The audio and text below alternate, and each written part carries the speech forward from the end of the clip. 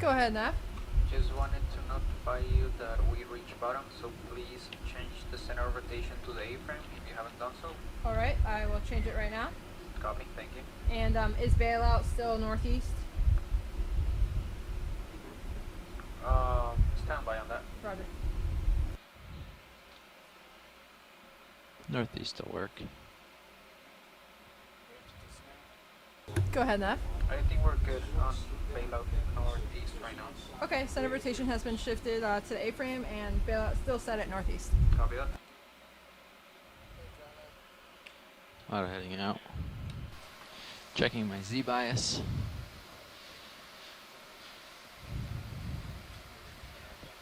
Yep. Remember the starboard might be towed in. Yep, sure thing.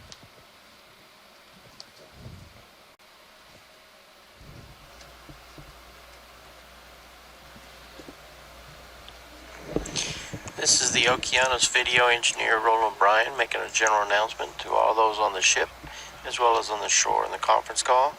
Just a reminder that all audio associated with this dive will be recorded with our archive video as well as being streamed to the world via the satellite and the internet. Keep that in mind as we proceed with the dive today and enjoy the dive. Thank you. Good morning, everyone. This is the Okeanos Explorer. We have bottom in sight on Rapinoe Ridge. On video feed 3, we have a one of our multi-beam screens so that Mike will give us a little bit of an overview for the dive. We'll do some quick introductions and then we'll get started. So in the back row, we have Michael White, NOAA OER. This is Megan Putz, the biology lead from the University of Hawaii. John Smith, the geology lead from University of Hawaii. Thank you, guys. And joining us on the phone from the University of Hawaii's ECC. Got Chris Kelly from the Oceanography Department at University of Hawaii, and with me. Swing arms are deployed, Z biases almost tuned in, we'll adjust as we go in here. And Sako is indisposed at the moment, but Sako Matsumoto is here from the Chiba Institute from Japan. Thank you very much. And who else do we have joining us today? We have a coral on a rock and something swollen pink over here. This is Amanda Neckern of the Cooperative Institute for Ocean Exploration Research and Technology at Florida Atlantic University. What about that pink coral left? Thanks for joining us, Amanda. Anyone else? Going for what, the white thing? This little tiny pink, right? I see it. Okay. Mike, you want to give us a little bit of an overview, please? Sure thing. Okay, good morning, everybody. We had an excellent midwater dive yesterday on this unnamed seamount. Today we continued our, overnight rather, we continued our transit south, and today we'll be diving on Rapinoe Ridge, which is one of these elongate ligament features we see here coming off what used to be likely a rift zone. Today, here is our dive on the easternmost, the westernmost part of the ridge. We will, we have acquired bottom at a depth of approximately 2,050 meters, and I'm looking at the ROV pilot screen. We're spot on with that. We're going to be on a flat bottom as we acquire bottom, which is exactly what we're looking at, some soft sediment. We'll then transit up to a depth of 1,988 meters and follow this ridge then to a summit depth of around 1,934 meters. One of the aims of this dive was not only to get some geologic samples to characterize this ridge feature, but also to get on top here, and we've been having excellent luck with the biology on these ridge features as we run along to the top. With that, we've acquired bottom, so I'll turn it over to John and Megan on the ship.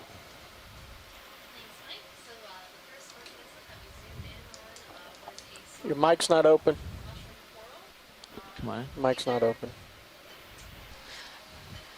So the first coral that we zoomed in on was a soft coral or mushroom coral, either in the genus Anthomastus or Pseudoanthomastus. Now we are looking at a pink coral. Looks like a hemicorallium, and on it we have an associate brittle stars. There's a number of them. So good start to a great day. Yep, and we have check out this this flat area that we've landed in, John. Is this all consolidated or is it pebbles? I'm not sure. They're these small gravel or cobble-sized rocks, basically. Looks like a gravelly surface, kind of like a gravel parking lot, with a few larger pieces of broken rock or talus lying about. So this is kind of typical. We've seen this at the base of the slopes that some of them that we've been at are in a saddle between two higher points, which is basically the case here.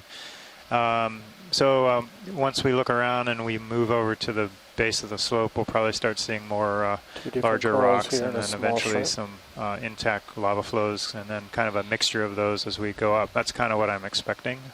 Any interest in anything in view? It's the usual story. Going, watch the Pilot, when you landed on the ground, was it sort of hard or did it dragged move? along. It feels like a sediment. I can actually go back to where my toes were and give you a look. But it was definitely, I just wanted to confirm what he was saying, that it was loose gravel, just in case. So I drug my toe a little bit. So we're going to back up and take a look at our touchdown spot where the skids touched. Here you can see we disturbed the bottom, so it's loose. It's not a hard pan or not a cemented surface. But each of these little rocks or cobbles are they look to be coated with the manganese crust, which precipitates out of the water at a very slow rate. This can be very helpful to our annotators who make notes of both the geologic bottom that we're seeing. So we will note the sediment, cobbles, bedrock that we're seeing, and what the animals are associated with. So here, really interesting to note is that where we are seeing corals is only on these large boulders. Yours looks sort of right. Yeah, they like rock. Stable surfaces and something they want to put down roots for the long term. So the ones that probably land in between are likely not to survive, or at least not to survive as long. 30 meters is good. Copy.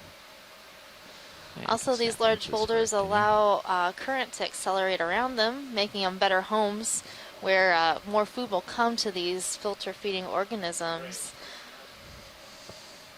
So now we're looking at a scleractinian coral, or a hard coral, also known as a cup coral, because this is only one single polyp that's living a solitary lifestyle on this boulder. The speed is going to be decimal 30 meters, bearing 265, speed decimal So these corals are related to those large coral heads that you might see while snorkeling or diving.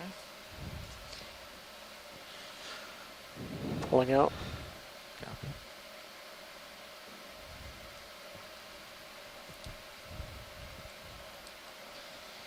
Next video.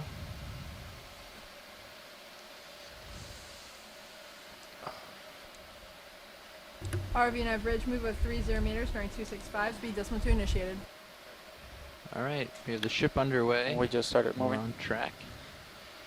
So, if there's any zooms you want, holler. Otherwise, I'm just going to keep headed towards the slope. There's a big rock coming. I see it in my sonar. It's pretty large. I'll push out to that. So there's plenty of fun things living on it. At some point, could we get a close-up of one of these whips just so we confirm whether they're bamboo or primnoid before maybe we get to the rock with all the good stuff? We'll go to the rock with the good stuff. There's a whip on that one as well.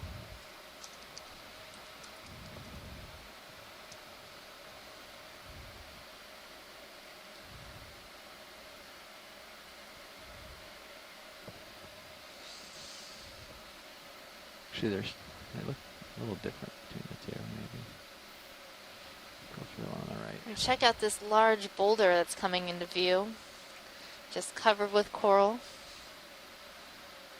So I'm seeing a number of Chrysogorgia corals, these sort of fluffy looking colonies, and we definitely want to check out this long whip.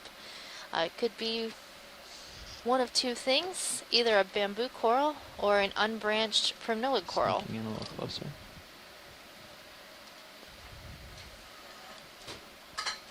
Okay, come on in.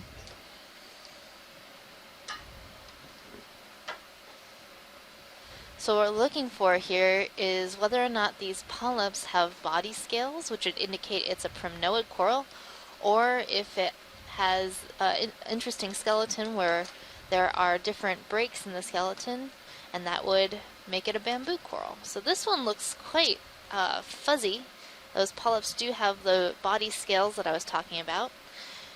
So it's likely that this is Candidella gigantea, a type of primnoid coral.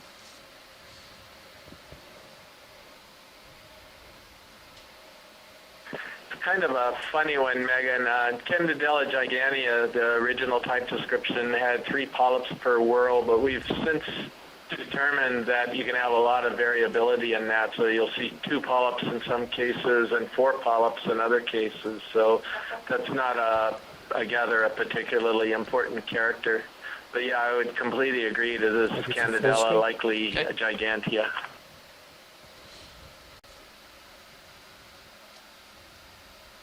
We're also seeing numerous Chrysogorgia corals, and in the branches of those corals there are some squat lobster associates. Clear.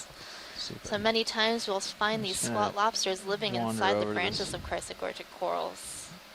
They're almost always there. Farther over to the left in that Seeing middle another one. hemicorallium and cup coral. Just make sure this is the same thing, because it looked a little different to me.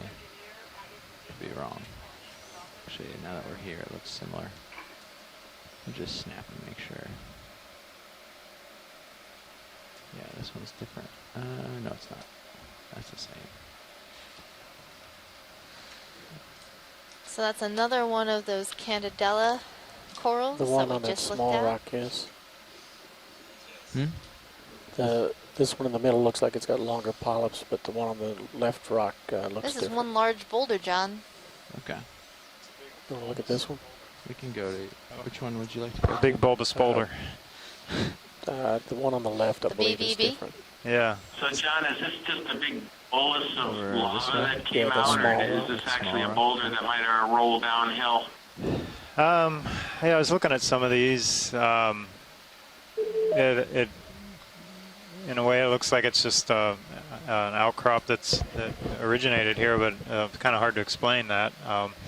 All these other ones look like mostly like they're boulders that rolled down here, but I'm not quite sure about that one. Oh, this down that way? Yep.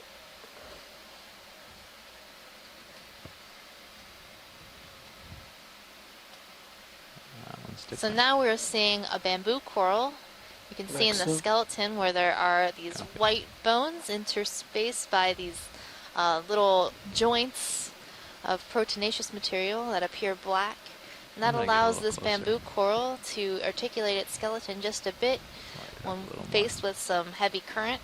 Just gonna swing my And on top of self it, I down think towards the might left. have been another one of those little hydromedusa or jellyfish that was feeding on the Small. polyps of this coral. Dropping. We actually collected one of those this week. It was a very Oh. exciting collection. Yeah. Settling. Tiny legs. Super tiny tentacles. Come on in. Sorry, tentacles. Not sure.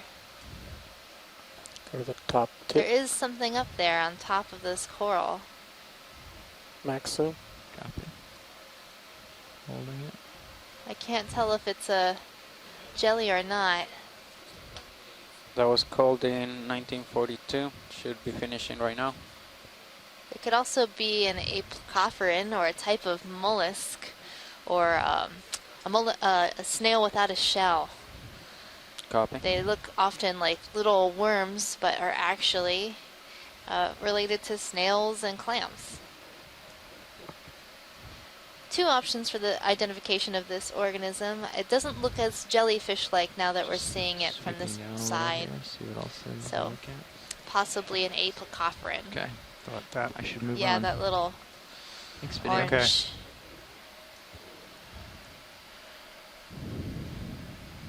All right, continuing on.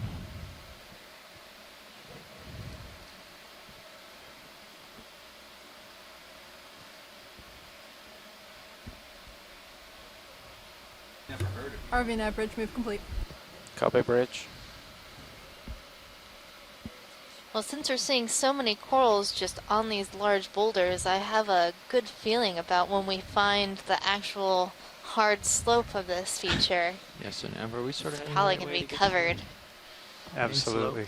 What is that? slope? Are we heading in the right general direction for the main slope?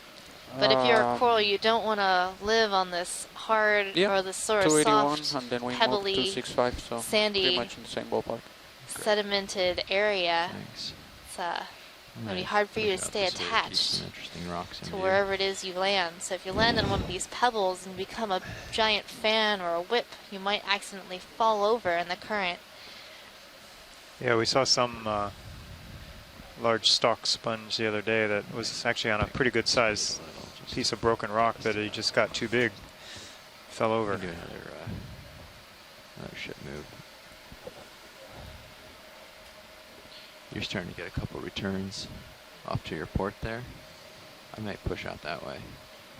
'Cause that's closer to 280, which is sort of the way he wants to head. And that's oh yeah. I did my math incorrectly. Yeah, alright, we'll stick with this then. Okay. Let's keep doing it.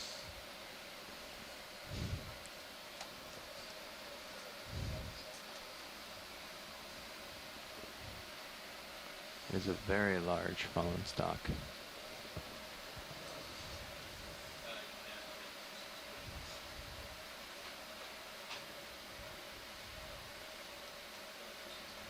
Okay, so do you want another move at 265? Okay, copy. You can look at its base where it would have been holding on to something. Yep. Silent port. Yeah. Go ahead, Nat. We're ready for another move.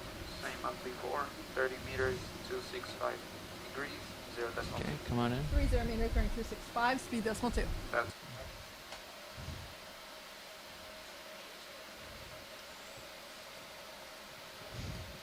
Bad rock choice. So right now we're zooming into a This dead is sponge. a sponge that's almost dead, if not dead. It's still got a little bit of white color to it, so there's still probably some live tissue here.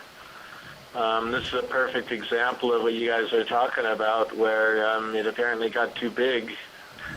This is a really weird stock. I'm not quite understanding this one, but maybe it's on its side. But anyway, I think it's a Fareid, is my best guess of some kind. Maybe it's one of those Aspidoscopulia, but the little leaves have broken off, and we're just seeing the main axis. Yeah, I think that's a good guess, Megan. Yeah, quite possible. Cool. It's always better to ID things that are alive. A lot easier.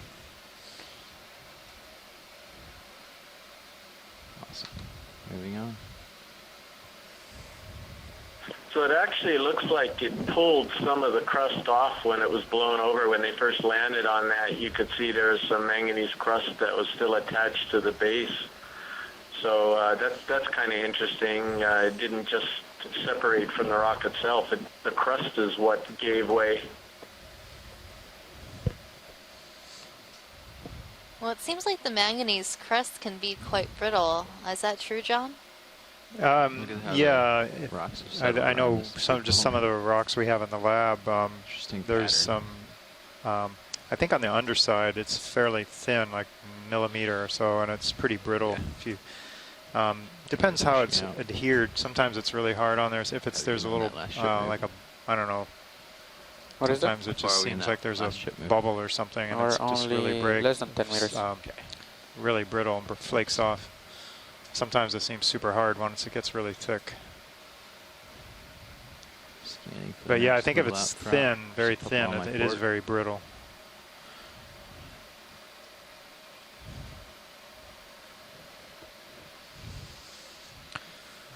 Let's take a look at this one right on my rail just to see if there's anything cool on it.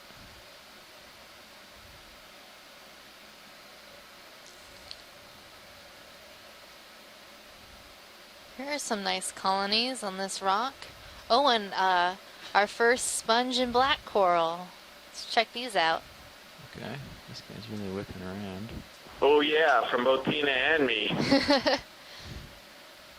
Start with the black coral since it's close. But I need a better view. Settle.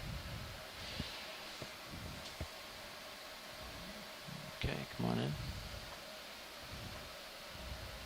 Oh, oh, and dual squat lobsters hanging out on this black coral. It's like a double-headed double feature. That's funny, they're both at the same elevation too. Maybe they're having a conversation. Yep. No, they look back to front. Squat lobsters.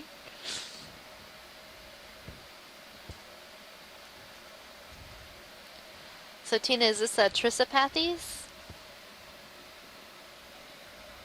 I agree, it looks like Trisopathes. It's very easily to see from the side branchlet.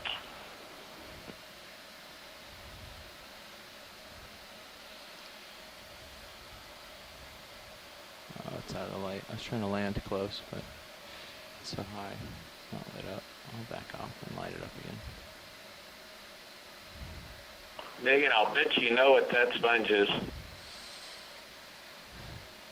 Well, it kind of looks Caliphacus-like, because I'm not seeing an osculum on the top. So, likely not a bolosoma. Clear. Copy. But, I don't know, the stalk's coming into the base of that sponge, so maybe as we scoot around to the outside, maybe it's a bolosomany. Yeah, I think it's going to wind up being bolosoma. It looks as though the stalk actually attaches to the rounder part rather than to the concave part that Caulophacus sponge is attached to. Yeah, now that I'm seeing it from this side, it looks like the osculum's on that front. Yeah, I'll try to get around. So that's that flat, so I might be opening able to in the aim that way. sponge. Let's see what I can And get that for stalk you. is coming Aim out high and for it. attaching to the bottom of the Come sponge. around. Try not to bang into any boulders. Copy, bridge. Thank you. Oh, there it is. So I think we could actually go to the genus Bolosoma on this one. Sure looks like it. In fact, now that I'm getting a better view of the front part, it looks like definitely that's what it is.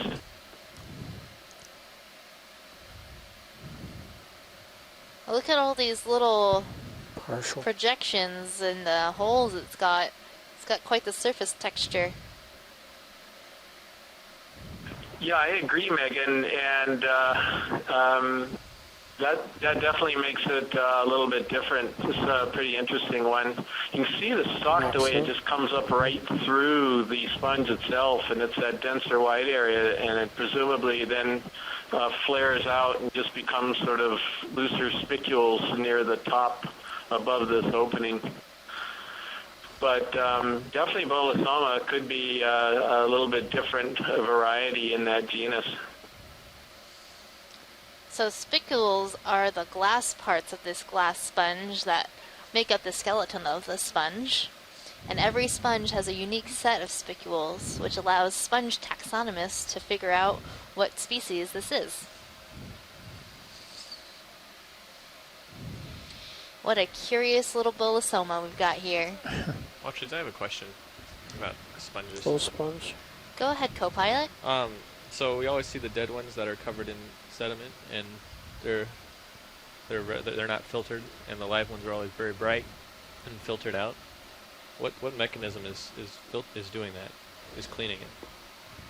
So the animals themselves are actually cleaning out the sediment. So as the water flows through the sponge, this is actually a colonial organism that is filtering out food from the water and removing any sediment or waste from the sponge skeleton. So it stays nice and clean. But when the animals die, then there's nobody to clean.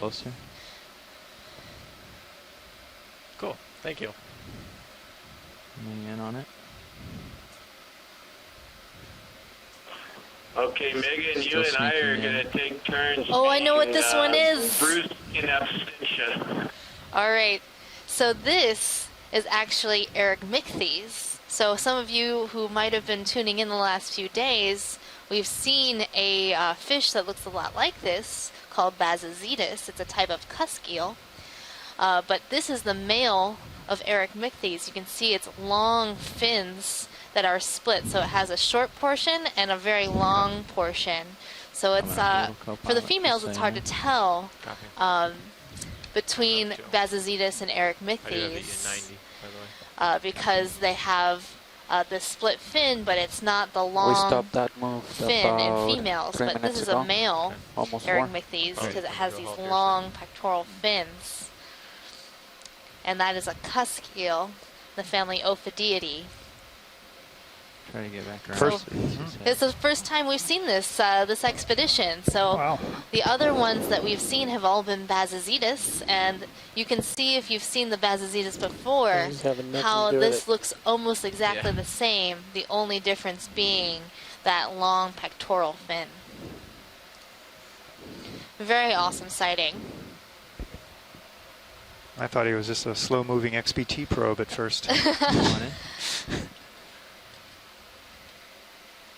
And what's characteristic about this fish? It sure is too bad that Bruce isn't here because he would have loved to see this fish, but he'll see the pictures and the video afterward. And in any case, yeah, I agree. Great observation. Oh, he is. And that was some good imagery of how the fins are split and has that long lower lobe. Dropping down. Continuing on. Just in time for us to see a hydroid or something. Yeah, we'd been talking about it a couple of times when we've spotted some Bazazetus. Oh no, it's a black coral. Let's do the YMCA. See that little... Sorry. All I could see was the arms of the squat lobster on top of this coral. It's a black coral. We had one the other day signaling touchdown, I think on Sunday. Touchdown. Score! That's funny. So Tina, is this Alternatipathes?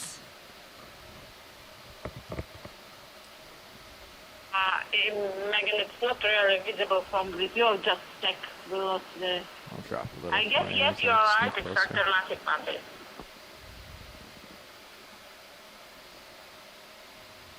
Too much. Oh, my camera's way down, that's why. Dropping, picking up my camera. This is quite the spiny squat lobster. There we go, and it'll light up. Check out those really long arms. There for a second. Covered with spines. Yeah, so Megan, I think this is the pink spiny one that is potentially a new genus. He's very, very smart. We've tried to catch him a couple times, and he knew it was going to happen to him, and he outwitted us. Crab or left side? Yeah, crab. I remember, and we've seen some. They always seem to be on these black corals. It seemed because last time a collection was made, this lobster was on a black coral and just scooted away. So if we were to disturb this squat lobster right now, you would watch the squat lobster scoot.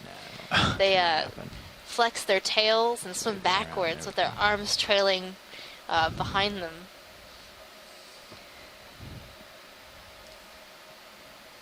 Okay. Yeah, sorry. Full screen. Copy.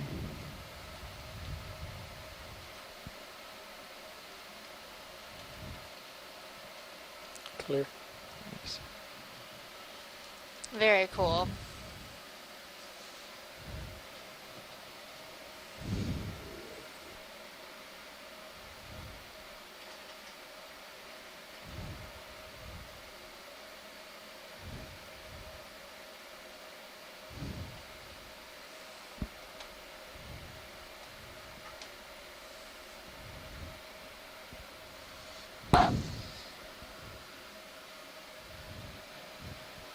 Okay, co-pilot, let me know when you're ready for another move.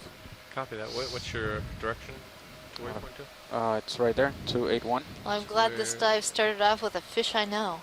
I got to be Bruce for the day. Yeah. Super exciting. Of course, I love hearing from Yeah, Bruce. it's He has low, so I much think. fish knowledge. It's amazing. Still at Yeah. maybe 250, 260. So I'm pretty happy 260. I'm not seeing much. okay, let's keep going this way and then we'll see what we find later. Do we expect a steep face or anything, watch lead? Oops. I'm not sure. Not according to HiPAC. Okay. I'm hoping so. Okay. 'Cause we're, Some more geology would be great. yeah. Yeah, we can turn that up a few notches. We're just buzzing along here. We've Yeah. done probably 30 meters, 260 Yeah, the coming up. quicker we can move along from this area and get to some yeah. bedrock would ahead, be Nat. awesome. Okay. Not that I'm not enjoying these boulders of Random great boulders. random communities, Yeah, but I have a really good feeling about this seamount. Okay. We also need to see an octopus today for our videographers Is it Octopus Friday? and video clippers. I may or may not have promised one. But we saw a squid on the descent, so we've got like some cephalopods in the area. Yeah. What's this crazy white thing? Meters bearing 260 speed decimal 2 initiated. It's on the rock in front of us. I think it's a stalk of a sponge. Well, looked yeah, out the up head. top is the stalk. Oh. There's like this sort of Leafy thing. leafy thing.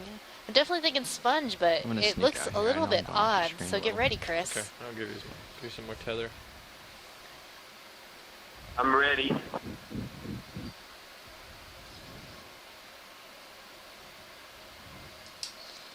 All right, pilot, if we can come in on that sponge right there. Copy that. I think I have a guess of what I think it is, Chris. So do I, but let's hear your guess first. I'm thinking Come Atlanticella. on in. You can frame it. You are hot this morning, Megan. You are on it. Lasers are clear. So this is another type of glass Correct, you are. sponge. Atlanticella, which is Lasers up. Atlanticella is in the family Eucalyptellidae, so it's a vase-shaped sponge. It looks pretty weird, but it actually has a vase. It's attached to the bottom over there on the right, but it has a very flowery, petally type of vase. Very ornate. I don't know what type of art you would classify that, Megan, if a human made it. But in any case, Atlanticella, almost positively for certain, this is what they look like from their side. You know what they look like to me? Have you ever seen those blown glass works, Chihuly? And he makes these really great, like almost flower-like blown glass sculptures. And it looks almost exactly like this, but more colorful.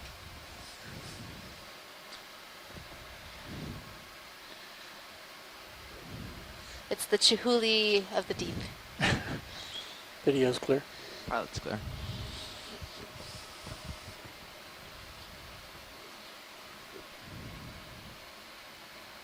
And again, we're seeing this nice, huge boulder, also covered with some pink corals, a hemicorallium, and some chrysogorgia corals as well. And there was a large sponge there at one time, but must have died off a little while ago. Saw that huge stalk.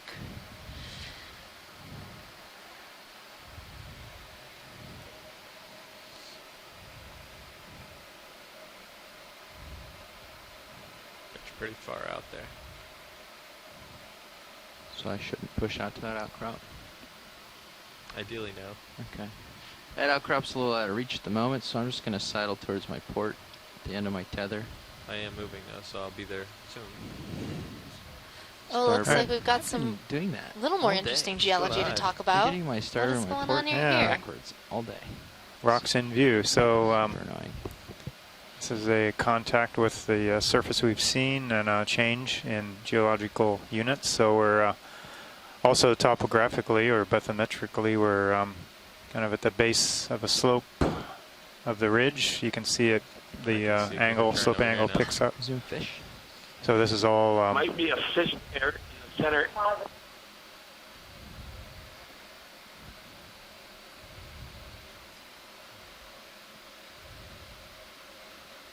So I'm gonna Tiny little rat tail.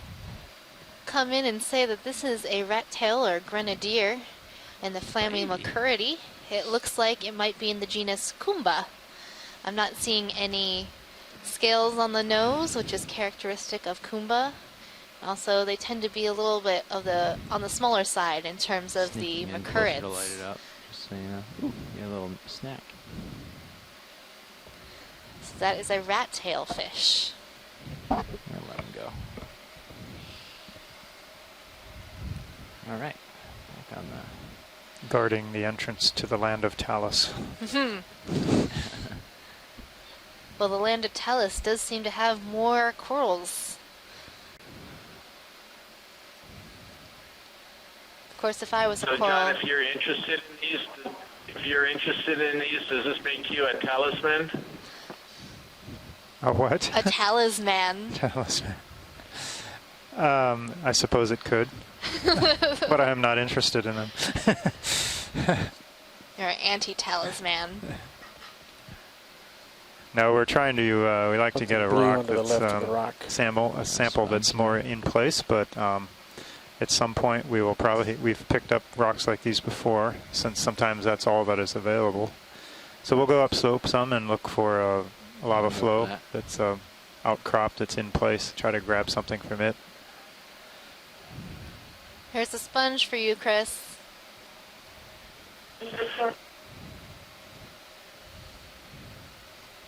Center up. ROV and average, move complete. Copy, Bridge. We're just up. Okay, let me try again.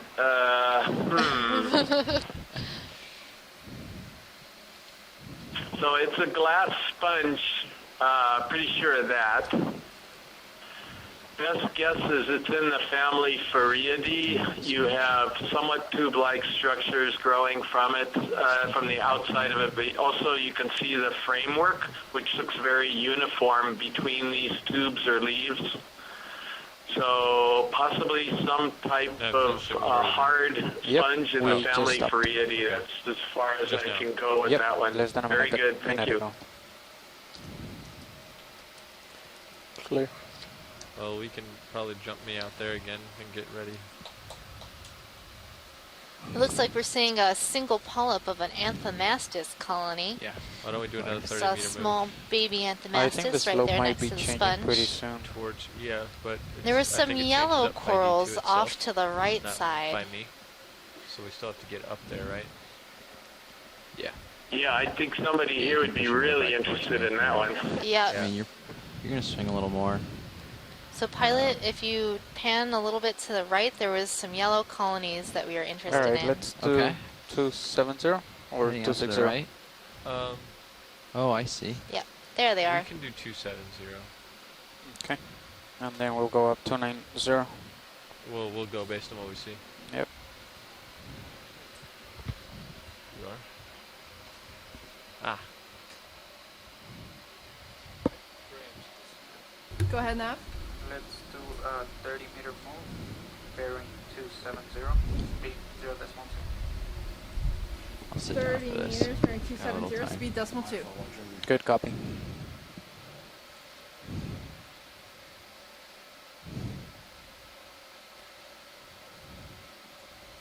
So I have a feeling this is a Come on, Acanthogorgia, So you got to tilt but more. we don't know. Gotta zoom in.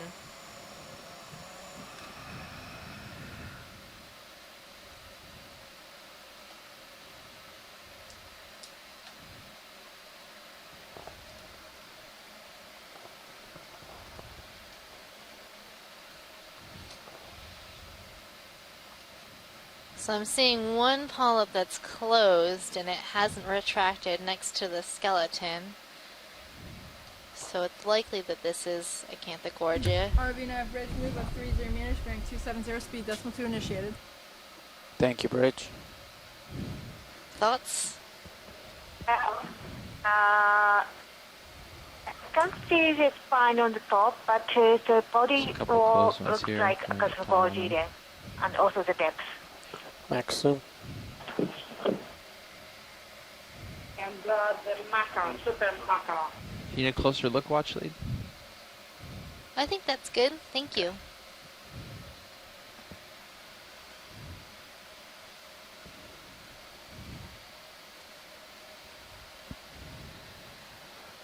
Video's clear.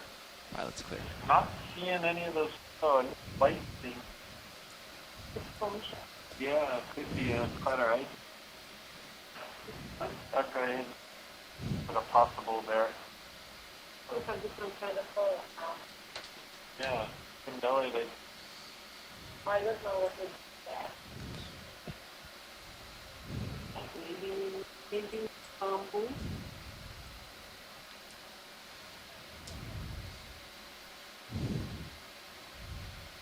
Is the bamboo? Oh. So earlier, John, when we were on that sort of flat plane, everything seemed to be about the same size in terms of like those pebbles and cobbles we were seeing. Were very well sorted, besides the fact that there's some giant boulders. Why would you see that sorting and then here everything's more jumbled? Yeah, I don't know that we've seen that pattern other places. It's kind of rather curious that there's such a sharp contact between these types of rocks and then those very uniform smaller pieces. Yeah, I see there's another one there coming to center. I don't really know why it's how you can get them all so uniform there. I mean, there's not that much, relatively speaking, that I imagine. I don't know if the current just helps keep them free of sediment, but I'm not really sure why they. The ones down there are also uniform in size. You enter it? Not yet. I'm taking. What is this? Okay, I will do. It's another Cancer Gorgia? Yeah. Why they didn't put a Cancer Gorgia? Looks like it's. Hey, Chris, your mic is live. Look that close.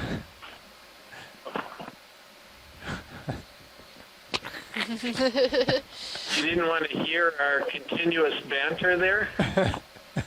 Well, we think it's Acanthogorgia then? Yeah. Is that what we think? We think it's, yeah. Yeah, and then you got some Pleurogorgia. You probably heard us discussing that too.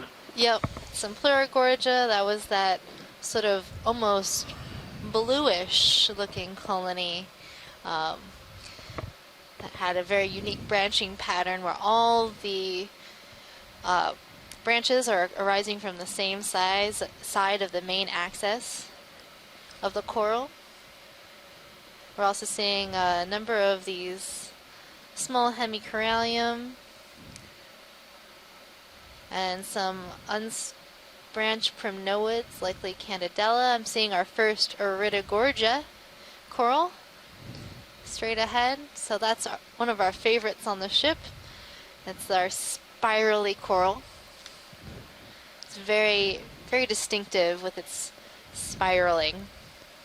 Do you think it's unusual we see so many different types right at the base of the slope, or have we seen that before? And they're small, kind of relatively. Most. Well, the small size of the corals here could be indicative of the age of the community.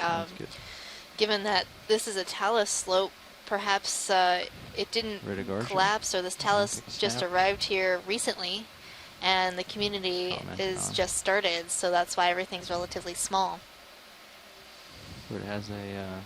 So maybe, some 60 years ago, something happened, maybe a little bit longer than that. And then, ooh, there we got it. Oh, the little Anginoina, is that what the name? benthic jellyfish? The benthic jellyfish. This small jellyfish likes to feed on the polyps of corals, and earlier this week we actually collected one that was feeding on a Iridogorgia coral. We saw like a whole bunch of them on this colony. We were hoping to get more than one, but as we collected it, they started popping off left and right. But we had one diehard stick with it, and we have collected that as a specimen. So it's likely the first collection of this type of jellyfish. It'll be really informative to scientists, and our water column scientists especially. We're very excited to have this sample. So it's like getting a water column sample, but from the bottom.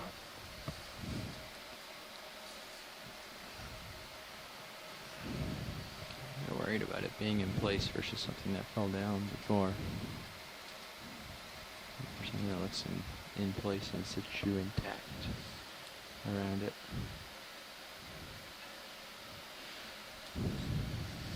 So as we keep So going, talisman. Fish went None off, of these right? look like good rocks.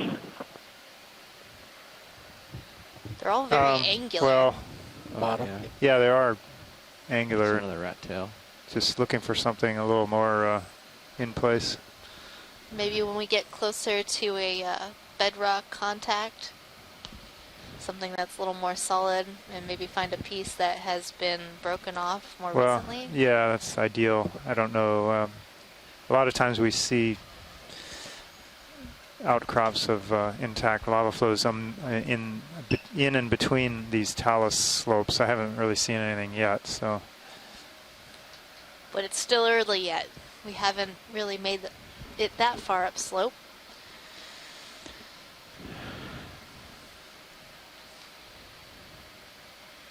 But so far so good on the dive. Lots of interesting things to see. We're seeing quite a bit of diversity in this community so far. There is another black coral down there.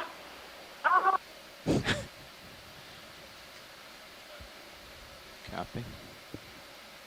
A couple different sponges. It used to be umbrella potters.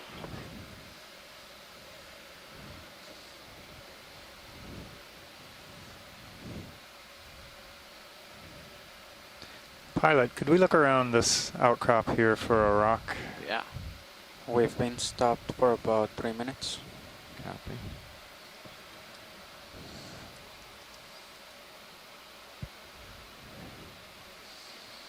Maybe that roundish one that looks separated there, like a toe. On branch to one. Near the bottom?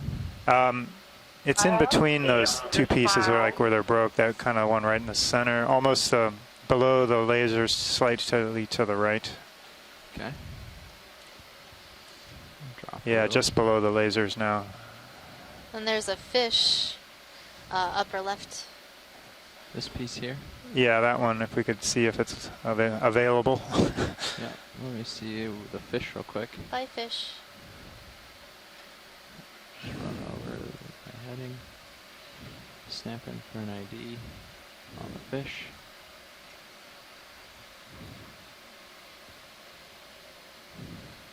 So this is another rat tail or macurrid fish. I think it might also be Kumba. Has this barbel on the chin. The nose doesn't look like it has scales. I don't want to lose track of that rock, so. Might be a different species. That one looks a little bit different than the first one we saw. Yeah. That's probably smart. Okay. All right, now we can look at I'm gonna rocks. get in with the fingers and poke to see if it's this. Oh boy, oh boy. The thing is, the fish, they that's swim away. cemented The in, rocks, but we'll poke it they don't anyways. move so quickly. Thanks.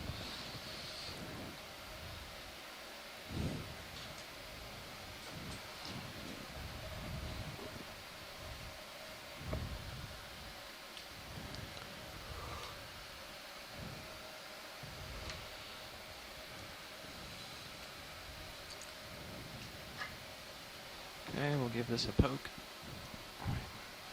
I have a feeling that it is a little bit cemented. You found an in-place one for sure. Let's see. Spun up. Arms coming live. Indexed. Reaching out.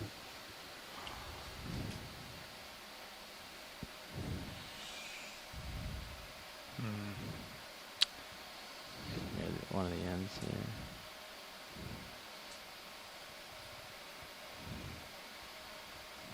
No, No. not moving. Not moving. But you spotted a in-place one pretty well. Yeah, it's looks like it's stuck pretty good. Yep. Any other candidates in this view, or should we move how about on? The that one next to the pink? The one right next to the, right below the, well, That one? try that one while you're there. No, go ahead. Where are you talking? I think the one that's right next to that coral, right near the where the manipulator is, slightly to the left. Out here? Yeah. That one sort of, the jaws are on now. I'm picking up. Swimming worm, far left. Yeah. Maybe either that one or the one right to the right that you knocked away. Here? That Yeah. one? I'll snag it and bring it in a view real quick. You can decide if we like it.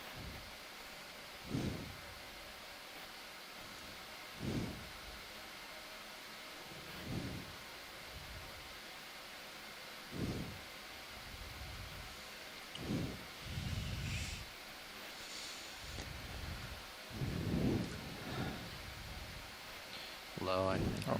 It's group force 5.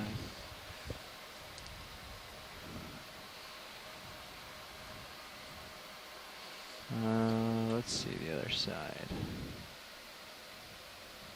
Yeah, what do you think? Is it what you're looking for?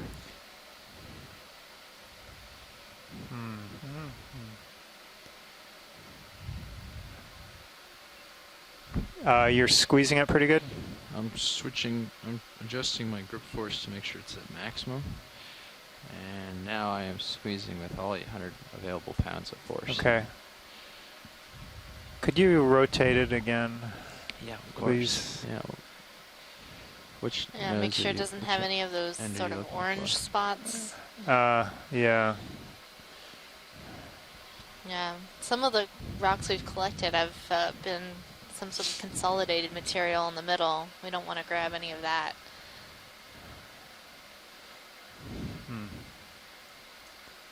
What do you think? That's a little more for you. Sorry.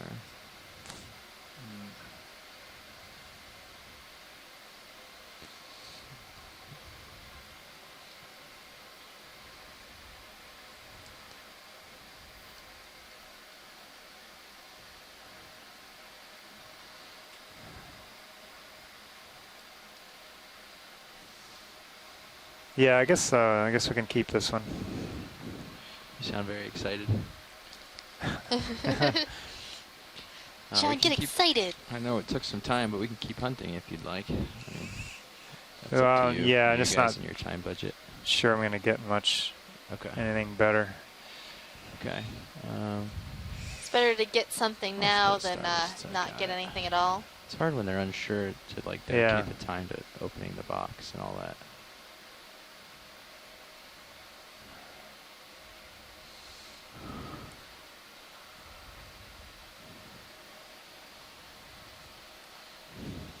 Left starboard side. And also, before we leave this area, there's this spirally whip.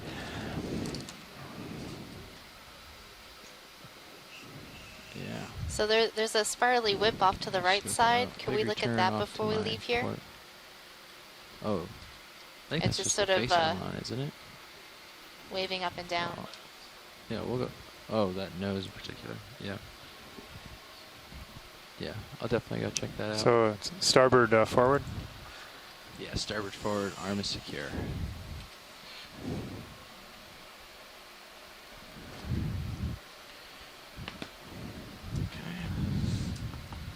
All right. Sorry, while I was throwing the rock, you asked for something. Yeah, on the right side, there's this sort of spirally whip that's waving up and down. Yes. About mid-screen.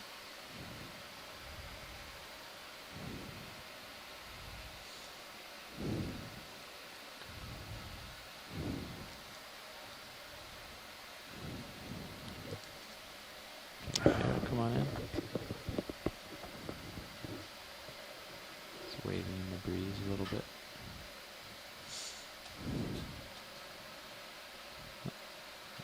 Doesn't want to be looked at. I'll come. Go ahead, Nav. I see down here the I'm going to go out towards the base where it's waving around current less. actually increased a little bit. I just wanted to know how the ship's handling that and if we're fine to continue the dive in this heading. Up here. So this is a we different seem to be type of holding black this fine. coral, The wind is still off called of our bow. Stichopathes. Nothing has been ramping up, and I'll just keep monitoring it Because closely. it kind of looks like and let a you know. stick. But it seems fine Right, now. John? Alright, sounds good. Thank you. It does.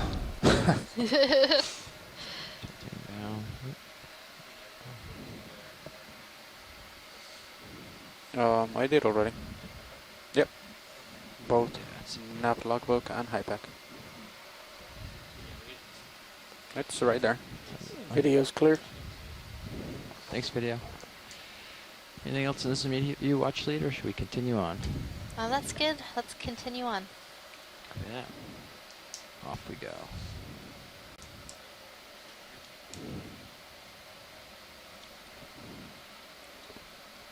Oh yeah, look at that. Some nice outcrop. I did there. already. It's made some weird thing. Oh, that's crazy. Hit it again, I guess. There you go. Oh, did it again.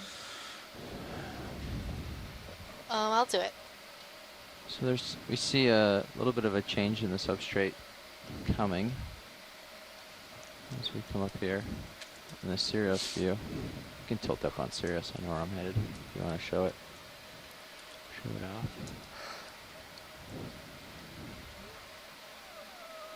Oh, I see. It's sort of localized. Yeah. I see some lava flow across. Oh, I got that too. Very curious. Don't give a little higher view on ROV's camera. Maybe your sample collecting procedure is broken.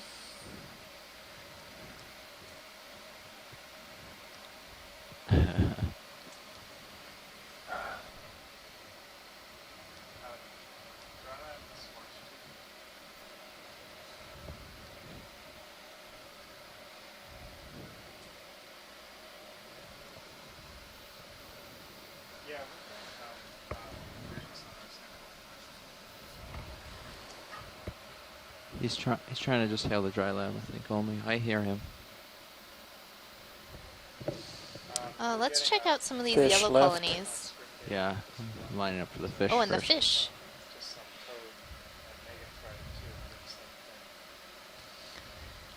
Okay. So this is a... I don't know, let me see. Just go up to his snout. This fish has been through some times. Maxon.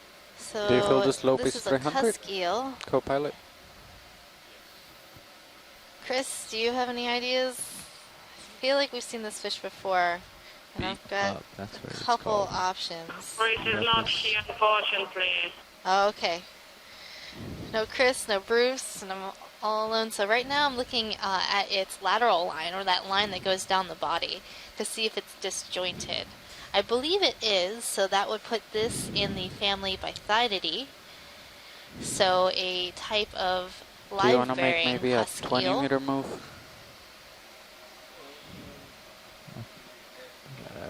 Gotta adjust a little bit video. Oh, the waypoint Get is close to the rock face, so I couldn't keep actually following him. it should be still Come around this side. 280.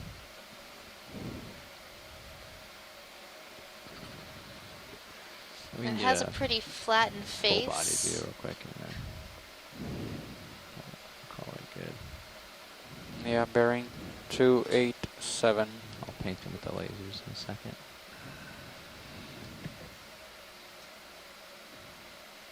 Okay, coming up to paint him with the lasers. So I think what we were seeing before was Cateatix hawaiiensis. So it's likely that this is a live-bearing cusk eel. Species Cateatix hawaiiensis. Great. That's my best fish ID. Thanks, video. Nice work. Okay, you were mentioning something else before I got distracted with the fish. Yes, the yellow colony, dead ahead. Dead ahead, not to the left. I think they're both the same, so either one. Alright, well we've got a nice fan view of this one. So Yeah, this one has the better angle. Snag that. I'll put a tow in for this video. I've got a second. Try not to tow in on the fish. Am I okay? They look clear to me, yeah, okay. I thought you were... Oh, you can't move. I thought you were telling me to watch out for something. I didn't see it. So we're seeing a number of corals in this area. Thanks. I'm seeing pink coral, Come on, so Amber, hemicorallium. It's a type of precious coral. Some primnoid corals, and looks like this might be another Acanthogorgia.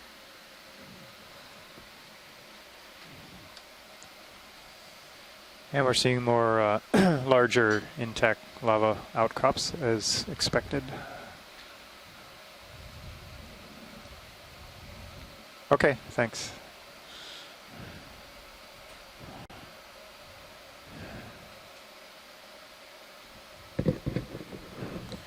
Pulling for full. Copy.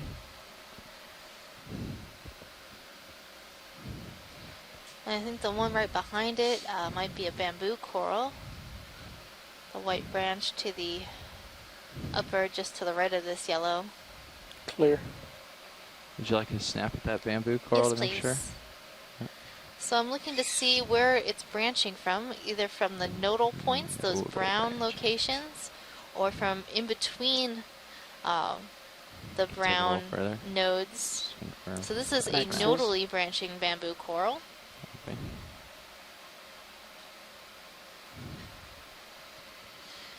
And figuring out whether it's branching from the nodes or internodes is important to identifying these corals. So right now we've been identifying them based on genetics and some of their physical characteristics. We can break them down into clades based on some of these physical characteristics that have been associated with the genetics of the collected specimens. And those characteristics include the branching pattern, nodal or internodal or unbranched. Also, the intertentacular spines, or spines that occur in between the tentacles of the polyps. Also, other spines along the body of the polyps. Whether or not there's the tissue is more clear or opaque. So we've been looking at a lot of different physical characteristics and pairing that with the genetics and trying to see if we can do better at identifying these bamboo coral. I've been learning quite a bit about bamboos on this expedition.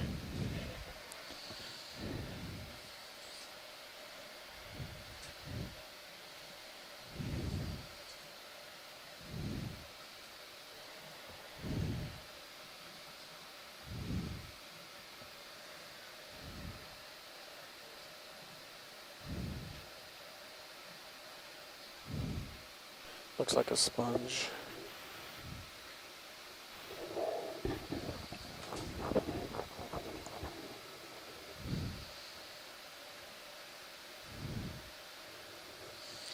We're also seeing a number of different types of black coral. We saw some alternatipathes, some stichopathes, perhaps some abellopathes. Yellow thing right above lasers looks different. Some farreid Right to the right sponges, laser. glass sponges. Copy that. And there were also some quite large sponges in this area at one time. Let me know So if you I'm want me seeing to these change that. large dead sponge stalks that have been colonized by other organisms. Check this out, John. It's May all just be a consolidated. base, dead base. It's all one thing. Yeah, and Different it's geology going on really here. steep too. It's picked up from like about 30 believe degrees so. to about 60 degrees.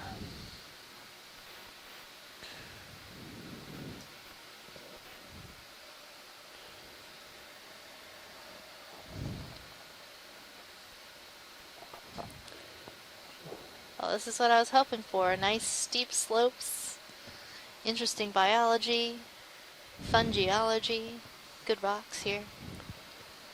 Good times. Mm-hmm. Those pink corals near So what we has there just been any zoomed in work are on different Rapano also. Ridge? I know, Right between understanding the dates of the seamounts and the musician seamounts, there was one study that dredged a couple of the features up here in the musician seamounts, but other than that, a lot maybe of they're not as different as I the thought. seamounts have remained unexplored completely. And the ones that have been dredged, it was only for geological aging and dating of these features. So this is the first time any biological work has been done, and the first time that anybody has gone down to observe these organisms in situ and this geology in situ. So we are the very first people to see the views that you are seeing now. And this may be the last time we see this particular view. Right, because we would probably, if we came back, go to a different part of the seamount rather than repeating the same track over and over again, unless there was something that we needed to either collect or monitor over time. But to answer your first part of the question, this particular feature, looking at the maps in the literature, the papers published, does not appear to be one that was sampled. So, but it fits in between the some of the other ones as far as the other maybe a dozen or so seamounts that were dated, and so this would be in the range of 80. I don't know, so middle 80s million years old. So say 84 million years old, in that range. If you followed the progression of the timeline and the hotspot trace. Of course, we don't know till these samples are taken back to the laboratory, cut up, sliced up, ground up, and then other studies done with them to get the chemistry and the age, absolute age of them. So we don't do that on the ship. We can do some preliminary visual analysis basically, and then we package them up and send them off to Oregon State, where there's a group there that will work up the rocks and to make them available, make the data and the rocks available to other scientists. So you're looking for specific chemical makeup, and that will tell you about the origin of the rocks and also how old they are? Right, so you look at the geochemistry, what the mineral contents and other relationships are, and then you can compare that with samples taken from other places in the world ocean, hotspot traces, pure hotspot traces such as Hawaiian chain, mid-ocean ridge systems, back arc basins, and then you can place that where the chemistry of the lavas fits in amongst all those others, and then you can also date them separately. So does every hotspot have its own signature, or are they just very similar to each other, and does the signature change over time? At this point is not very smart. There is kind of a typical signature range for hotspot volcanism, and it's different than, say, mid-ocean ridge volcanism. I think each hotspot trace has its kind of peculiarities, though I don't think they're drastically different. And there's some variation over time, I guess, or there can be some slight differences, especially when you start talking about secondary volcanism that comes up later on.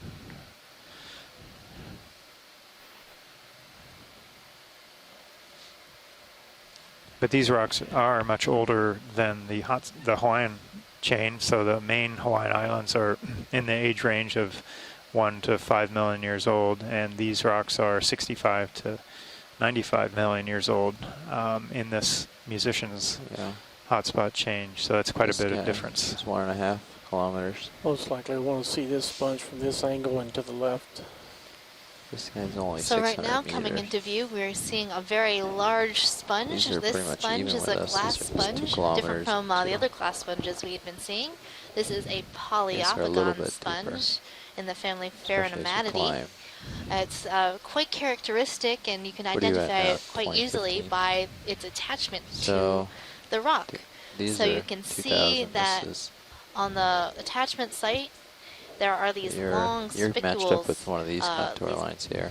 Basalia fibers So that are it's probably coming okay. down and attaching to the rock. But it's kind of close. That's typical of Get out of there Poliopogon. quickly if we need And to. this type of attachment is Ready called for zoom? a lophophytus attachment by sponge It'd be nice if we could pick a number instead of doing a cardinal direction, because Another thing about just send these you this way and Poliopogon avoid all of sponges it. is they often have this very distinctive texture. in this sort of a scenario, I would like to do it. And it looks like But a bamboo coral has taken up residence right next to the sponge. we'll do and look southwest how it's for now. shaped its fan to Or southeast for now, butt sorry. up right next to the mistake. sponge, but not touching it. They're like buddies. Bridge nav. Sort of like working together to collect as much food as possible. Go ahead now. Yeah, I remember seeing some I'd like to corals that adjust the kind of veil, grew please. against rock Currently you have it at northeast. gaps that I they would were like to adjust growing it to in southeast. between, but it's interesting to see it growing next to a sponge and adapting its growth Did you pattern. say southeast? Southeast, please. Okay, Can you rotate Well, right to see growing the on the other Thank side of the you. sponge, you Next probably to it? wouldn't get as much food because the sponge is getting like the all the food at once. And I guess the coral could have been sort of a mean coral and grown in front of the sponge. But it seems like, you know, they came to this agreement where Yes, I'll have this side, yes. you have that side. Go figure. Yep, go ahead and tilt up, and we'll go up and around to the Why you bring top up both left. to Now notice 45? that So I think I the saw something sieve getting plate of the steeper. sponge is oriented in the same way that the fan of the coral is Now go oriented. left. So that gives us some clues as to what the long-term currents might be like in this area. And you can bring the So swing these arms full corals back and to the sponges uppers full, like all the Tend way to orient their deployed. fans and faces give them a little room on the perpendicular brow, to the plus it'll current so spread they the can light in collect this as kind of much a- food Down. as possible per unit time. It can get pretty hot right Going in the the middle other of way, those. Then we'll go full screen. The current Not all wouldn't, the way deployed on a the steeper. food wouldn't come Yeah, through lasers are as clear. easily. It's the fourth button over too, just so you know, like same as the co-pilot.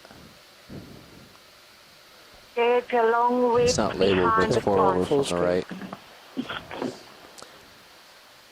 Now I'm waiting for you to tilt down to get the fill the screen.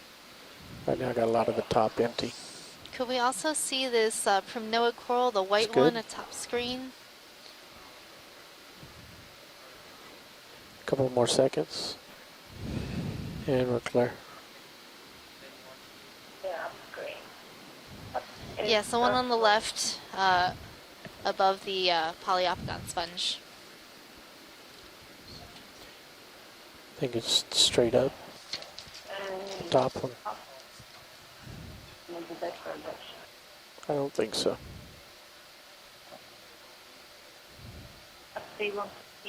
So we want to see this different primnoid coral up close just to see if we can see a certain pattern in its,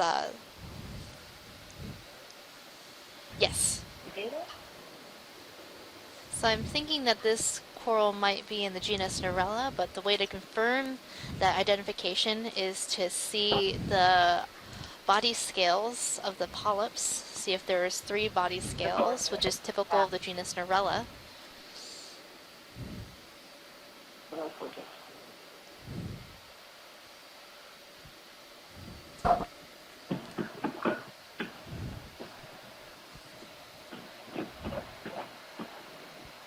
Tilt your camera down to see your feet. You can see how close you are.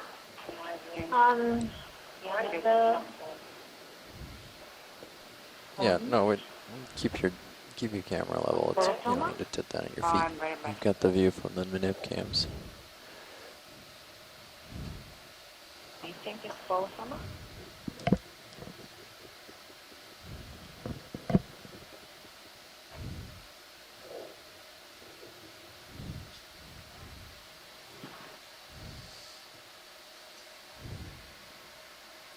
This is quite a steep slope, it seems.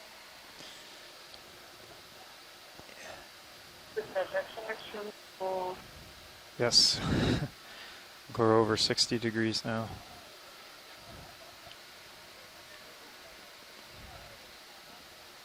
Okay.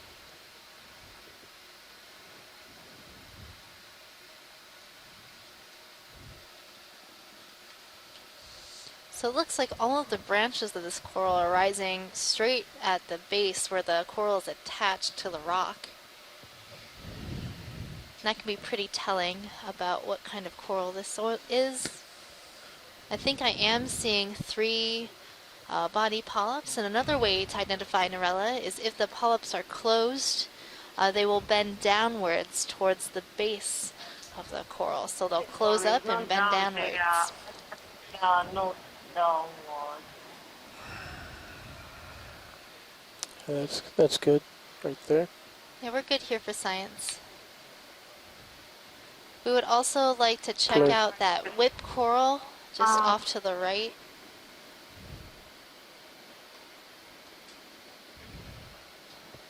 Yeah, there it is. Upper, middle, rightish.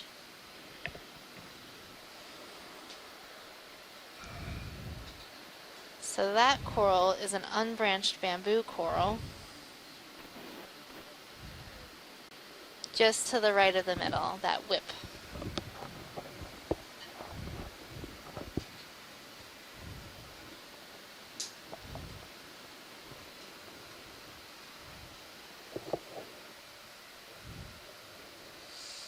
And the sponge we're seeing in view is a Caulophacus stalk sponge.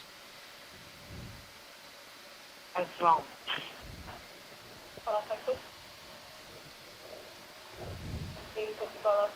Yeah.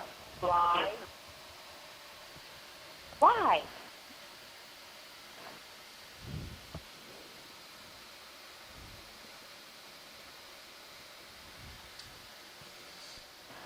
And it looks like there might be a squat lobster on the branch of this coral, this unbranched coral.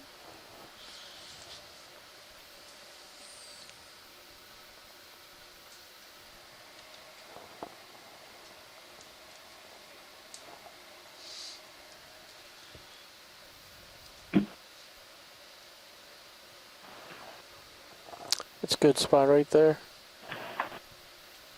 So these polyps are relatively long for a bamboo. That's pretty interesting. Seeing long intertentacular spines in between the tentacles of this bamboo coral.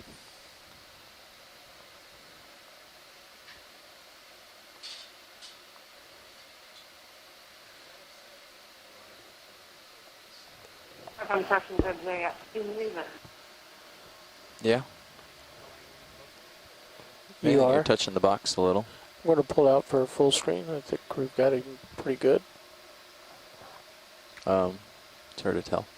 I Slight think tilt you're down. touching the box. You might come up, but like with just the one finger, it's really. And that really squat close. lobster It's hard looks to tell. like it belongs to the genus Europtychus. There you go. That's definitely Video's clear. That's good for here. So it looks like we found ourselves a nice high density coral community. What do you think, John? This qualifies by the letter of the law, or just getting there? Well, it qualifies in the sense he's that got the something off to literature the port there. has defined It's high the density closest. coral You might community, silo over which that way is and let him line up more on than it. one coral per square square meter. Right. So we're definitely seeing more than one coral per square meter. So if you're at home trying to figure out how big a square meter is, if you Line up have wherever you think it looks good.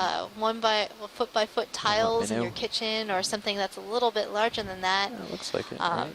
go 3 tiles by 3 tiles. That's approximately a square meter. A little bit smaller if they're foot tiles. 295. Yeah, that's a good way to.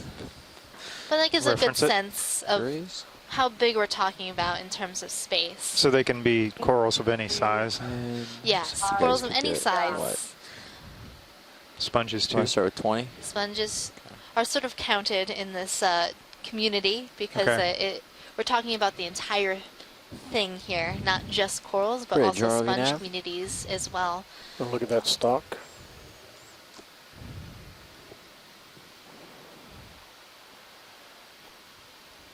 We just don't count dead things like this sponge stock. Okay. Even though it's sort of part of the community. And on this dead sponge stock, we are seeing some hydrozoans, as well as some barnacles. So even when dead, these corals and sponges provide habitat for a lot of other invertebrates in the area.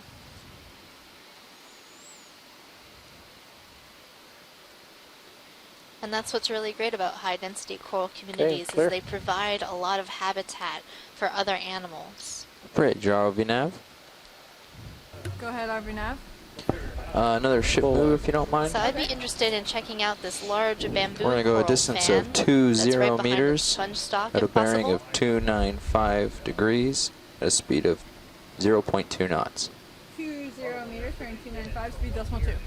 That's correct, thank you.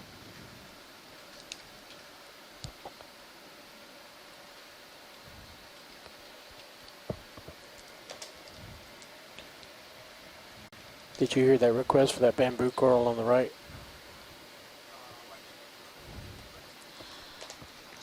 Pilot, that was the bamboo coral that was right behind the sponge stock we were looking at. Of 20 meters, bearing 295, speed decimal 2. It's over to the right, the big bushy one. Branched one. That guy. We're on the move, guys.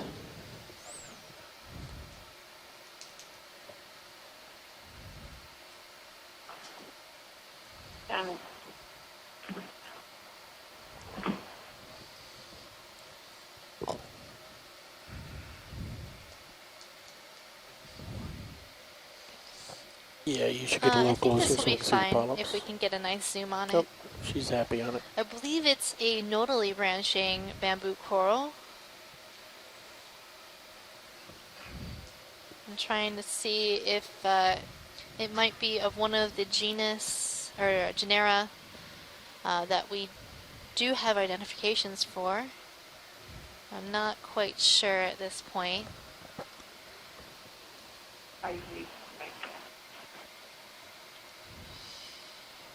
So a couple possibilities might include the genus Acanella, or perhaps Jasoniasis. Go ahead, workshop. So I have a feeling it might be in the genus Jasoniasis. Let me just drag this over and find out. Branching pattern, branching at the nodes, and the depth that we're at. Also the coloration that we're seeing in the skeleton and the tissue. Workshop, do you go down towards the base? Bottom right. The polyps here, they seem to be a little bit whiter, whereas Acanella tends to be more on the orangey yellowy side. And now left.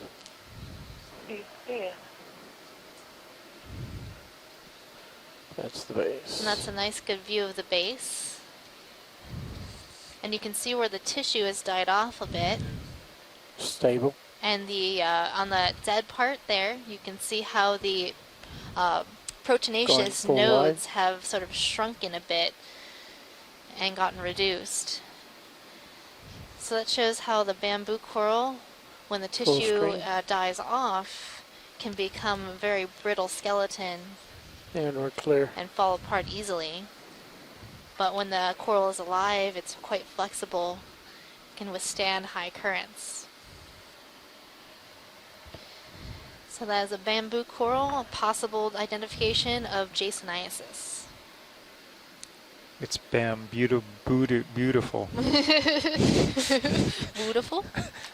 Bambootiful? Bambootiful. That was a good one. I like that. There's a floater upper left. Bamboos and Iridogorgia. Diagonal. Oh, let's check out this sponge lower screen below the lasers. This is new for us for this dive. Yes.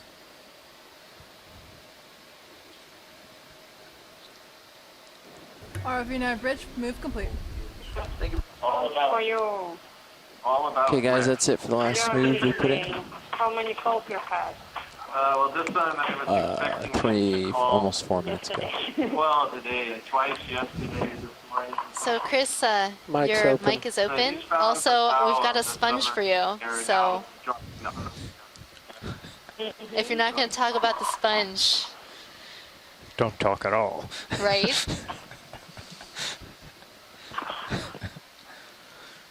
The sponge is on.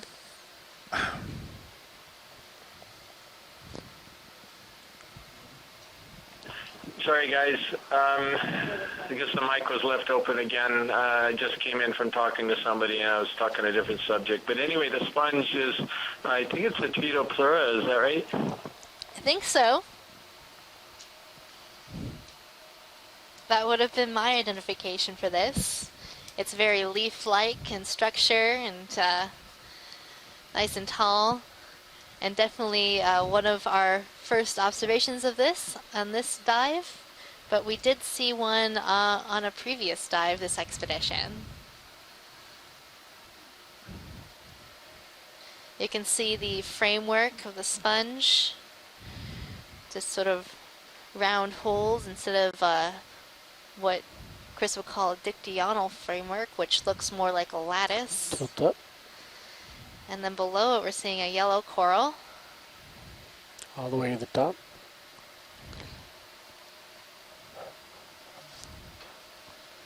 And on the back of this sponge, we're also seeing some associates. Looks like hydroids. Video's clear. Growing out of the back of this sponge, taking advantage of being up in the water column and feeding.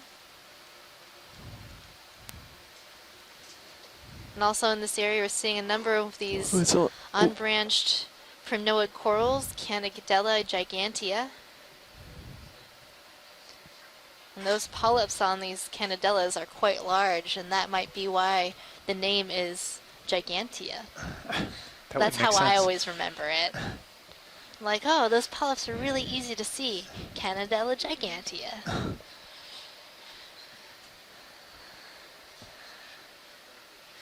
Some of the other primnoids, the polyps are quite small, and you're trying to look for those body scales that I've been talking Fish about. left. And it's hard to see. Fish on the left. Might be even the same fish we saw earlier. Nope, no, this is different. This is an ophidiid, a cusk eel in the family Ophidiidae. You can see it has these sort of reduced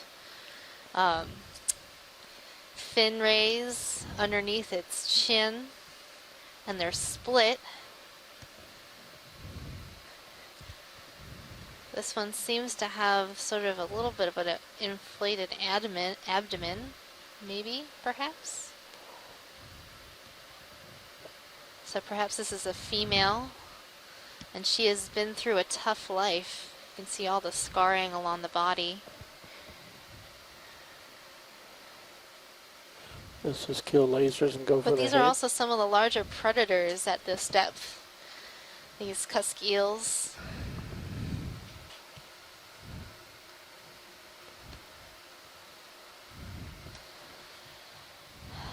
So, has a rounder face and head.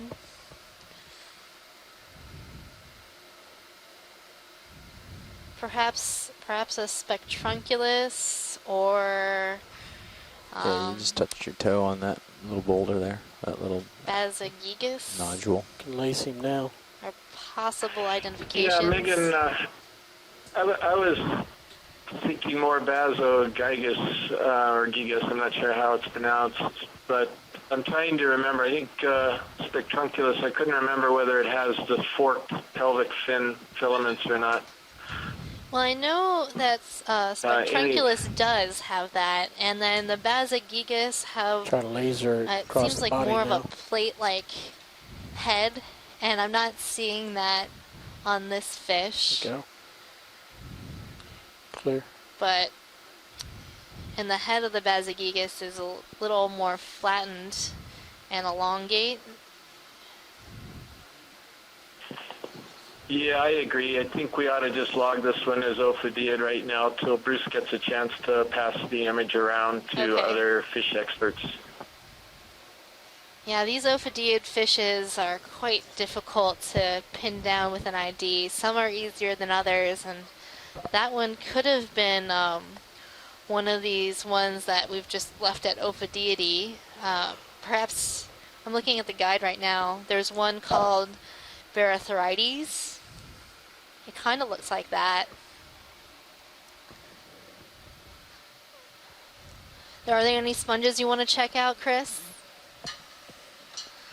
Yeah, I was actually looking in through the window and saw the big polyopogon that you had gotten to, and I think I also saw Caulophacus in here. It looks to me like the stock ones in the background are Caulophacus, and these two small ones in the foreground, these are Atlanticella again, which you've already got good images of. So, yeah, I think we're good on the sponges. I don't know if you've imaged all of the corals yet, but perhaps you have, because I was outside for quite a while on the telephone call. Yeah, so we've been checking out all of these yellow colonies, and they all seem to be Acanthogorgia, and seeing the vase-like Atlanticella, some Pleurogorgia. Yeah, in the background, I think we have two different sponges. One looks like Caulophacus, and the other one looks like Volosomini. Pilot, can we check out this white coral that is to the left and down from the lasers? There's a pink coral right in front of it.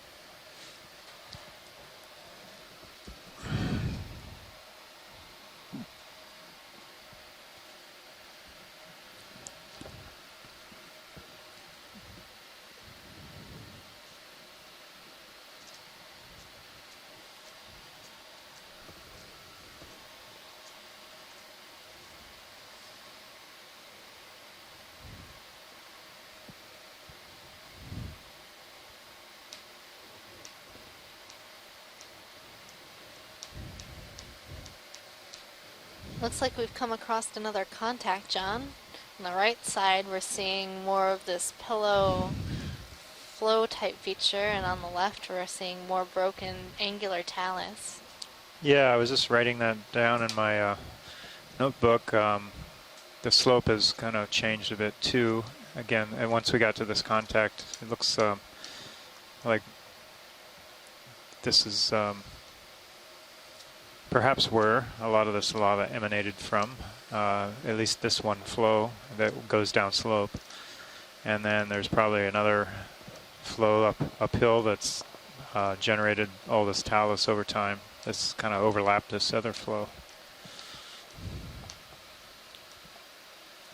So here on this coral, we're definitely seeing the 3 tiers of body scales on this primnoid coral. So I would definitely think that this is a Neurella, and then some of the polyps are closed. There aren't that many, but the ones that are closed are bent downwards toward the base of the coral. And that's also very typical of the genus Neurella. Go full screen specimen.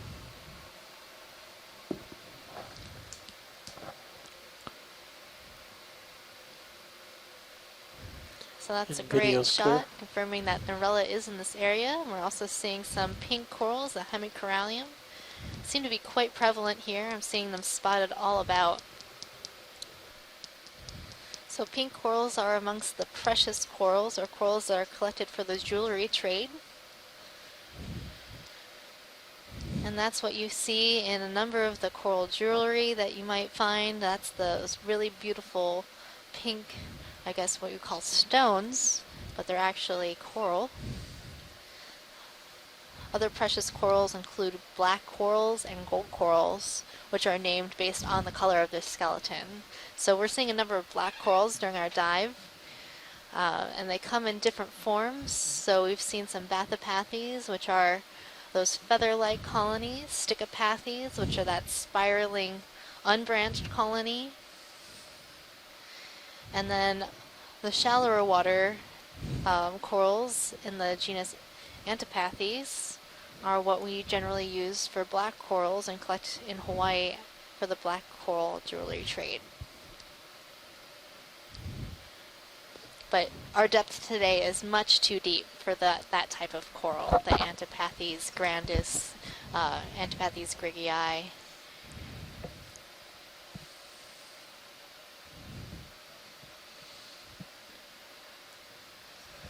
Yep.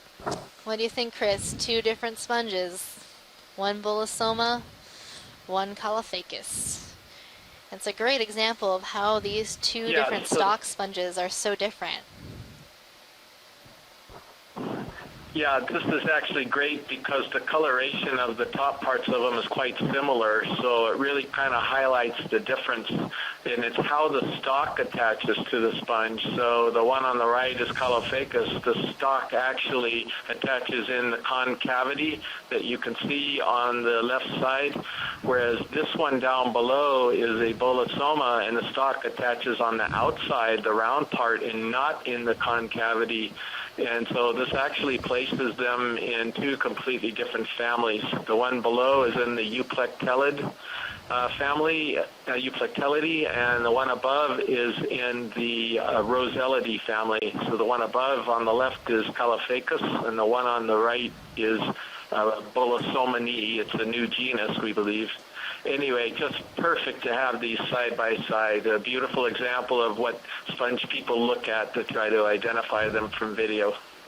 And I think it's really interesting how these 2 families have come up with the same stalked morphology, sort of completely divergent from each other, but coming to the same stalk conclusion, but with a slightly different attachment. It's good to be up in the water column. Speaking of water column, there will be water column dives after the bottom dive today. Oh, this is the last day of water column work for our expedition, so do stay tuned after we leave bottom today for some more water column work.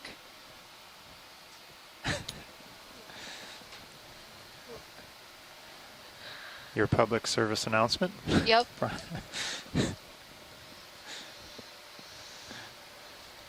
Look at the surface texture on this Caulophacus. It's got these like little bubbles. Yeah, so the water is probably entering the sponge from this side. So if there's a current that's blowing, then this will bend over to the right-hand side, and the water will enter this side. Then it's exiting out the round face on the opposite side through those bubbles, if you will, which are oscula. I think that's how it works. It may be able to, if the current is coming from the other direction, may be able to do it in the opposite direction as well. And then the Bolosoma, I believe, will potentially will do the same thing. The water could come in through this side, but in this case, it's hard to say how it'll bend, but I think it'd come in this side, and then it would leave out the opposite side, the round side. It also has those little bubbles, or osculum, for the water to exit the sponge. But again, this one can probably do it both ways. The water could come in the round side and then collect after going through the tissue, collect in these large openings, and then exit this way. We used to call this the ET sponge. I don't know if you remember that, but it certainly looks like ET, the extraterrestrial, to us. Beautiful. Thank you. It does look like ET. That's how I remember this one. I'm like, oh, this is the Bolosomini. It looks like ET. You're full wide. So scientists like to give, little fun names to things. Helps us remember, and also makes our job just a little bit more enjoyable. Not that I don't love my job, I do. This is really great. But anytime that you can just add a little more sunshine to your day, it's always better. Makes it easier for the average person to understand, or geologist. Yep. As far as the names of these creatures.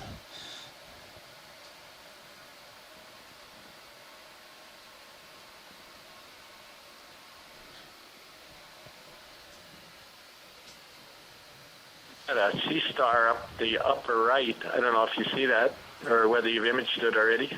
Oh, we haven't seen that yet, but I do see it now. We're gonna zoom the starfish. Have a feeling it's one of our coral-eating starfish.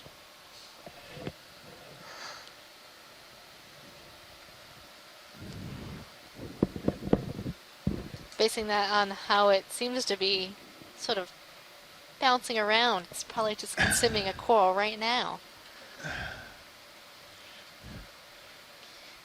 It also seems quite fat and happy. Yeah. This is the place to be if you're a coral-eating starfish, that's for sure. He's probably muffling the screams of the coral at this very moment. I don't know if corals scream.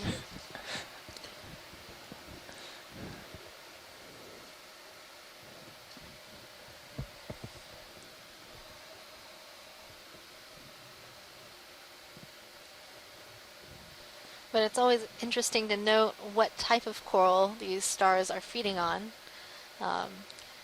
Gives us a little indication about what they choose to eat. Are they picky? Are they not picky? Do we always see them on the same coral, or they just Gotta tilt down. are like, ooh, a coral, delicious. Or maybe every coral except for one type of coral.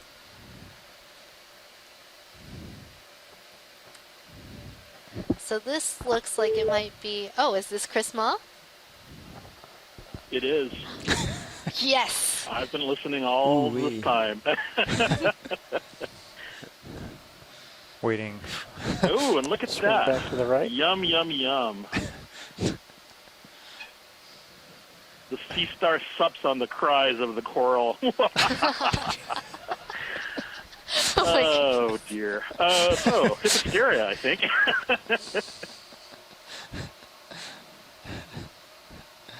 And, yeah, well, this is beautiful because it really does show, you can see the ends still have the coral polyps on them, and then from the base up until the point where the sea star is present, and it's a primnoid coral, if I'm not mistaken. This is really kind of cool. This is also interesting because it illustrates a little different behavior from what we observed on the last leg, because we actually saw one of these feeding on a primnoid, and all of the capsules had not yet been removed from the stock. It had plucked all of the sort of the food, the animal, from inside and moved over the capsules to the tips. In this one, the complete stock is cleaned off. This is also a much larger one than the one that we saw. So conceivably that's part of this whole feeding behavior procedure. It really is just kind of interesting. You learn something new watching these every single time. And this is the first one we've seen today, right? This is the first one. And it looks like the coral it's feeding on is in the genus Norella, given how the polyps are bent downwards toward the stalk. Video's clearance here at Sciences. Okay, so it's Hyposteria. I think it's probably safe to call it Muscipula, but I think the last time that we saw something feeding on one of these primnoids, when we collected it, it turned out to be a new species because the fine details revealed further information, something more closely related to a North Pacific species called Hyposteria heathi. So even though I think we're safe calling it Muscipula, one of the shortcomings of imagery is that, of course, you can't examine the specimens really up close. And even though the imagery is really good, there's sometimes no replacement for examining one. And that's not an argument for collecting this particular species, but simply to say that when we look at the number of species in this kind of habitat, we're probably underestimating the diversity here. So there's actually far, far more here than our visual account would suggest. So that's always remarkable to me. There's, just from a general cut, see so much, and yet there is probably more. So anyway, but happy that I was able to catch it and do so in a timely fashion. How are you guys? Oh, we're doing all right. Knocking out the seamounts. another week to go. You guys are towards the latter end of your dives here, aren't you? Right. Yeah, we have one more week to go. We arrive Honolulu next Saturday, and we have 5 more. So all the good ice cream is gone already, huh? It's getting slim. Yeah. So we have. This is the yeah, one. that Haagen-Dazs, it's all gone by the first 3 days. Another 20 meters bearing what? So that coral. Anyway. 295. Yes, looks like you're getting onto the polyopagons and other things. Always a pleasure. Thank you for keeping me in mind. All right. Thanks, Chris. Have a You good ready day. for that? You too, Chris. Bridge, ROV nav. So this sponge is a whopper. That's one of those polyopagons, one of the biggest sponges down here in deep water. And they have the lopophytus attachment. You see all those threads at the bottom of it, a beautiful example of one of the huge, massive sponges. And we have no clue how old these things are. We had a little discussion about this the other day. And there's been some speculation that they're really old. Some of them get to be really old, but no idea. Anyway, beautiful, very, very large polyopagon sponge, glass sponge.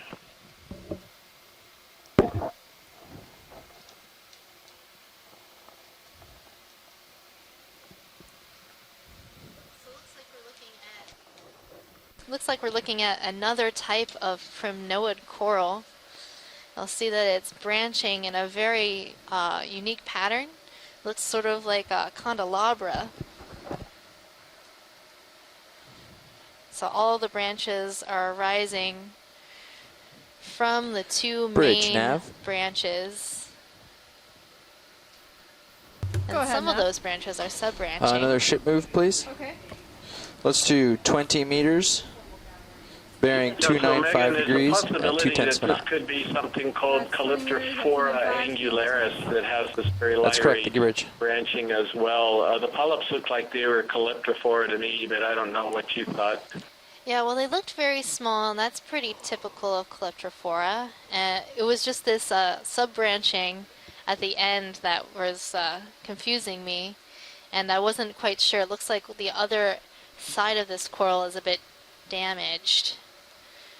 So, yeah, but all of the side branches from the main branches look to be about the same length, which would indicate angularis. ROV nav bridge move of 20 meters bearing 295, speed decimal 2 initiated. Thank you, Bridge.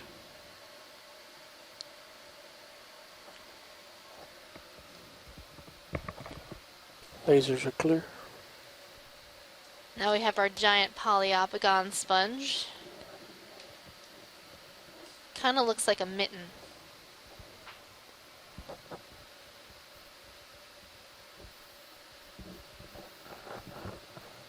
All right, off we go.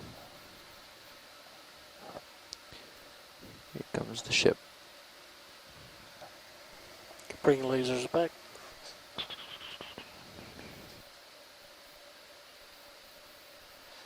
So the lasers that you see on screen are 10 centimeters or 4 inches apart. And that's showing you how large this sponge is.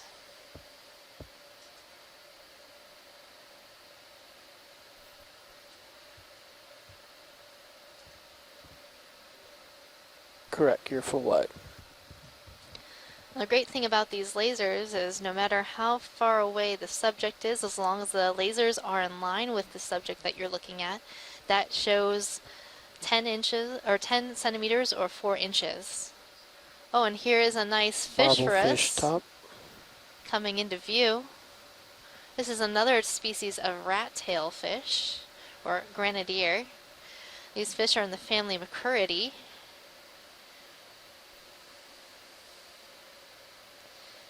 And what I look for to identify these fishes are, is there a barbel on the chin? How big is the head in relation to the body? So this one looks quite large and has these long filaments on those lower fins underneath the body. So this might be a Coryphonoides species in the family Macaridae.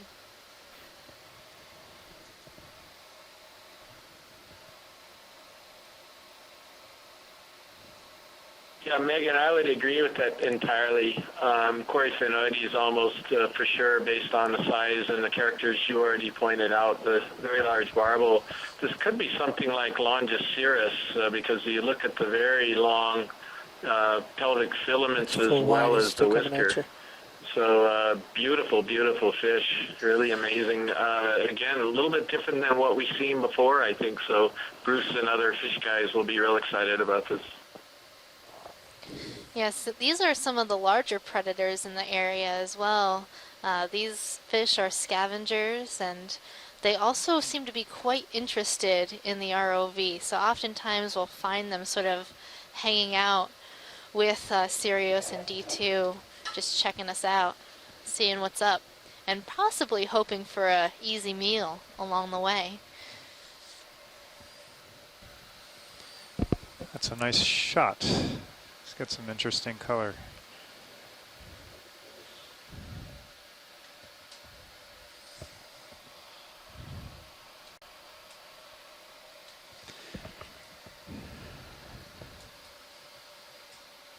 Another large Poliopogon sponge.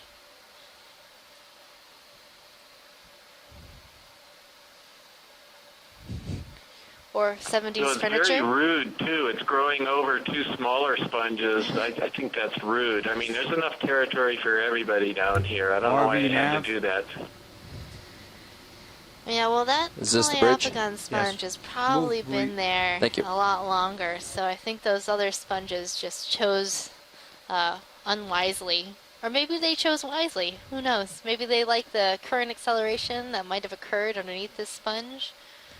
Who knows?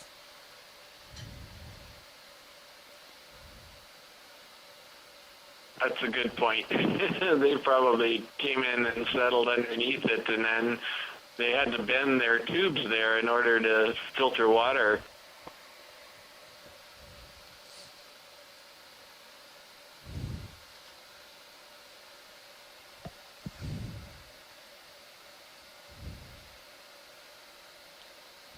Well, there's a lot to see in this area.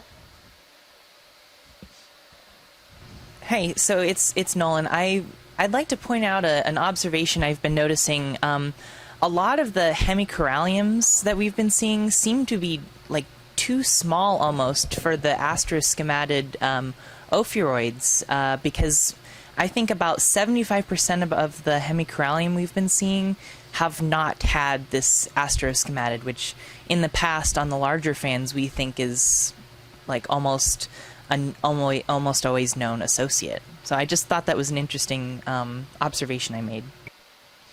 Yeah, Nolan, a lot of the hemicorallium in this area seem to be pretty small, so maybe there was a recent recruitment event, and so we're seeing relatively young colonies.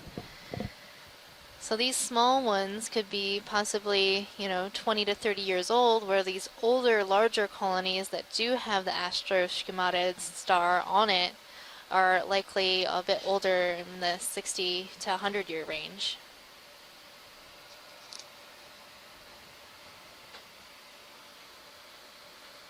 It makes me wonder at what point the astroskematid ophiuroids sort of colonize the hemicorallium. Yeah, I don't know about that. Obviously, if you're a large snake star, you want to find a home to get you up off the bottom. That's going to be a relatively large fan. And because these corals grow so slowly, in your lifetime as a star, you're going to want to find the coral the correct size for you. You're not going to be living there as long as the coral is going to be living there. So that's a really neat observation, and also really important for the scientists who are studying the associates of corals.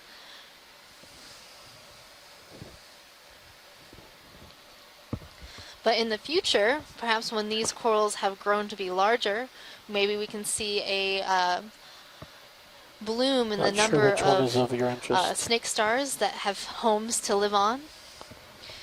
So in a few years, maybe 20, 30, 60, 100 years, this community might be full of large hemicorallium fans. So it could be possible that this community is relatively young and it's in its state of growing and developing as a community. And if we were able to come back, 20, 30, 50, 100 years from now, we would see all these corals in their larger state.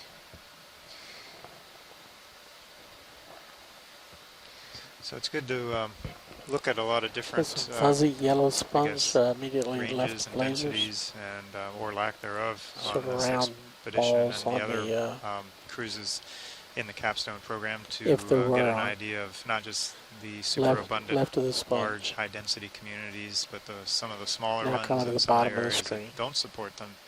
So we have a better feeling for what is really down there, that not everything is completely covered in giant corals, and so get a true assessment. And remember, as we move down the chain back towards Hawaii, the geology is actually getting younger. So these features that we're exploring are physically younger in age, but obviously considerably older than the community that's here. We're also seeing all this talus, these sort of jumbled rocks. Hold fast. That happened possibly more recently in time, and might have been the starting point for the development of this community. So here we're seeing the base of a Poliopogon sponge, but it has become detached from its base. So that's what the base of the Poliopogon looks like without the sponge attached.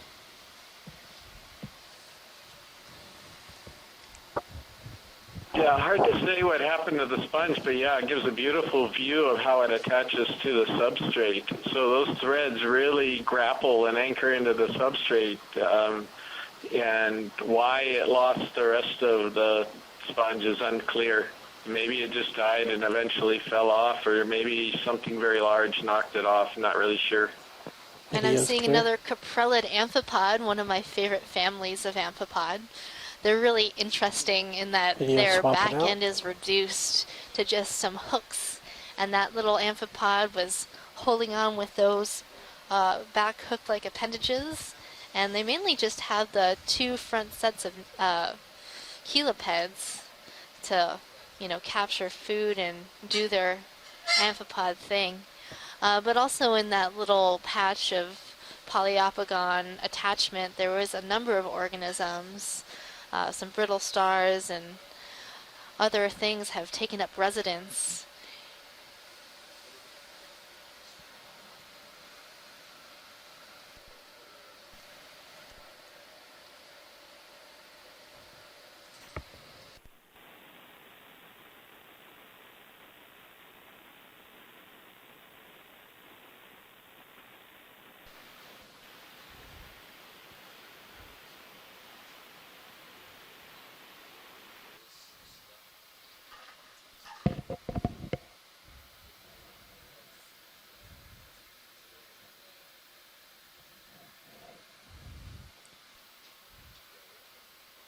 All right, Chris and the other biologists there sent Megan off to get some lunch, so you can keep your commentary, requests, observations flowing in on the telecon or on the chat line, so we can talk about more things than rock faces.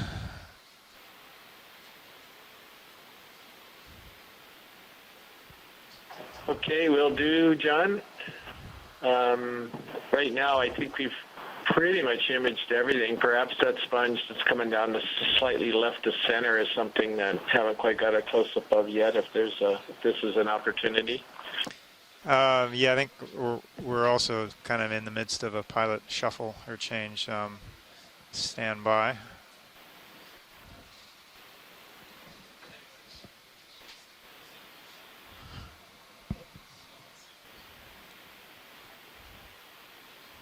Yeah, I think we'll be able to get it. Just stand by and we'll start over again once everybody settles in. Yeah, no problem. And if we miss it, no problem either. I'm pretty sure I know what it is. Just trying to make sure we document everything.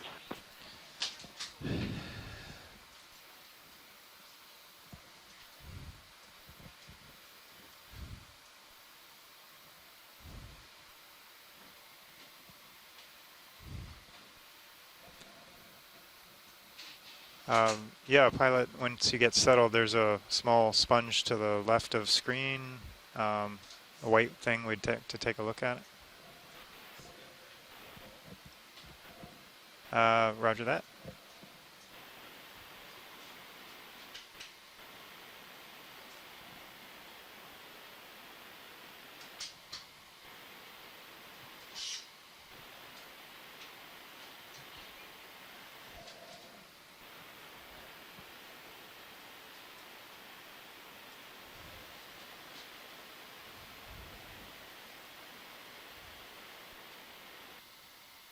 I don't think you do either.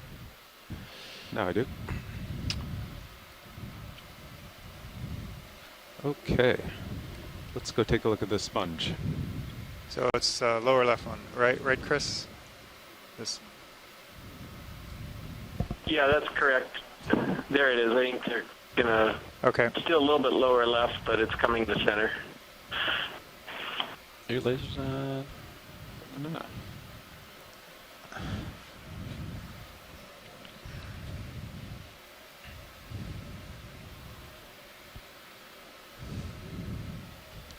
Yeah, we're stationary, is that correct? Ship is stationary, we're settled out? Yes, that is correct.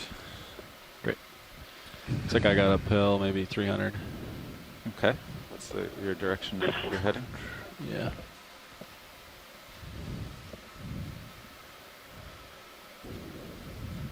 So it's sometimes it happens where as we get closer to something, we think we know what it is, and it starts looking funnier and funnier as we get closer to it, and that's what's happening here.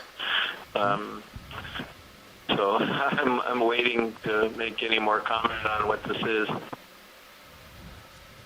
Yeah, it looks a little funkier than I thought it was going to look. A video. Let me just try to. I think we've seen these on this expedition before, but I'll leave that to you.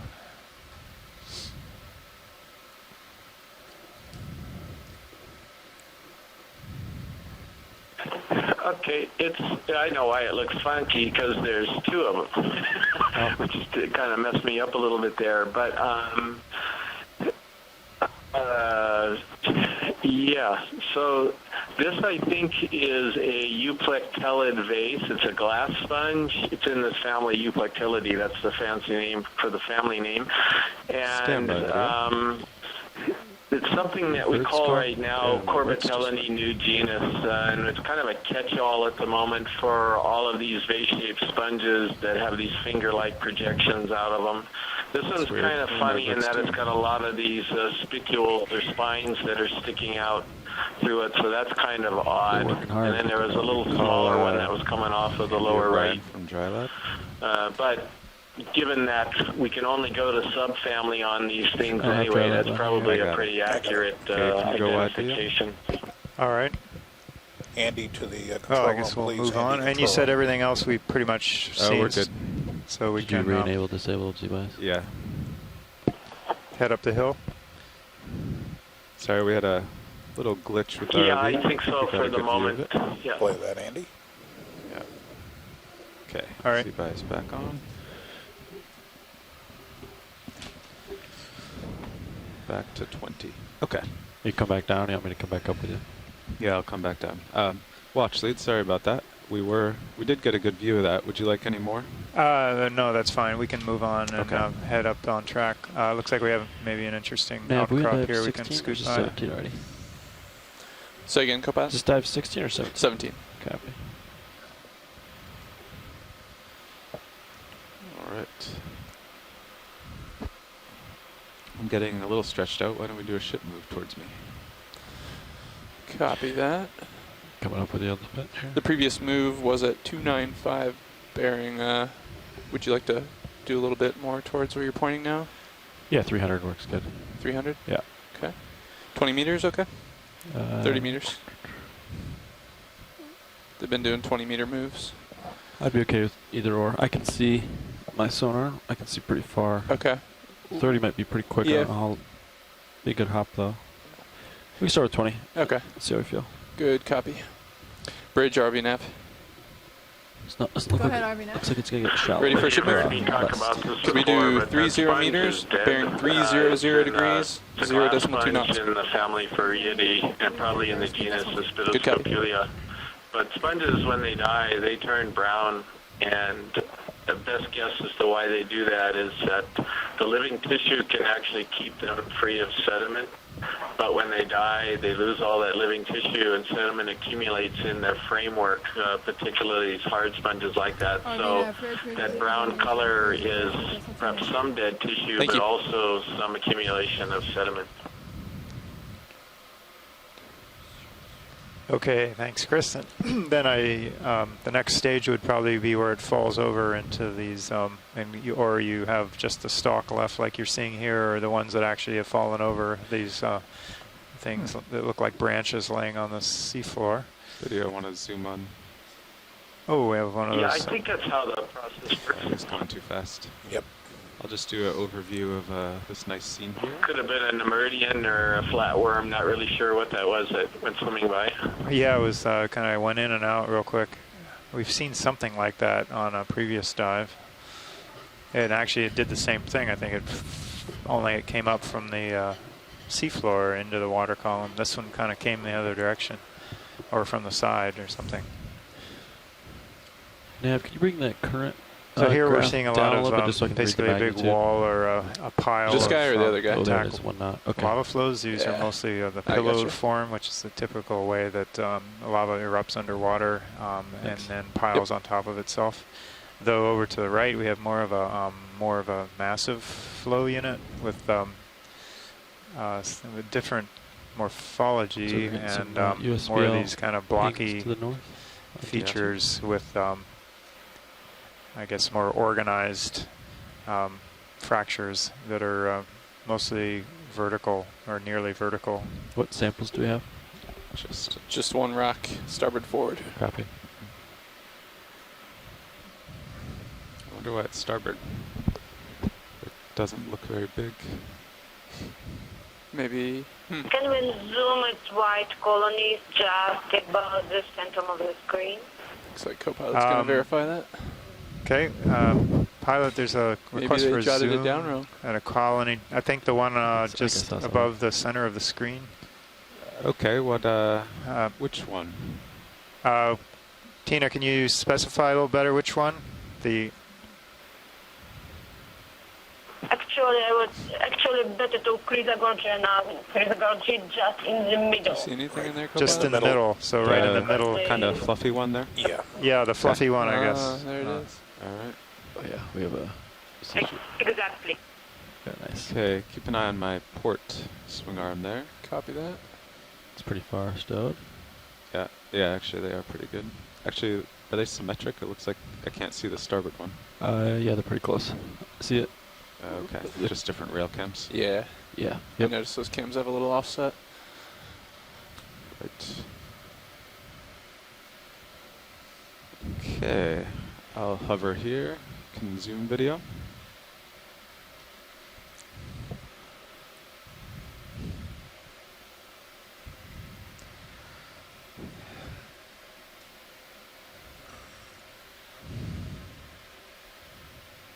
Shrimp is purple.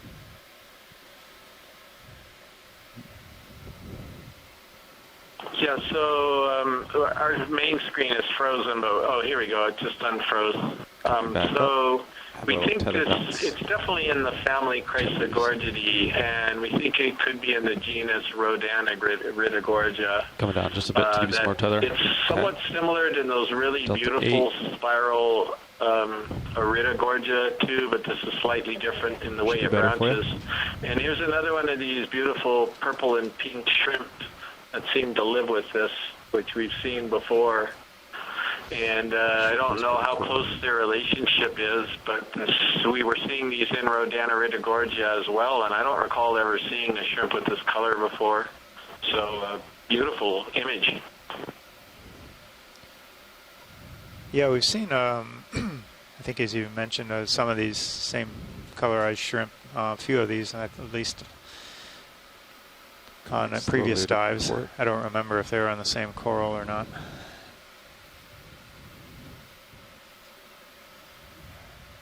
Yeah, I think they were, or they might have been in Iridogorgia, but I was thinking they were in kind of this whole very branchy one. The Rodana Iridogorgia in general have more branches, whereas the Iridogorgia, like Magnus Borealis, just have these nice little waves of branches. Yeah, I was just thinking about that. You probably have a 4 or 5 minute delay and put that in at 2139. Yeah, it looks like there's even some sub-branches. So it's kind of a curious coral, but really, really beautiful. Thank you for that. All right, I guess we'll move on. Okay, want to get the whole specimen video? Lasers are on. Coming up a bit. There we go. Okay, whenever you're clear. All right, going wide. Doesn't look overhung, but it does look pretty vertical right in front of you, Carl. Yeah. Okay, watch lead. Anything else on this rock here? No further requests at this time. Okay. It's an interesting rock formation. Yeah. It's a columnar basalt, kind of. Watchley, do you agree with co-pilot? This is columnar basalt. Yeah, very common in the Pacific Northwest. Yeah, or nearly so. Yeah, I think I was looking for the classic hexagonal faces. I think I see some here. It's definitely a massive blocky flow with a outcrop with some, looks like some lava flow right over the top of it. It's very common, Pacific Northwest Cascades. Okay, working back to center. Coming up. I was over on starboard to look at this boulder. Watch lead nav.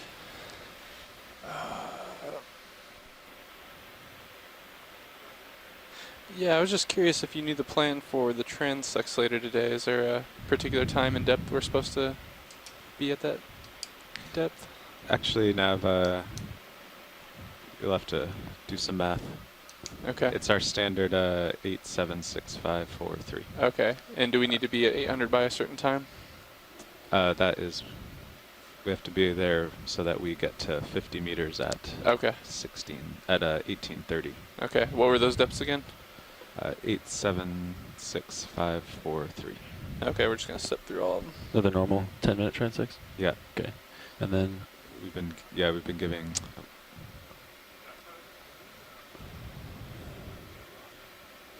Okay. ROV nav bridge. Go ahead, bridge. Move is complete. Copy that, thank you. Move is complete, pilots. Great. Let's see, is there anything in particular, or just this area in general with these blocky pieces? Yeah, we see a sea star to the lower left. I don't know if it's possible to get a close-up of that. Yeah, probably. We're looking for a rock too. I think we're going to get one here.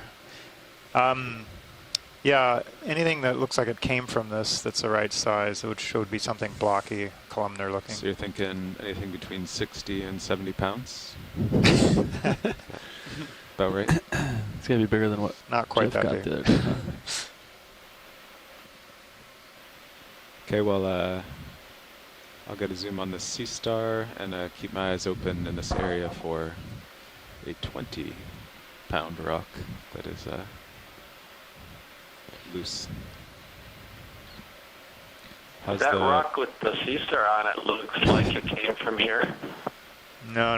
Looks like it's going to It's stay not the here rock too. I'm looking for. Do you think you're going to overshoot me here, pilot?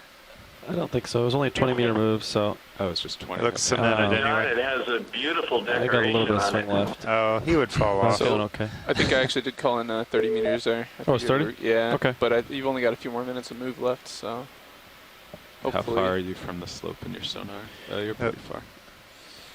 Got a big delta now, actually, with that swell. Yeah. I'm going to come down just a little Okay, bit. video, free to zoom.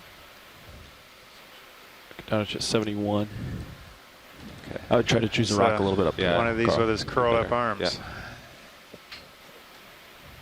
So watch lead, Sirius just finished a move, or the ship just finished a move. We're thinking, if it's okay with you, we'll just hop up another 10 meters. Wow, that's pretty deep for one of these. And look for a rock up there, so we don't have to back the ship up. This is Henricia. This is a sea star that the genus can actually be found in intertidal I see zones slope to my left here. in California, Carl, and but in not Alaska, and on the west coast. They occur Actually, while we're here, video, why don't we zoom on the tip of the arm? I'll try to work my way over. I knew they were at below 1,000 meters, but I wasn't sure I'd ever seen one that was actually, we're at what, 2,000? There's a fish between us. Yeah, just these are above you. I'm sorry, what? Yes, we're just under 2,000 meters, and he's on the move. Yeah. Yeah, these can be found in the Antarctic and the deep sea. They're very prevalent in cold water habitats. One of the reasons for that is because they eat sponges. So, and as a Fish bonus, is, in the upper right above your left-hand phone pack, corner, judging by a shadow. you can see there's a little white Astrophera brittle star. Oh, yeah. So 2 for 1. Ding, ding, ding. Yeah. But yeah, this one is. These are really hard to video? identify to species from pictures, and even with specimens, working them out with genetics is probably the only hope. 80. They're all very nondescript, and there are very few characters on them. Some of them can be distinguished because they're a little more sort of unusual, but they're kind of a big, complicated group of animals, and they're, like I said, they're found all over the world. So they're very interesting ecologically, and it's probably on its way to finding some kind of some sponge to eat or something. Sorry, Chris. But yeah, the other interesting thing is that little brittle star in the upper left-hand corner. If you get a chance to zoom in on it, is a brittle star in the genus Astrophera, and that is one of these funny little brittle stars with the arms that are very shortened, with a really elaborate disc. And we only just started seeing these alive on the last expedition to Johnston Atoll, and these had not been seen in situ before that, and so people had speculated for literally decades over what function the animal's body shape served, right here. because they're so unusual. All right, whenever you're clear, And I video. think what it might be is that these occur in places where there's high water current, but this doesn't look like it's that turbulent, is it? A few minutes. Yeah, I'd like you to check this out too. Yeah. Okay. So go wide. Okay. Video. John? What's that? Sorry, Chris. Oh, I'm sorry. Was video go wide? Oh no, that's fine. Is the water current in this area very turbulent? I don't think it is right now. Maybe the pilots can give us a update on the currents. I didn't think it was very low here. Very low currently. Yeah. Currently, the current is very low. Oh, that's interesting. Yeah. Huh. That's curious. Well, maybe there's something to do Try with to keep my delta pretty high as I'm over top of you, and I'm pretty close regime. to this, but I'm okay. Another definitely settling out here, so. Right. But that might be, or that might just be an are not getting any incorrect closer. hypothesis. Huh, weird. Anyway, but yeah, 2 interesting echinoderms at a small scale like that. So very interesting. But yeah, I'm gonna guess that large sea star is probably on its way to finding some sponge to eat. So that's an example of bad timing for me to set down for zoom right when the ship stopped. Thank you for taking a zoom in on that. All right. We Thanks, couldn't Chris. stop the ship. And good luck with your rock. Yeah. Yeah, we just did a ship move, so we kind of have to move on here and find one somewhere. But we are we're getting out to a safe spot again. Ship move should be settling out. Yeah, I'm looking for a rock. Yeah, I'm settled out for sure. Here. Yeah, you've been watching that sponge in the middle? Yep. Okay.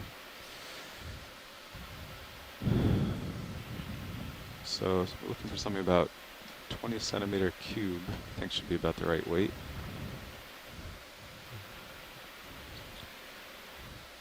Watch lead. Some of these look fairly likely.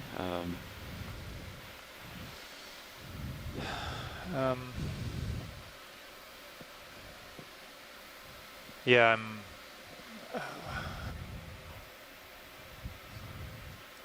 Doesn't sound excited about these.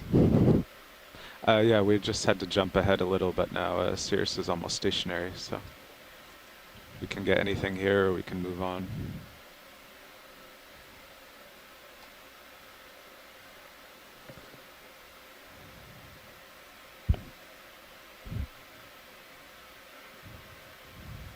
Oh, so the ones down below had something that looked more promising. Might be able to check to the right here, too. See if that has the kind of the look he's looking for. All right, coming up. Coming up with you.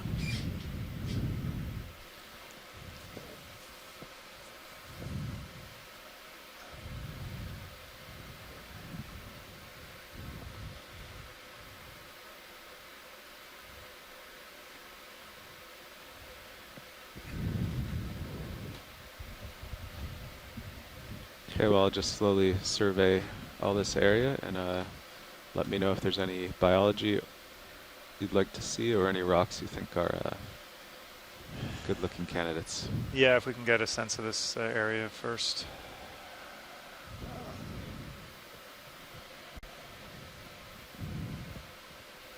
Okay, it looks like it's rising farther to your port. Yes. Or this is like a cliff I can't see over, right? Possibly. Like right?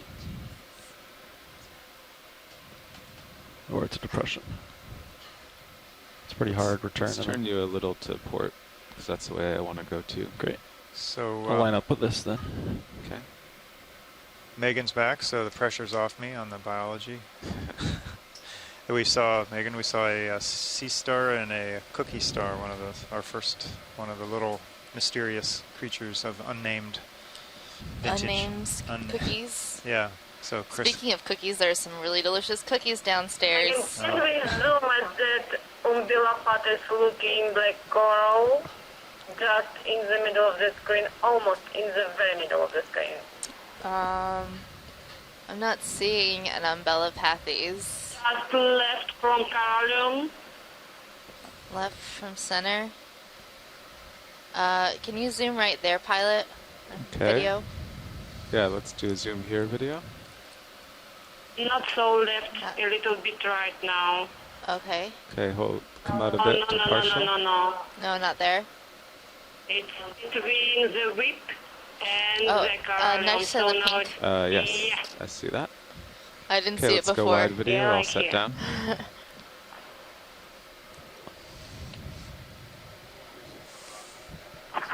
I was looking for it, that's the reason I mentioned.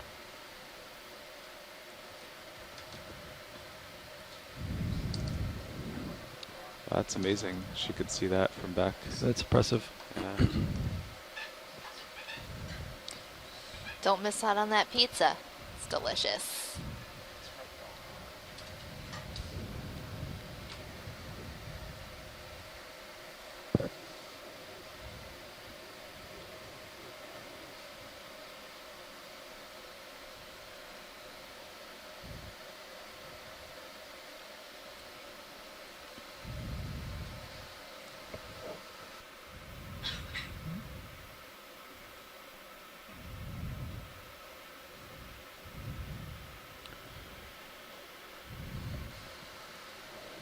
So right now we're gonna zoom in and take a look at this black coral ahead of us and other things that you're seeing in your view right now. We see a lot of Okay, video, pink free to coral. zoom.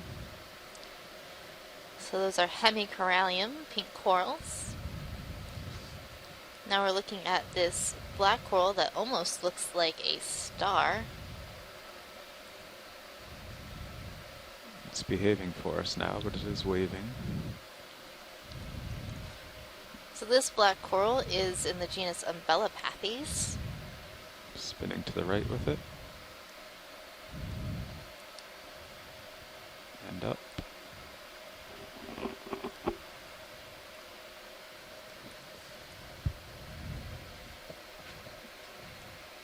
was behaving. Let's do a whole body, whole specimen image. See if it will wave back to center. That's a pretty good image. Thanks a lot. Thank you, pilot. You're welcome. You happy with that video? Yep. Okay, go wide. Okay, watch lead. Anything else here before I take off? I think we're good here. Okay.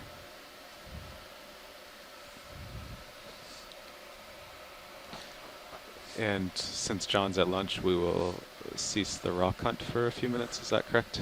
That's correct, pilot. Okay. He saw a good one a few minutes ago, but we had to keep moving. Would have had to back up the ship to take a sample.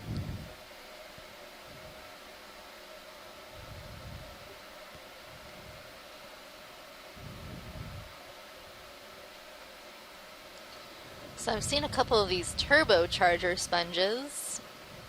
Those Farreid sponges, the glass sponges, the family Farreidae, that have these tube shapes that allow water to pass through and accelerate that water, much like a turbocharger might Ooh, accelerate big fish. water. Nice Yep, big fish. Big fish and starboard Oh, side. yeah.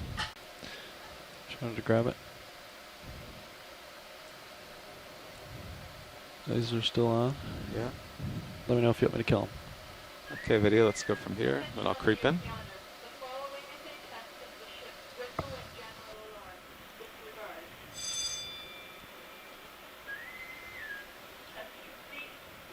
Okay, creeping closer. So this fish That's max zone. Yeah, we've might come out be partial. Cateotix hawaiiensis, a type of Swimming away. cusk Already started eel, a far away. live-bearing cusk eel.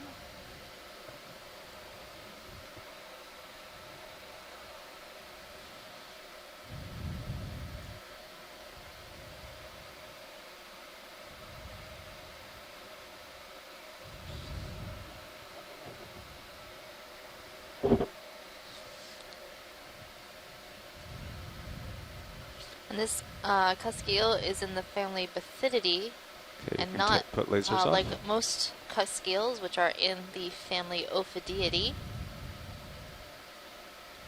I don't know, I'm getting pretty And far a out there good now. identifier for these types of cusk eels is the disjointedness of its lateral Sponge line. So between I'll your notice toes. that there's a Nice and line along the body that starts up Okay, we'll above just have the to be eye, happy with this as and he then swims it away. sort of jogs downward quite quickly, and then continues across the Okay, middle of the let's let him body. go.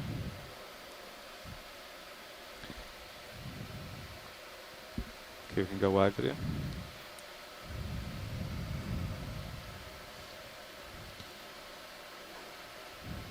Well, unfortunately, he swam away to the end of my tether. But we got some images. I think we saw that fish earlier in the dive, pilot, so no worries. Okay.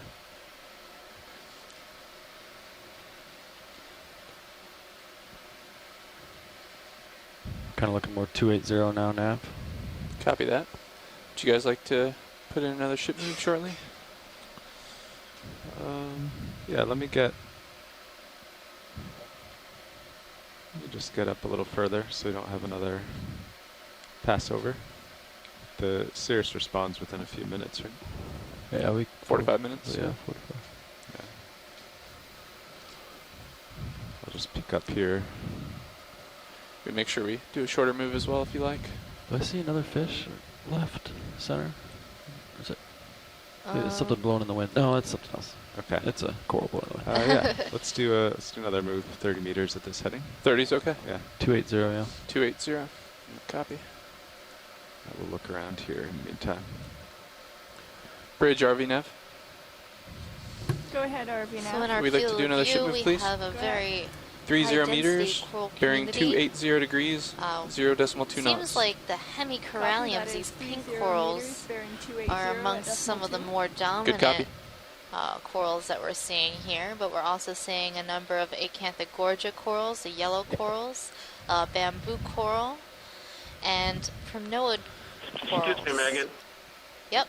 Big delta Sorry, coming down. could we Use zoom Tyler. in on that yellow cup-shaped thing that's right in the center of the screen right now? Okay, pilot, can we zoom that sort of yellow cup ROV in the nav middle of bridge, that move rock initiated. there? Copy, Sure. thanks, Bridge. Video, let's do a zoom from here, see if it's of interest. Move is underway, pilot. I think it's a dead sponge Copy that. base. Probably Atlanticella. Oh, can we get lasers back Yeah, on? so this is actually, it is a dead sponge, but I don't think it's Atlanticella because Atlanticella is a soft sponge and it would just kind of all come apart. So I'm trying to remember, I think this was the kind of sponge that we collected for the very first time this past year, some of the earlier cruises this year, and I don't even remember the name of it. It was a new thing for me, and I'm going to have to go back and look at my notes. But where there's a dead one, there may very well be a live one, so I'm going to keep my eye out for that. But thank you very much. I suspect that that's going to be a different sponge. Okay, cool.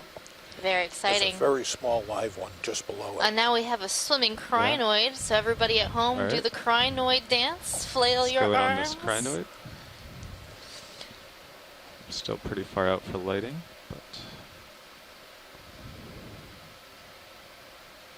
It's a good way to get up and stretch if you've been sitting watching the video feed all morning. Or, you know, all evening if you are in a different time zone than the Hawaiian time zone. And watch how the crinoid sort of closes its pinnules as it lifts its arms up through the water column. That reduces drag and allows that okay, he's crinoid to getting keep far its away. position in the Let's water let him and go. swim downwards.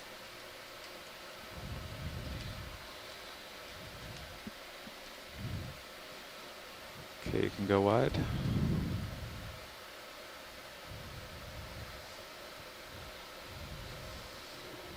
Chris, have we looked at one of these Faria near Okos yet?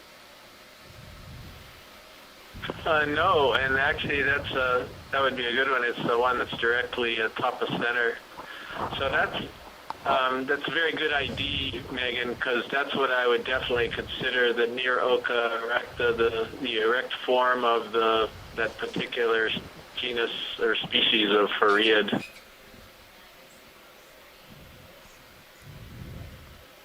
Okay.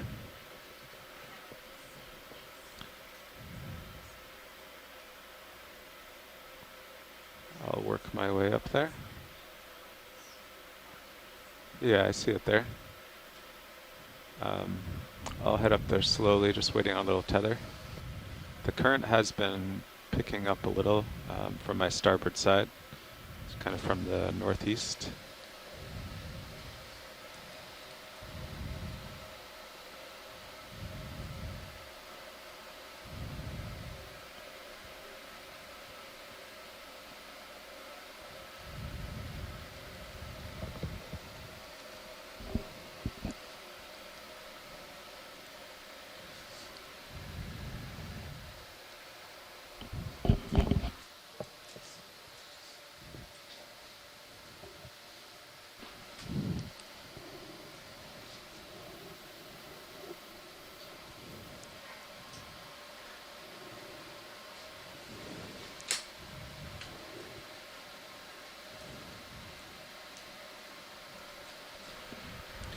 Okay, I have a little more tether, moving up to the tall white sponge.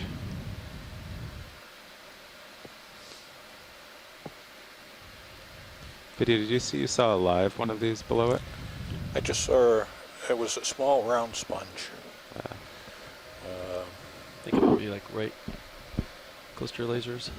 So very, very small? Yes. Yeah. Yeah, it was right in that area. I think it's right below your Oh yeah, do you want to go in there real quick? Very small. Now that we're closer. A teeny tiny sponge? Yeah. Is that Yeah. what we're looking for? Didn't know if it would have been that species. So small. So young. Yeah. Very weird. Hasn't had a chance to. Yeah, this is a very young sponge, Go but very wide. small. Starting to swing, so I'm just coming up a little bit. Yeah. So it's definitely a glass sponge, but other than that, It'd be hard to get an idea on something that small.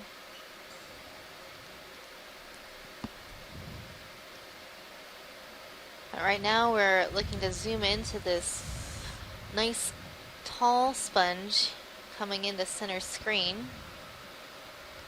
So we believe that this sponge is Pharea near Oka erecta. So it's a sponge that looks like Pharea oka, but it has this very erect form, which is why we call it Pharea near Oka erecta.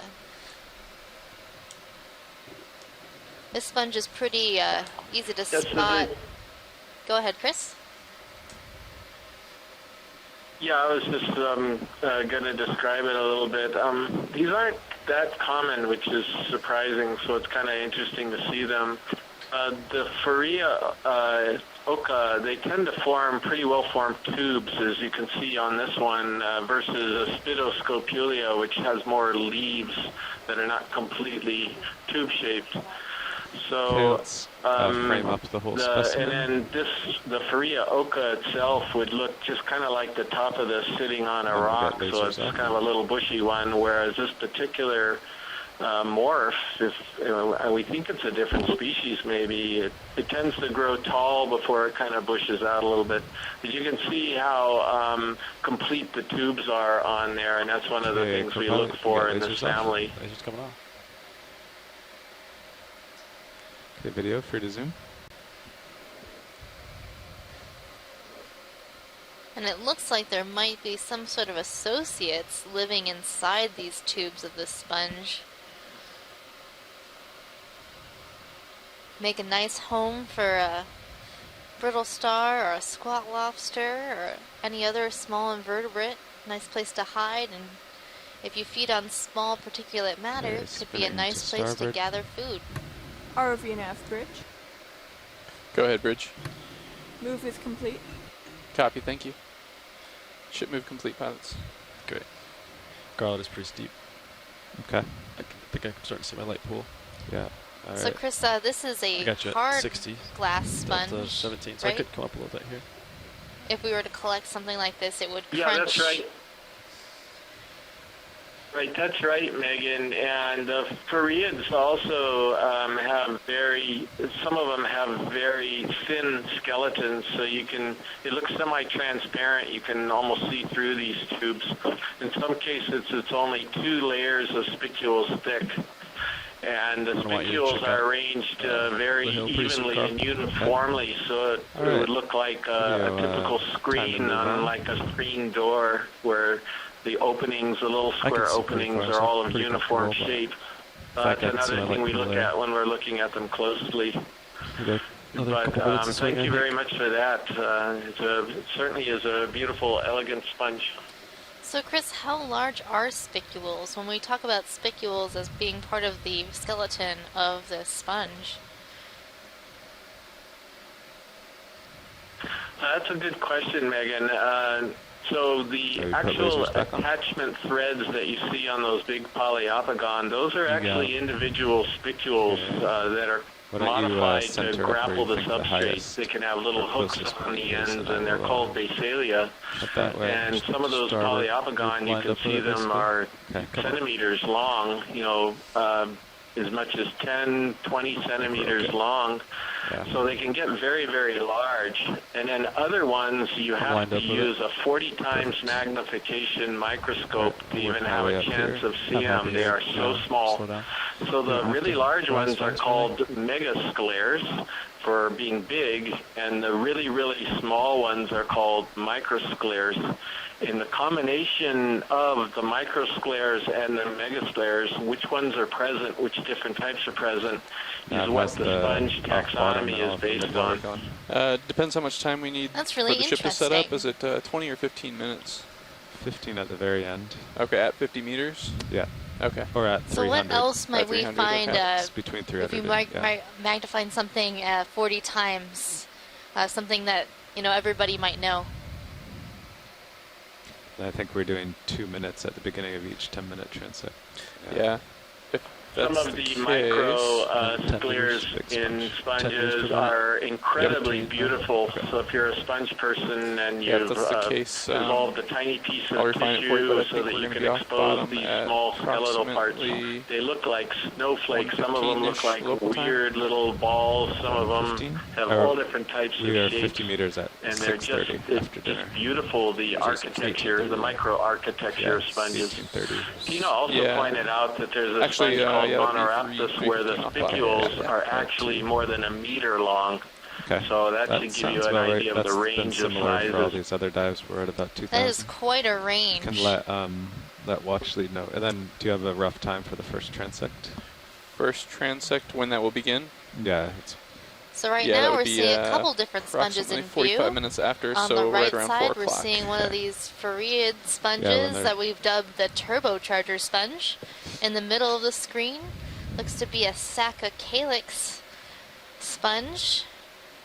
And then on the left side, an Atlanticella sponge. So these are all glass sponges. And you can see how different the morphology can be within this group of sponge. That could be cool. Make it a little better.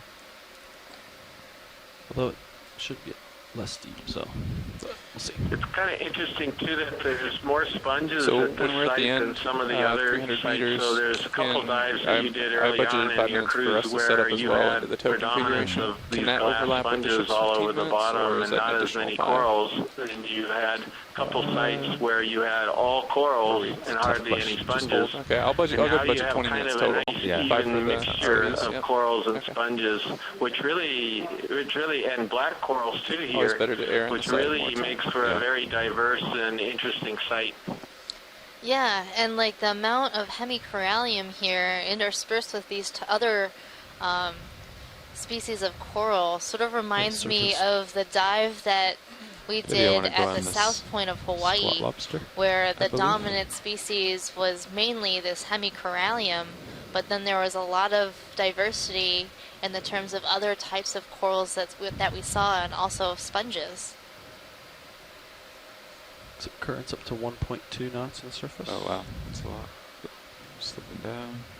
Of course, that dive was a lot shallower compared to where we are today. So right now we are at When we depth get a little closer to waypoint 2, we'll change our bailout direction to the northeast. 1,960 meters. Come into starboard. And that dive that I was referring to occurred in 2015, and that depth was 450 meters. So a different community, but I'm seeing some similarities, just in the way that, you know, the different types of corals that we're seeing and the diversity that we're seeing. Right now we're looking at a squat lobster. This squat lobster is likely in the family Munidopsidae and genus Munidopsis. We come down, actually no, you're getting pretty close. After this zoom, I'll jump ahead. Okay. Although we haven't called a ship move in a while, have we? Should be just settling out. Okay. Maybe we You just should be looking settling at out. how Yeah, hairy seriously, the we antennae done with it. are on this particular Munidopsis, and I was trying to remember whether others had very hairy antennae like this, and I just can't remember. If you think you have a I good think that this clip of that, let's go wide. crab's antenna has been colonized by some That's okay, I'll come up. hydrozoans. Better than you coming down towards. So I know we've seen this type of squat lobster before at other pass by sites, this like in the giant Marianas, sponge. where there was vent activity, and those lobsters tend to be a little bit hairier because they've been colonized by other organisms. So maybe something similar happened to this squat lobster.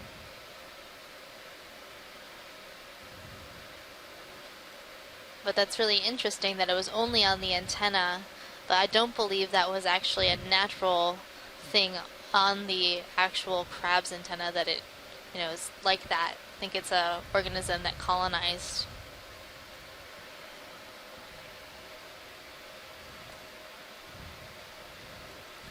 Got a chubby little sea star down below the sponge. I think we're seeing another one of these coral feeding sea stars. Looks like this one's also eating a primnoid coral. Let's do a nice zoom on this and see if we can confirm what it's eating. Okay, I'll get closer. I see you're 90. If you keep going, let me know. Okay. Move Yeah. on. I think I'm settled out. When did that move stop? Nav? I think it's been like 7 minutes or so. Yeah, stopped at about 21:09. Oh, okay. Wow, you're swinging a lot then. I wonder if the current. I wonder if it's the current or something. Oh, I think it has its Yeah, it could stomach out. So if we see it from the opposite side, so from the right side, might be able to see its stomach extended out and around the branches of this coral. You move your heading around a little to follow me. Copy. Coming to starboard. So sea stars, when they feed, are really interesting in that they actually sort of push their stomachs outside of their body, wrap it around whatever they're trying to feed on, and digest it outside their body.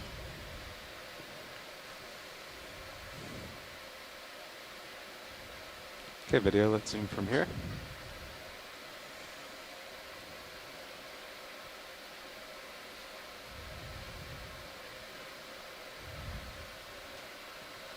So it looks like the Tilting down. coral here is a Narella primnoid coral.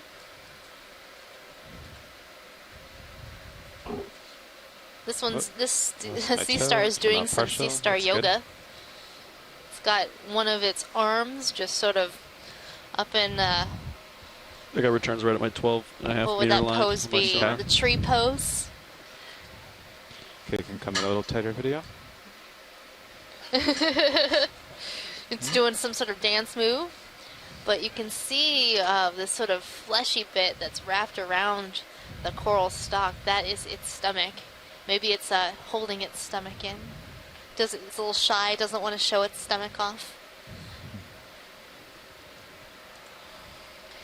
So this sea star is likely Hippasteria, Okay. and it is Time for me to again move feeding ahead. on a Narella primnoid coral. Okay, can we go wide, video?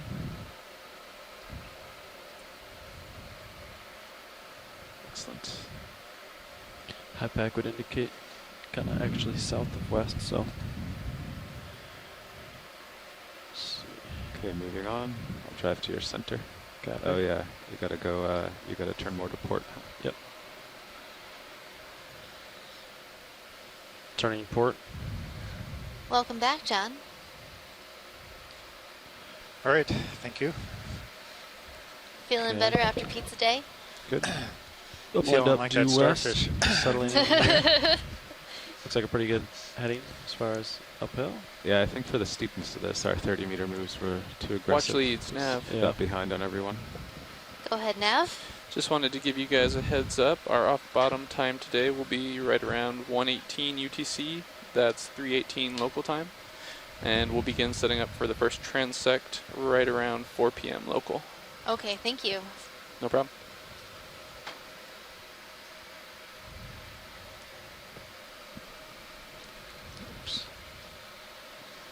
We're seeing another fish, center screen, going to the middle. Yeah. See him there. Okay, video. You can zoom on this fish.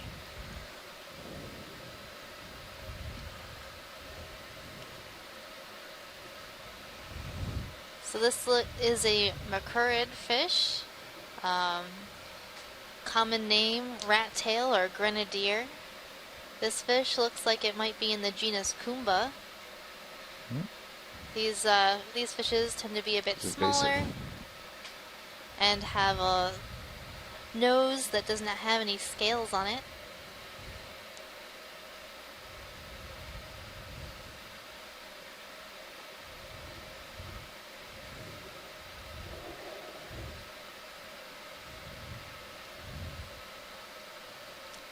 I like these little fish. They're quite adorable.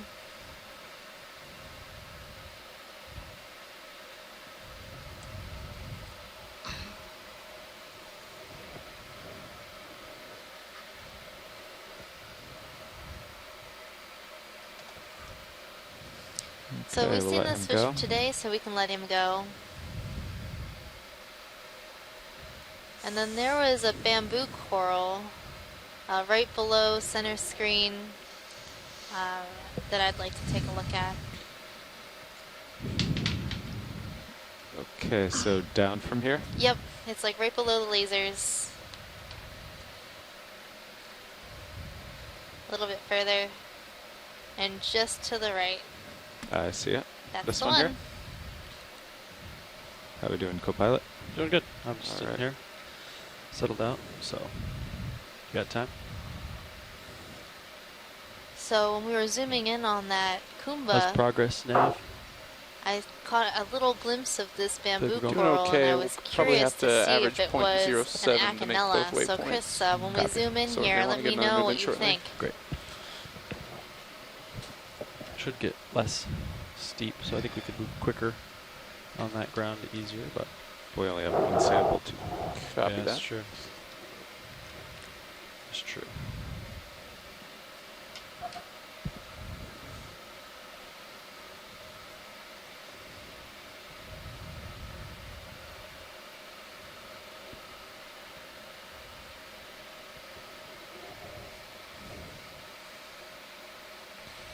Okay, video, free to zoom.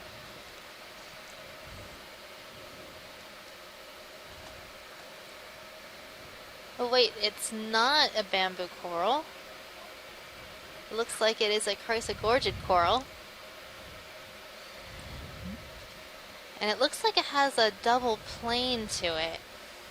So this coral is in the genus Chrysogorgia.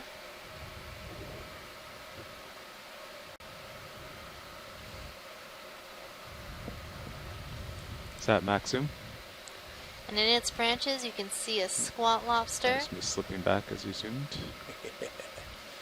Double motion. You can see that this is not a bamboo coral, since there is no Come alternating into starboard. nodes and internodes, those black and white pieces in the bamboo skeleton. And also the polyps on this coral are have a very distinctive shape that is different from the other corals. They have more of a snowflake look. At least that's how they appear to me. More delicate? Yeah, a little more delicate.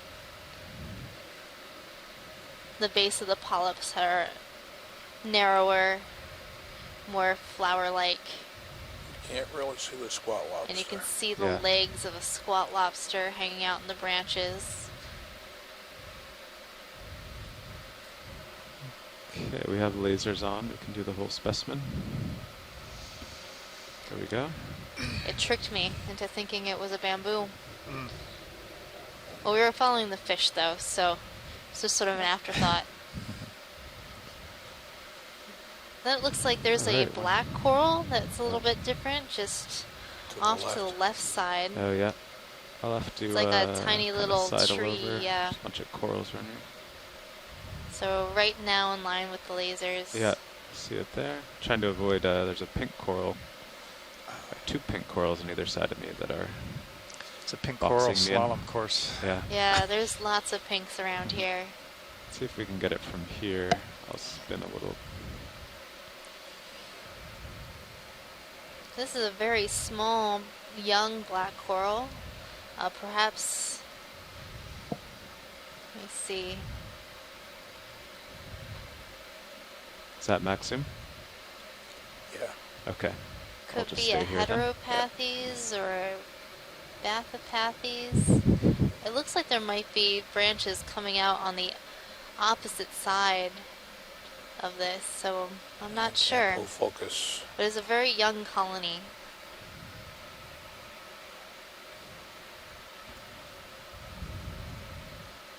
Yeah, it does look like there's 3 axes.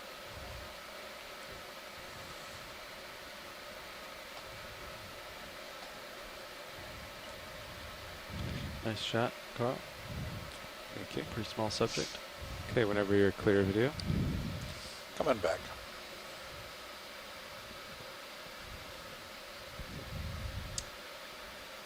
Those are some great shots of these corals. Yeah, nice.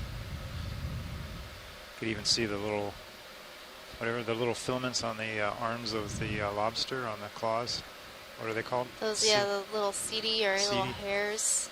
Is feelers. So which way does Hypack say we should go? Just basically anywhere to the west? Yeah, from Sirius to waypoint 2 is roughly west, I think. Okay. Let's get just north of west. Roughly the same direction as our last ship move. We did 280. So the corals are growing, are if you larger. spin a little as we're to moving starboard, up. you'll square up. Well, the substrate looks a little bit more stable up here. It's also steeper than when we started. Wow, look at this. It's 285. Yeah, it looks like Kind a lot of classic piers. lineup of everything's facing this good shot of everything kind of facing the same direction. And you can see those Bolosomini sponges, the ET sponges, are both looking at us right now, facing in the same direction. Phone home.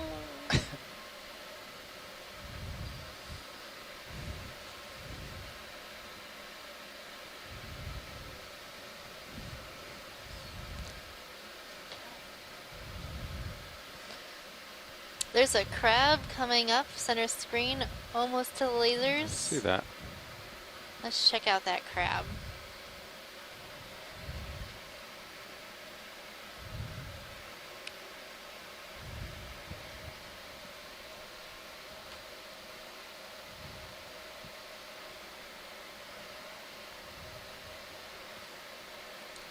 I have a feeling that this crab is our good friend Paralomus. Okay, let's do a zoom from here video.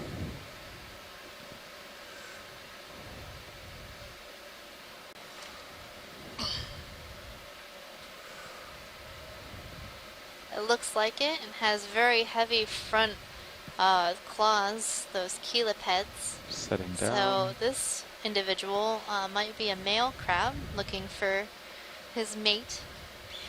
So we saw two of these crabs in a romantic embrace earlier in our expedition. So the male will actually hold the female by the front cheliceds, those front claws, until she molts.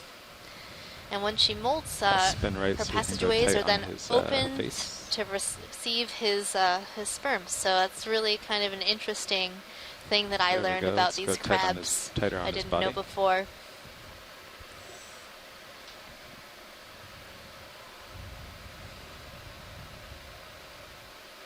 Now we're getting a nice up-close view of his face here.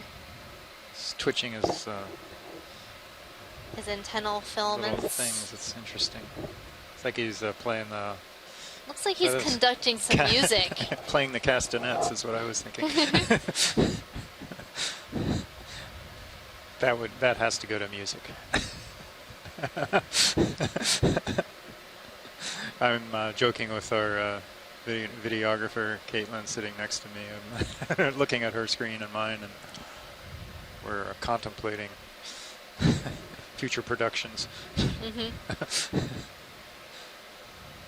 So they actually use those appendages to feel for potential predators and also potential food items.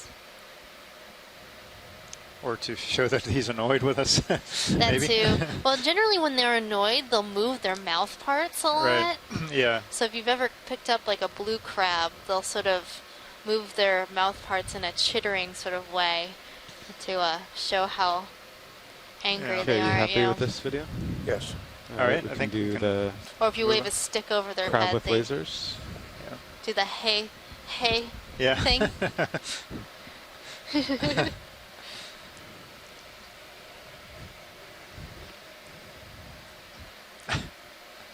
It's kind of like See the- now it's yeah. getting a little Whenever annoyed. you're You saw that clear. little flittering. Messing with Sasquatch here. Well, no, it's usually really dark down here, and we've lit up the entire space, so it could be very confusing for some of these Yeah. animals down here.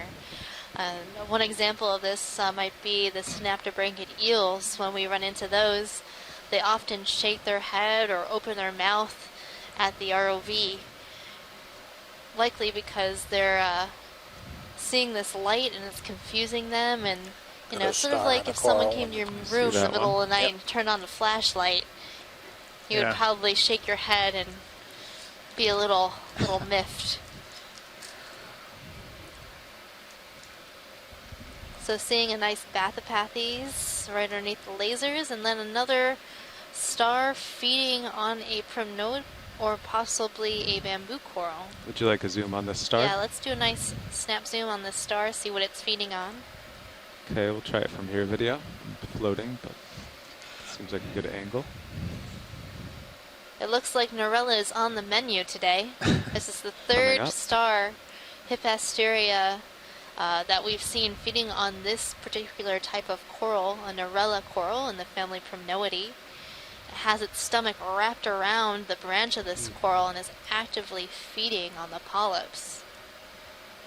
So once it's done, the branch will be completely bare. Thank you, pilot. You're welcome. You wouldn't think that do one those more zoom while I'm stalks would centered be Do you that wanna strong go to in a little support more? that. That's good. Sea star. It looks pretty big. Yeah, it does look pretty big. I mean, he's balancing on 2, but still actually it goes down to 1. So yeah, that's impressive. Okay, we'll get the whole specimen with lasers. There we go. All right. How do we feel about a ship moves, pilots? There's a lot here. Why don't I get out a little bit ahead? I'm sure there'll be something for me to look at in the 4 minutes it takes Sirius to go. We do need to average about 0.08 to make both waypoints today. Okay. And even in the background, I'm seeing some stars feeding on things. It's quite the place to be. Of course, See, you're a what's your sea camera? star that likes to feed I'll go on ahead to your corals. camera's 45. and You then- want to be in a place that has a 10-4. high density of coral. There's 44.7. Perfect. It's pretty good direction on my sonar. Got Middle 280. screen is a turbocharger sponge. This sponge I'd be is okay yet with to it. be described, so but we did pilot's collect okay. it Yeah. on the last Sounds good. expedition. Ready, pilots? I'll do 20 or 30. Let's do It really 20. Of course, we stumped- can keep adding. Chris Kelly, who meters. has been studying sponges in the deep like sea it's for flat some Bridge time. ROV now. Yeah. Go ahead, I RV agree. nav. Could we do a ship move, please? Sure, go ahead. 20 meters, bearing And now that 280 we're degrees. it looks like we're coming at upon 0.2 a knots. sort of Copy. ledge. 20 meters, bearing 2 And you'll see that all the corals are even Good more copy. dense near that ledge and are lined up perfectly with the ledge, all the fans facing the same direction. And that's a great place to be if you're a coral, because you'll have an accelerated current, I'm going to peek over. meaning that there'll Yep. be more Let me know if I food pull per on you. unit time coming to your polyps. Corals cannot move from the place where they settle, so you know, if you can't ROV nav, move, you want to bridge, move find a place initiated. where all the Thanks, food Bridge. comes to you. They don't have the internet. They can't just, you know, order online. Ship from Amazon. Next day service. Yep. Just Ship move underway, pilots. Copy that. Will you drop a target on high pack where I am for a ridge top? Copy that. We can try to track it along, stay on it. There's some quite large corals coming up soon. That's really exciting. So if you've been with us since the beginning of today, you'll notice that at the beginning of our dive, there are a few corals interspersed, and they are relatively small and only growing on boulders I've a inside feeling I this can't make it field to that of giant one just without pulling on you. small pebbles and sediment. I And as we agree. moved up slope, there was talus and spotted with a number of small corals. And now that we've come up to this top of this ridge, we're seeing a lot of large colonies. So watch lead, we're just waiting on Sirius to move. I'm looking around right here, and then I'll jump ahead to that large coral. Sounds good. Thank you, pilot. But yeah, it does seem like we marked it in a high pack. We have come to some sort of ridge crest. It's not exactly where it should be based on our bathymetry. Could just be a small one.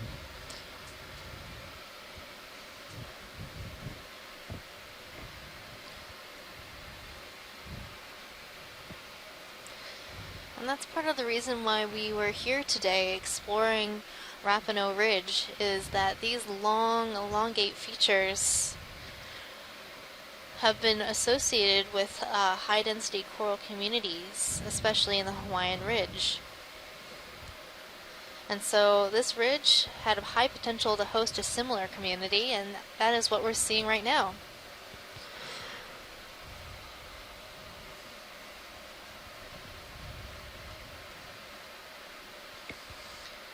Yeah, Pilot, could we get a zoom of that coral colony? Sure. I want to see if it's branching nodally or internodally. It looks like a nodal brancher, just from my experience. Just has that feel about it, but you never know until you zoom. Sometimes these corals can be tricky. You think it's one thing, you zoom in, and it's something completely different. We have a minute here, so I'll set down and get a good zoom.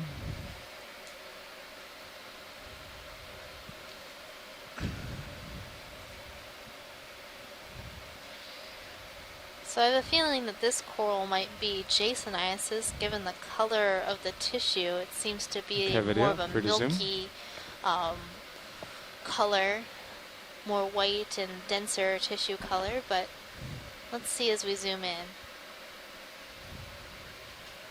So we have these beautiful HD cameras on the ROV that can really resolve a lot of detail on the polyps, so you can see the individual pinnules on these coral polyps.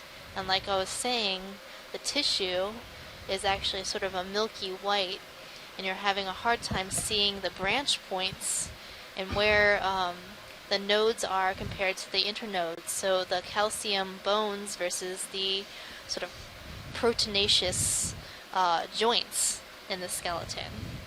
But it looks like this is a nodal brancher, and given the color of the tissue, that's correct. Great. I would feel, okay with calling this particular colony Jasoniasis species. Okay, I'll tilt down, So see what else there a is. genus of bamboo coral.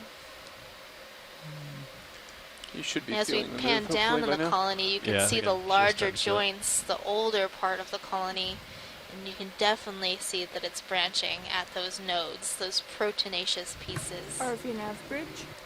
Go ahead, Bridge. Move is complete. Copy that, thank you. Ship move is complete, pilots. Yep. Okay, when you're done with this shot video, we can do the whole specimen with lasers. It's a beautiful colony. And right now we're getting a nice full body shot of this coral colony with the lasers in view. Those lasers are 10 centimeters or 4 inches apart. So that makes this colony a decent size. Okay, whenever you're clear. Maybe half a meter wide, a little bit longer in terms of length. Okay, co-pilot, I'll sidle over to this other large colony. Copy that. Coming up. And then I'll, looks So, like you might I end was right on trying the to ridge figure top, out this so we could try to geology here. align This with it after. you set a ledge, which it is. There's kind of a drop, but it also looks kind of like a low ridge, basically a piling of flows. So, again, the corals like to thrive. The ones that thrive are up and out of the up and off the bottom, and usually into the current.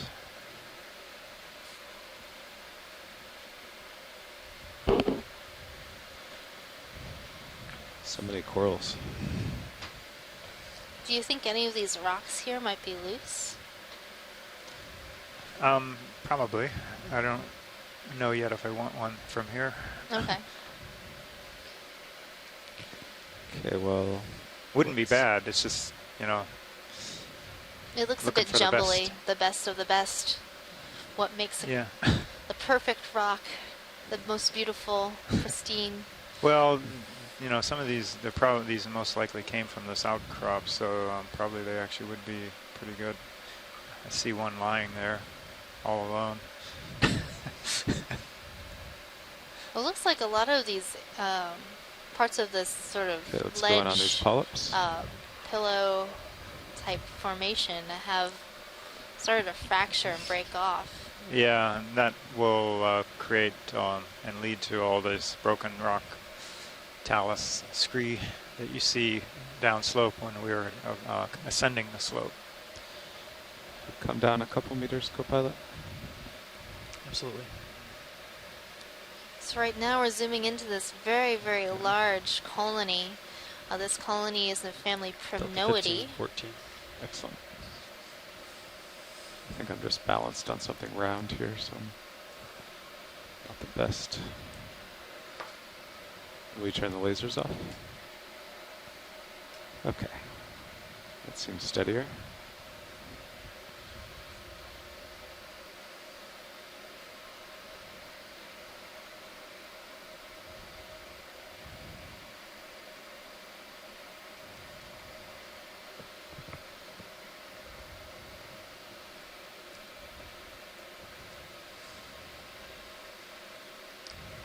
So a likely identification for this coral might be Paracalyptrophora. Okay, whenever you're clear, video.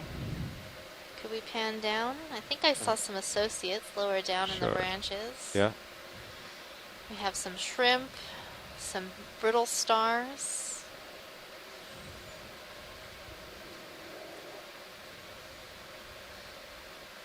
So large colonies like this are often homes to other invertebrates. Just off to my starboard, so I can turn to keep you in view. Sure, you can turn They a few make degrees. good habitat, places to hide. Gets you up out of the off the bottom and into the water column just a bit. Can we do lasers back on? There you go.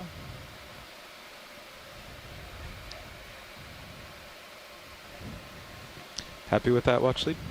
Yes, thank you, pilot. Alright, I'll get back centered with you. So, based on your sonar, yeah. So that's about 45 to starboard for you, or more like due west? Yeah, maybe south of us. See if that agrees with me, with mine. Co-pilot should be settling out by now. Copy that.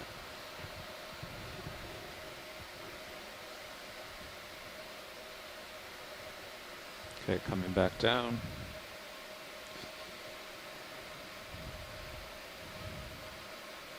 Turning port with you. Okay. Yeah, I guess turn to get the local high there. 10-4. We want, yeah, we want to eventually be heading kind of southwest.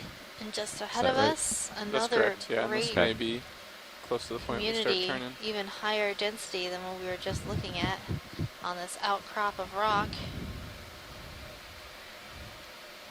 You'll notice that in between these high areas, there are still corals, Bearing from here to but waypoint the 3 density is lower. approximately 305 degrees. Oh, really? Oh, I see, yeah.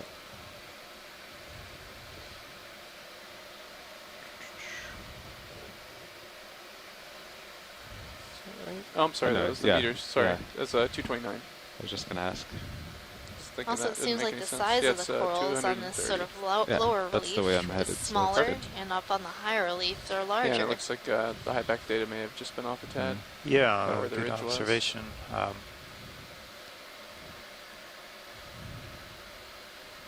Tether's definitely going pretty far to port.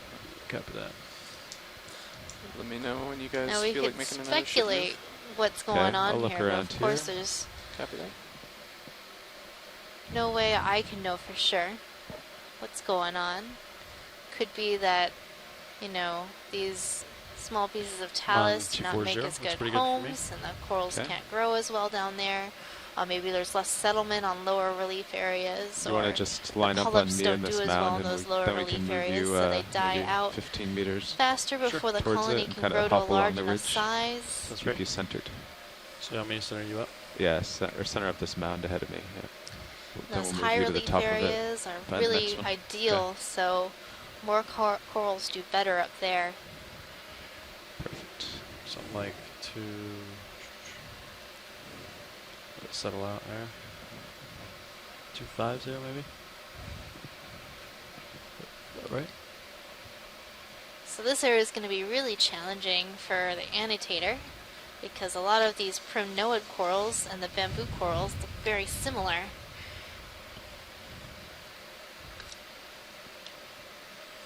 Zoom on this crab. About 255. 15 meters and a half is what we're thinking. 15-meter move. Yeah. If you're ready for it, pilot. Okay. Let's wait a minute. Here's I'm in another a good spot. Paralomus crab. Sounds good. Is this the same one we saw before? Yes, it is the Okay. same kind of crab. Can go wide. Video, we can go wide. Yep. Yeah. Just much paler. Oh yeah. Maybe it's because I'm farther.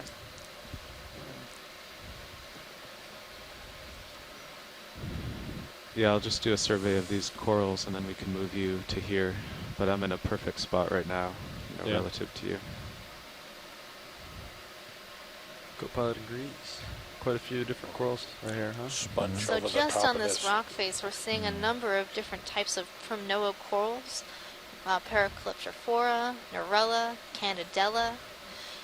And then there's the pink corals, those hemicorallium corals.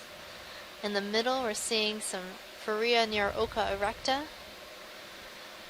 On the left side, that vase-shaped coral that we saw earlier in the dive, called Atlanticella. There's likely some bamboo corals mixed in here as well.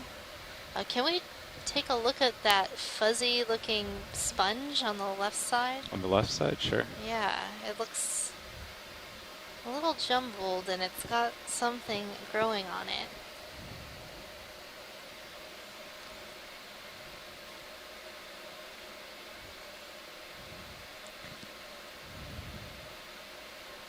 Let's see, there's some giant corals off to my port side here. Yeah, those large corals are likely Paracalyptrophora. They often have a number of associated organisms like brittle stars and shrimps, other small invertebrates.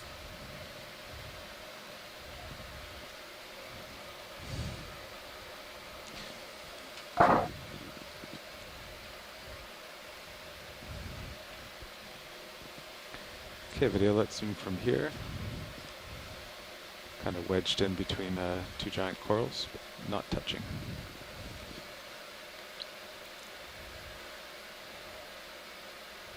So this coral was not what I thought it was. This is likely a coral in the family Eurydidae, and on it looks to be a black coral, I think, or hydrozoan. I can't tell from here. Oh, we have more zoom. Oh, Wonderful. yeah. There's also a squat lobster, a Munidopsis. The center of this coral looks to have collected some sediment, so it's dead, but Yep, near the that's what we want. edges of the coral, this is black coral. So we collected this coral growing on a different sponge during a different dive this expedition. Okay, I'll try to work We up believe to the this squat coral lobster. to be a type of If Antipathes, I can find it. so a black coral in the genus There it is. Antipathes. And this sponge it's growing on is likely in the family Eurydidae. So if we were to sample something like this, it would be a crunchy sponge versus a soft sponge. And that's just because of the way the spicules, those skeletal pieces, have fused together inside the sponge skeleton. So these ones are very close together, Okay, did we giving get the that whole thing with sponge lasers a yet? crunchy feel versus I a guess we soft, probably did it at the beginning, but let's do it once more. spongy feel. Squishy feel. Yeah, squishy feel.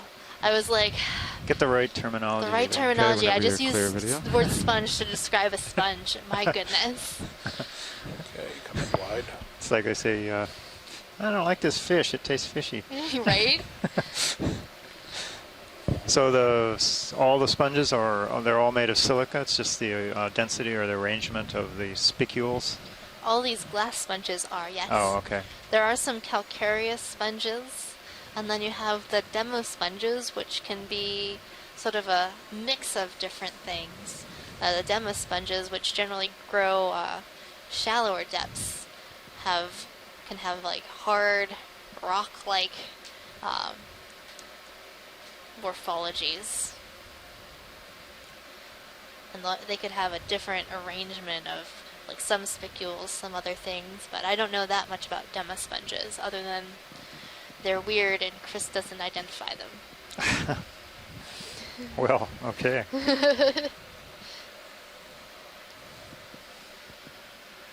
Are you ready for that move?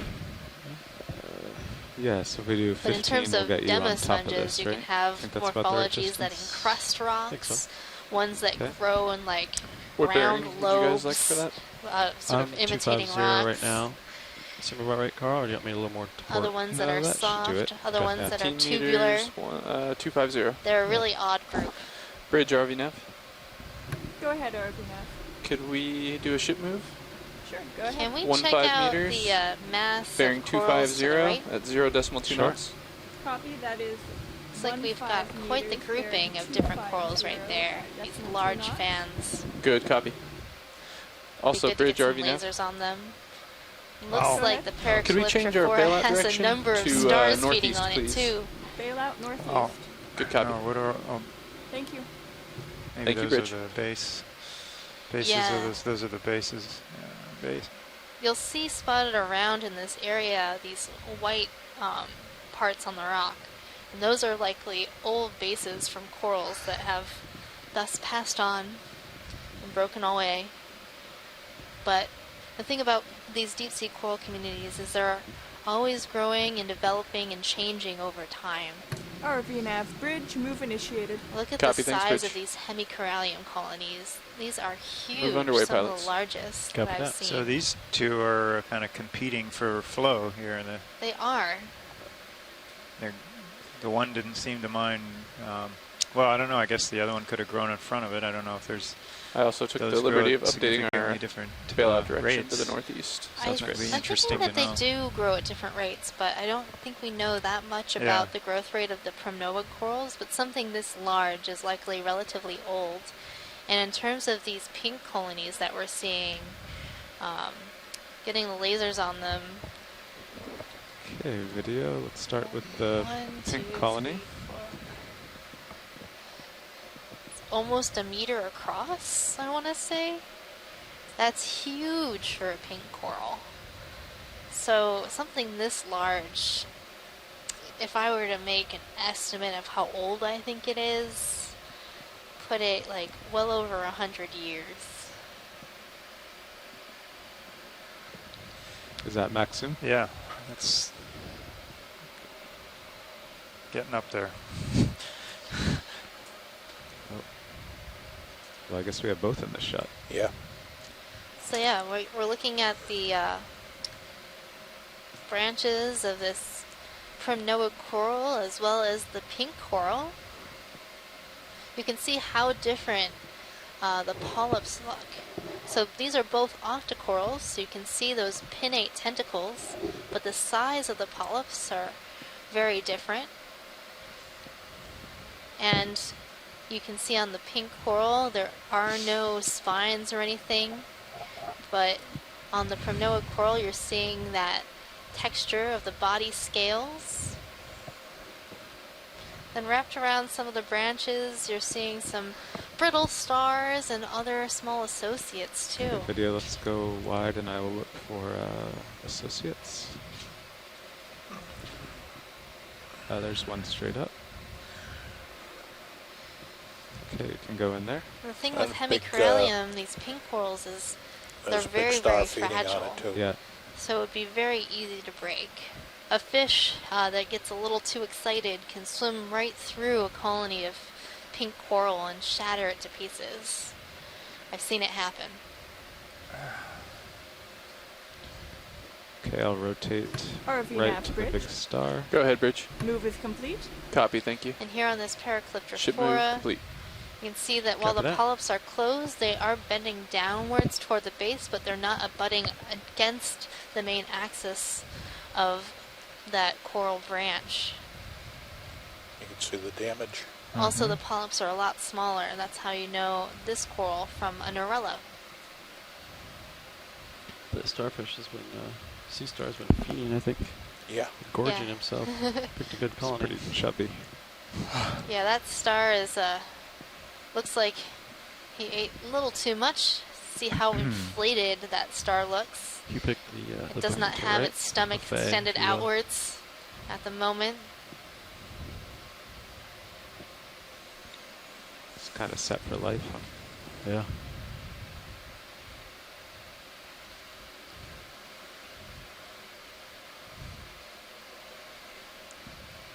I don't suppose we know how often they feed, do we? I don't know if we know Because that. there seems like there's plenty of food all the Is that time. Max So Zoom video? it'd be interesting to know if they feel the need to gorge themselves Well, for a some lot reason. of, yeah, a lot of animals in the deep sea do that. When they do come upon food, they will overeat because you never know when you're going to get your next meal in the deep sea. But in a community like this, I don't think you'd have to worry about it. So his stomach's in. He just crawled up and he's going to start eating soon. Maybe, Right. perhaps. It could be that these stars will continuously eat until they have completely consumed a colony and then they'll move on. And moving colony to colony can take some time. I'm not sure how they find a coral colony to feed on. I think you're pushing down pretty hard, as I can see Yeah. your tail is. Yeah. Just letting you know. I saw myself go from 50 to 60. Okay. If you're happy with this video, watch anything else on these two corals? I think that's good as long as we can get some nice sizes for them. Yeah. But look at the damage he's done over there. Yeah. The whole right side of the plant, of the animal.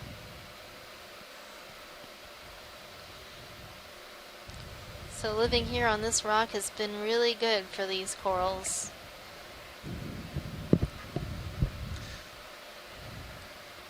Okay, coming up. Yeah, and that tells us something about the geology that Yeah, it's it been was slowly stable for increasing. as long as these corals have been living, and then I was probably gonna some stop, time but before. It was so steady, I just kept So going. even though this looks like an I was just letting you isolated know. boulder No, that thanks. Yeah. probably I'm not broke quite sure off why it from worked out. above, it's come to rest here, and it's been stable for a long time. Want me to turn to line up with sonar returns a little bit to port? Sure. Okay.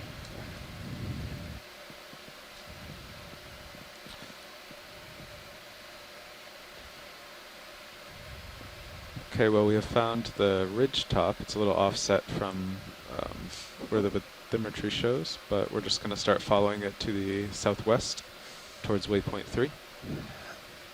Sounds good. Oh, let's check out this Okay. sponge before we go. That's sort of interesting. Looks like a crazy hat.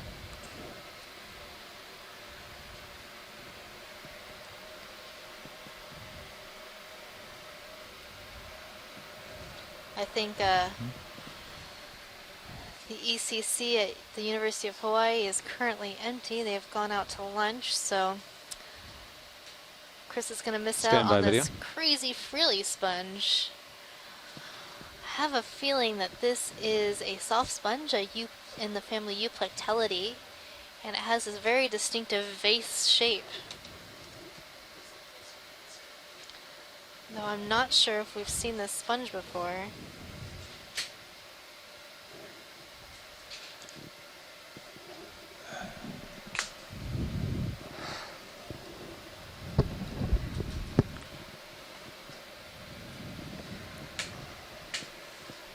It looks like these little holes in the sides are open.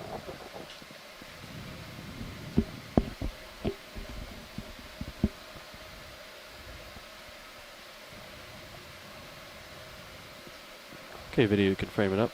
So I float here for a second. Watch, Lee, did you need a closer look at any particular part of this, or Yeah, I wanted to see the top, Top. see what's going on up there. video, you can come in partial as I come up. It has a very loose framework.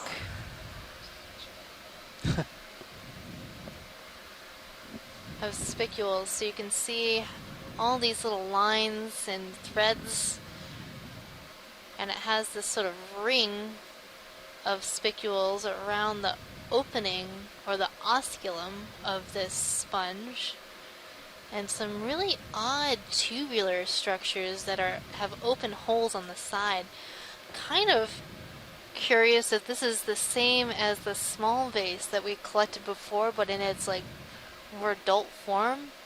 Had a very interesting texture, felt like Velcro almost, with all these long spicules curving up and outwards from the sponge. But this one looks very mature and it has a number of associates, but it looks a little bit odd. It's sort of leafy and hat-like, and the other one was a perfect vase, tubular and rounded. Too bad I can't call Chris and be like, look at this sponge right now, you have to see it. So weird.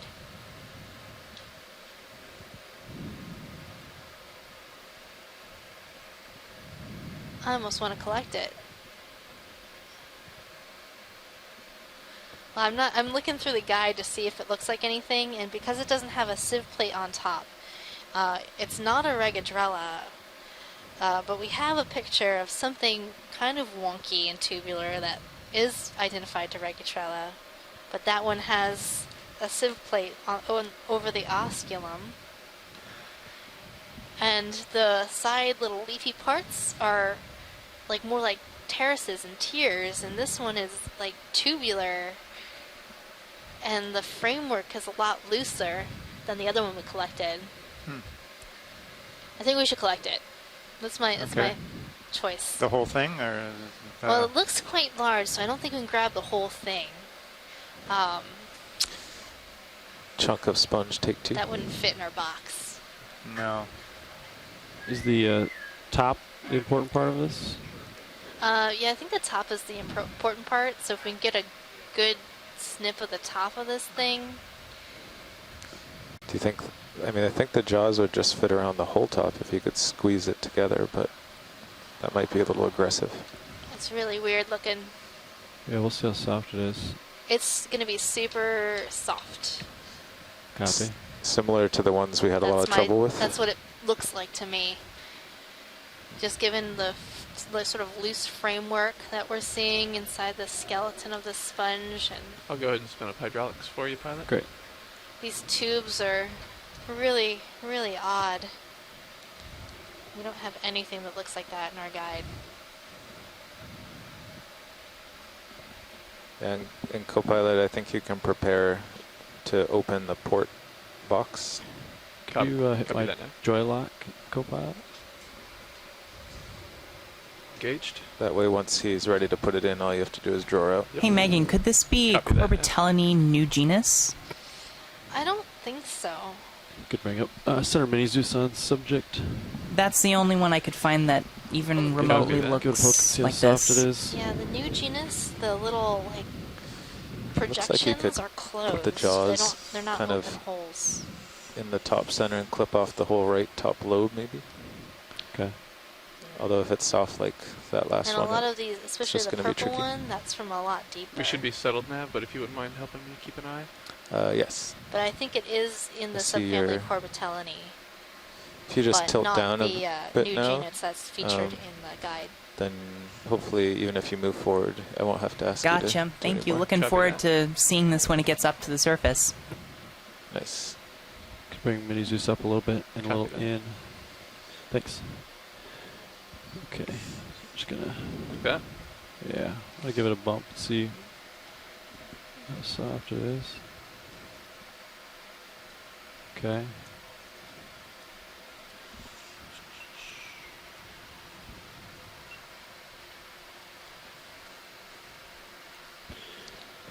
Probably thinking do a cut or a grab.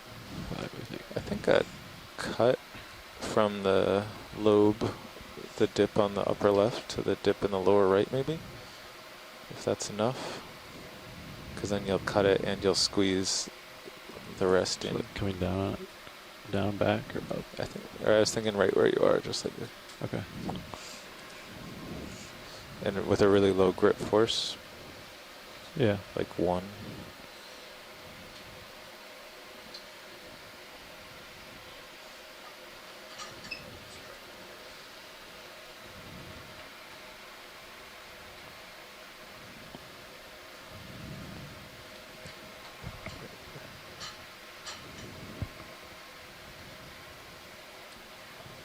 And yeah, just before you do it, check with her that it's a good amount, what she wants.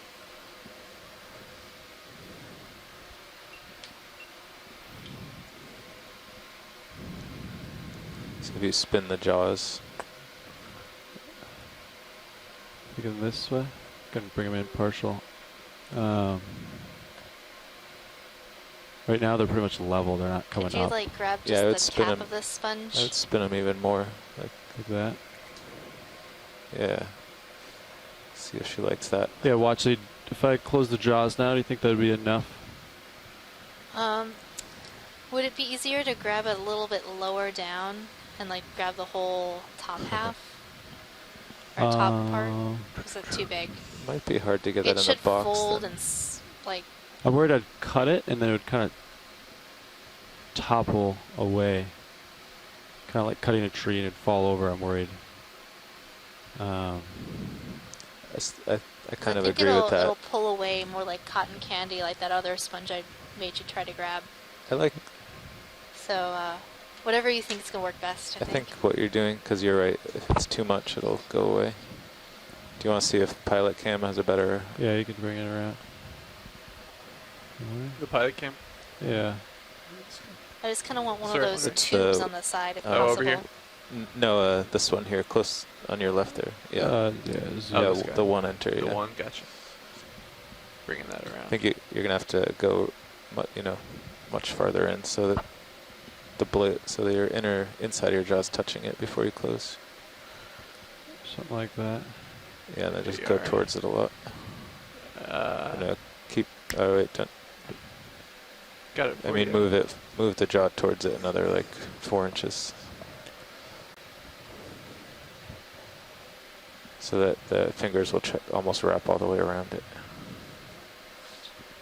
Okay. Yeah. Like that? Yeah. Now do a complete close, you think, or like a partial? Let's see here how it does.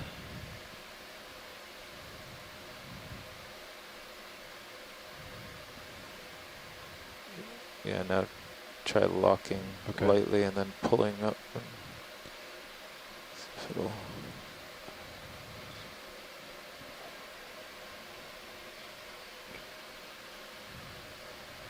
Look at that whole lobe. Okay, I'm indexed. Do you see the jaws moving? Zoom in partial on mini Zeus. You're a grip lock too? I'm in grip lock, so nice. if the jaws are moving.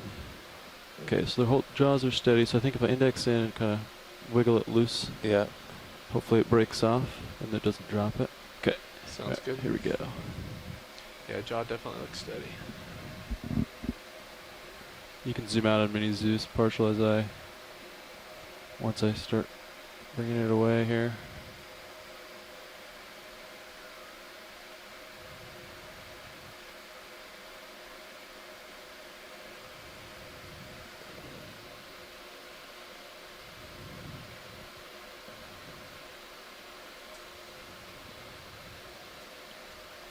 It's tougher than the last one, I would say. Yeah. Oh, it seems a lot tougher than the last one. Yeah. This. I think he was approaching it like it would be as good to know. soft, but nicely done. Okay, if I go port. Port bio boxes prepped for you. Let me know if I can move the camera for you. just nice and gentle, move it up and over that box.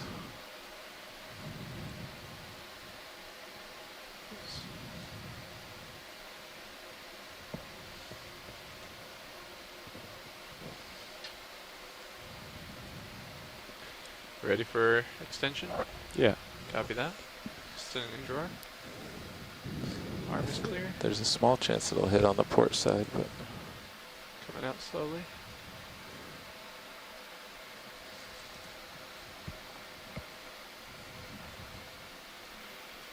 That's good. Copy. It's gonna hit that rock. Oh. Okay. Oh, you're good. Stable. Let's see if it's a floater. If it's a floater. Get it as deep Yeah, as you I think can. this is going to be a floaty one, so... Be ready to close that box, co-pilot. Copy that. Alright.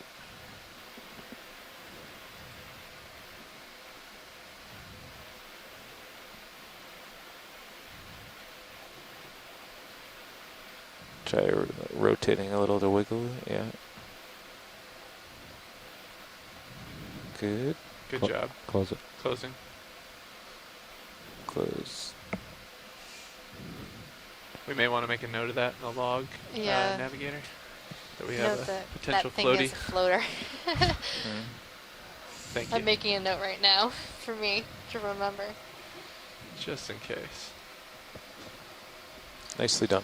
So that was Good sample collected pilot. at 2313 from a depth of 1,936 meters. Switching back to the main HD on Sirius.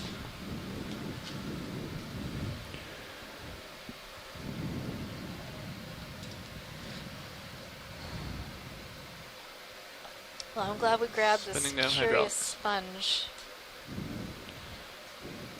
All right.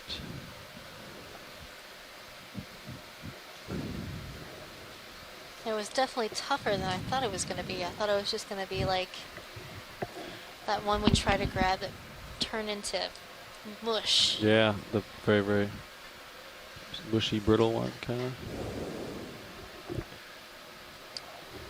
There's some beautiful bathopathies by a dead sponge Tether's stalk. good. Deltas are good. We should be completely settled here. Video, we full wide. Yes. Great. Just really close. Yep. Copy.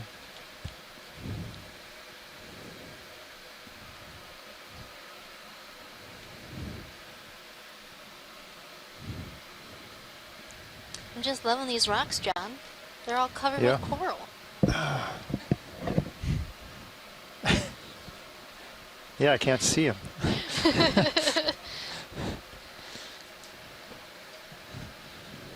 All right. So let's see where we want to go next. So I think we have two Based on different the corals sonar, right here. Pointing roughly in the right direction, maybe a 230. Yeah. Why don't you turn a little to port? To So the coral that's actually, that currently looks pretty good where vibrating you in are. the current 225 possibly. looks like Yeah. a Paracalyptrophora. What do you think about? Whereas the one- other white if coral there's that nothing to is not zoom on our vibrating, sample right here, we just to the do maybe left, 20 looks meters. like Get you right Narella. over this nubbin. I like that. Look. If pilot's look on. okay. Yeah. You can see how both of these corals have very wide bases to help secure them to the rock. That way, when a strong current does occur, they don't float away and become Was it detached from 225 their or 230? base. Should be 225. I think Sirius Okay. is just wandering a little bit. Yeah.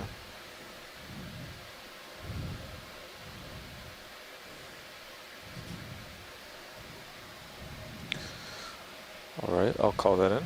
Copy. Thanks, Nav. Bridge nav. Pilot, can we zoom that yellow colony? Go ahead, Nav. That's right We have near a the ship lasers. move 20 Absolutely. meters, bearing 225 degrees at 0.2 knots. Copy. That is 20 meters, bearing 225 at decimal 2 knots. Good copy, Bridge. Okay, video, you can zoom from here. We'll see if I need to get closer or not. Trying to. Yeah, I'm not sure if this is the same as what we've been seeing or something different. Yeah, it looks the same. It looks like a Canthogorgia, this yellow colony. Just trying to keep my eyes out for any plexaurid corals. Okay, video, I think. ROV nav Matsumoto bridge, move studies initiated. plexaurids. Copy that, Bridge. We've collected some Tina samples. It'd be Sirius good to main get some HD Masako is samples. 35 degrees on you, pilot. Copy. But I have a You've got feeling tether. that later in the week, Won't go too much further. when we're in Copy. shallower depths, we'll be able to find a lot more plexaurid corals. It's a little bit deep here for those. But right now in view, we're seeing a lot of primnoid corals, these white coral fans, hemicorallium, these pink coral fans, and also bamboo coral.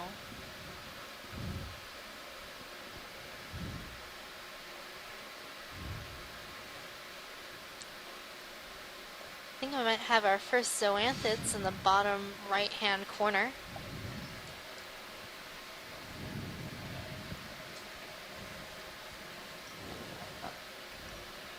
So parazoanthids are corals that grow on top of other corals. Will you come So in? we'll get a nice zoom of this to see if that is in fact what this is. I think we're looking at this one right here. It looks like it. So parazoanthids, you can see the tissue is overgrown this primniwood coral colony skeleton. They've basically taken over the skeleton for their own. These parazoanthids do not make their own skeleton, so they have to use another coral or another sort of base to grow on. So parazoanthids grow on other corals. There are other types of zoanthids that grow on other things like rock and sponges. And then there is one type of parazoanthic coral called gull coral that we have in shallower waters that overgrow bamboo corals and then create their own skeleton after they've overgrown a bamboo coral. But the other coral has to be there for settlement.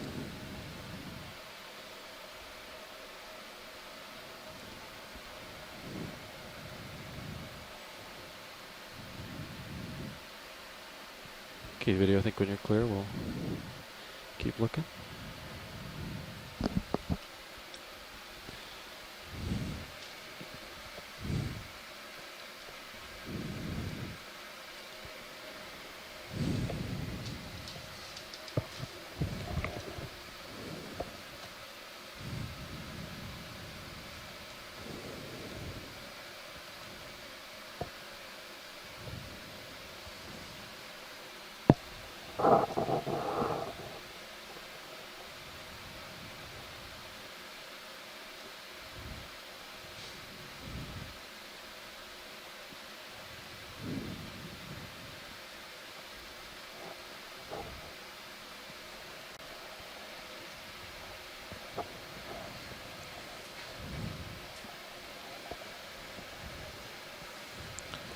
Current isn't really So if pulling you're the just tether as tuning far in, over now. this is Megan Putz, your biology Yeah, I was lead. noticing that. And John Smith, your geology lead at Is there the anything University we of should do Hawaii. We're both other at than the keep an University eye of on it at the Hawaii. moment? We are coming to you live from the Okeanos Explorer, I still feel a America's little ship bit, for but not- yeah, ocean not as much. exploration. It's also, you're also not We are as on currently sharper diving on ridges right when Rapinoe we came to the Ridge top. in the Musician Seamounts. Yeah. The Musician Seamounts is a seamount chain located north-northwest of the main Hawaiian Islands. We are currently exploring for Nav the off first bottom was time 315 local, these correct? seamounts. ROV nav bridge. Go ahead, Bridge. Move is complete. Yeah, we've been out Copy for that. over 2 weeks, and we have another week to go. We are diving on many features, about 20, 22, 23 different features, different seamounts or ridges, and a couple archaeological sites at the end of the cruise. But so we're doing one dive on each of these seamounts, and first time that any camera system, to our knowledge, has been down on these seamounts. So you're seeing live with just a slight delay, first time, what we're seeing. It's really exciting work, and we're happy to have you with us exploring this area.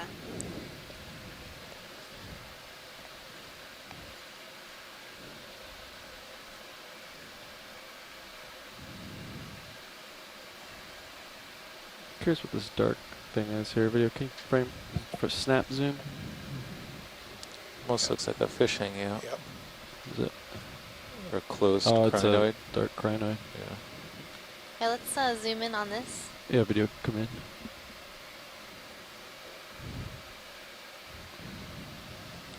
So here we're seeing a crinoid, a purple crinoid, has very long arms. At the ends of those arms are bare pinnules, or it's bare of pinnules, so it has these long filaments at the ends of its arms.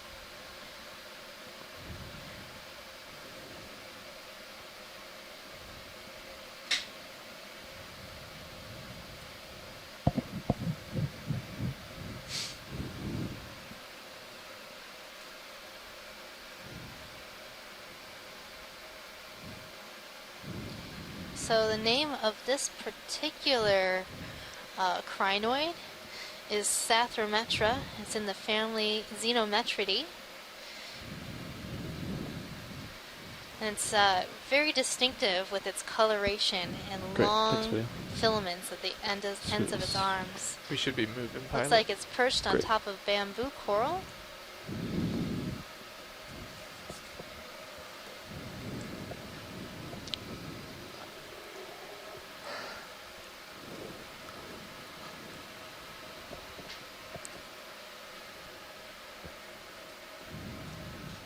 Gonna hop over these corals here. Some ROV hurdles.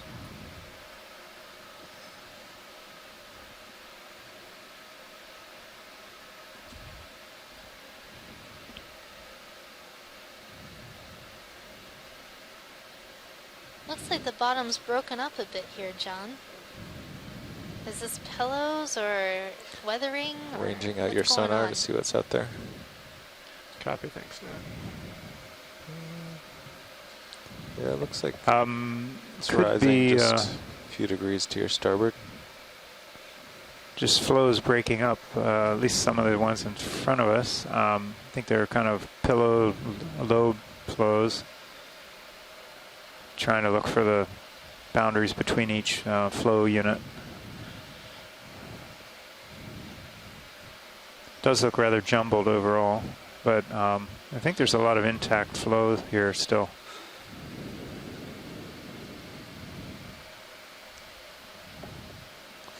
So the ship ended 4 minutes ago. I can start getting ready for the next move. Copy that. There's only 20 meters. Now that we're not on such a knife ridge, are you guys comfortable with 30 meters again? Yes. Yes, Yeah. sir. Okay, and this heading seems good? Yeah, I think Yeah. 225 will work again, or Okay. 230. Let's see. Currently I'm at 230. I think we're seeing a different And that sea seems to be star. relatively This centered orange with sea the star.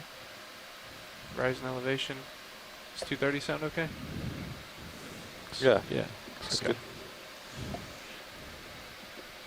Okay, video. We'll try to do the sea star floating just to not disturb other corals here. Looks like he took some corals This down. sea star has pinned a bamboo coral to the rock and is eating it. So this is another one of those predatory sea stars on corals.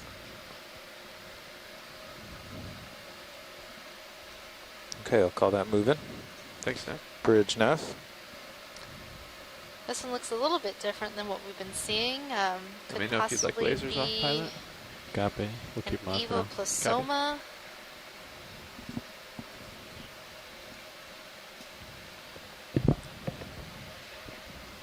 Perhaps Circeaster Bridge, this is Nav. Aronde. I have a hard time telling those two Go ahead, apart. Nav. Yeah, we'd like a ship move, please. 30 meters, bearing 230 degrees at 0.2 knots.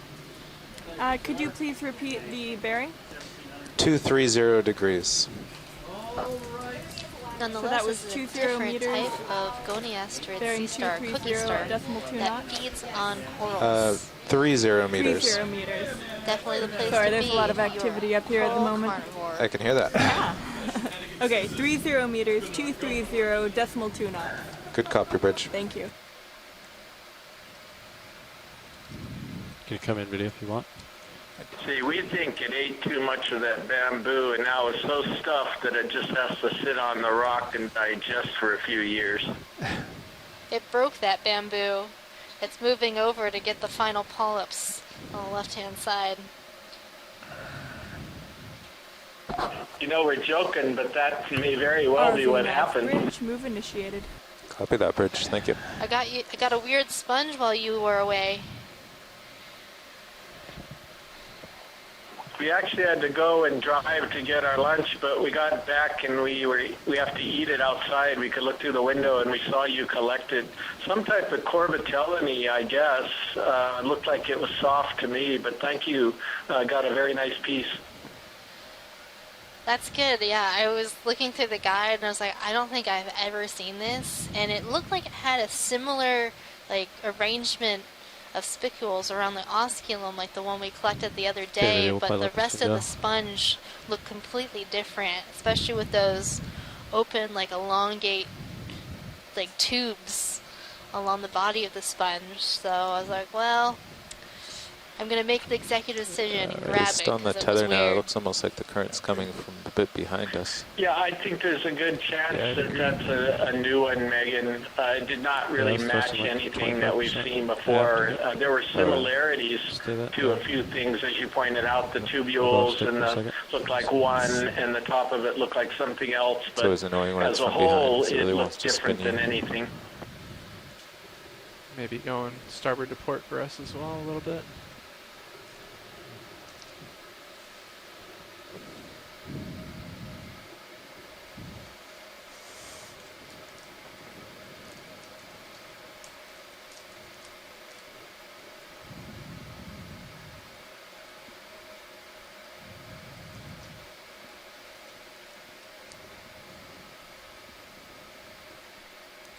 Well, we had a 20-meter move, and then probably just before that ended, we called in a 30.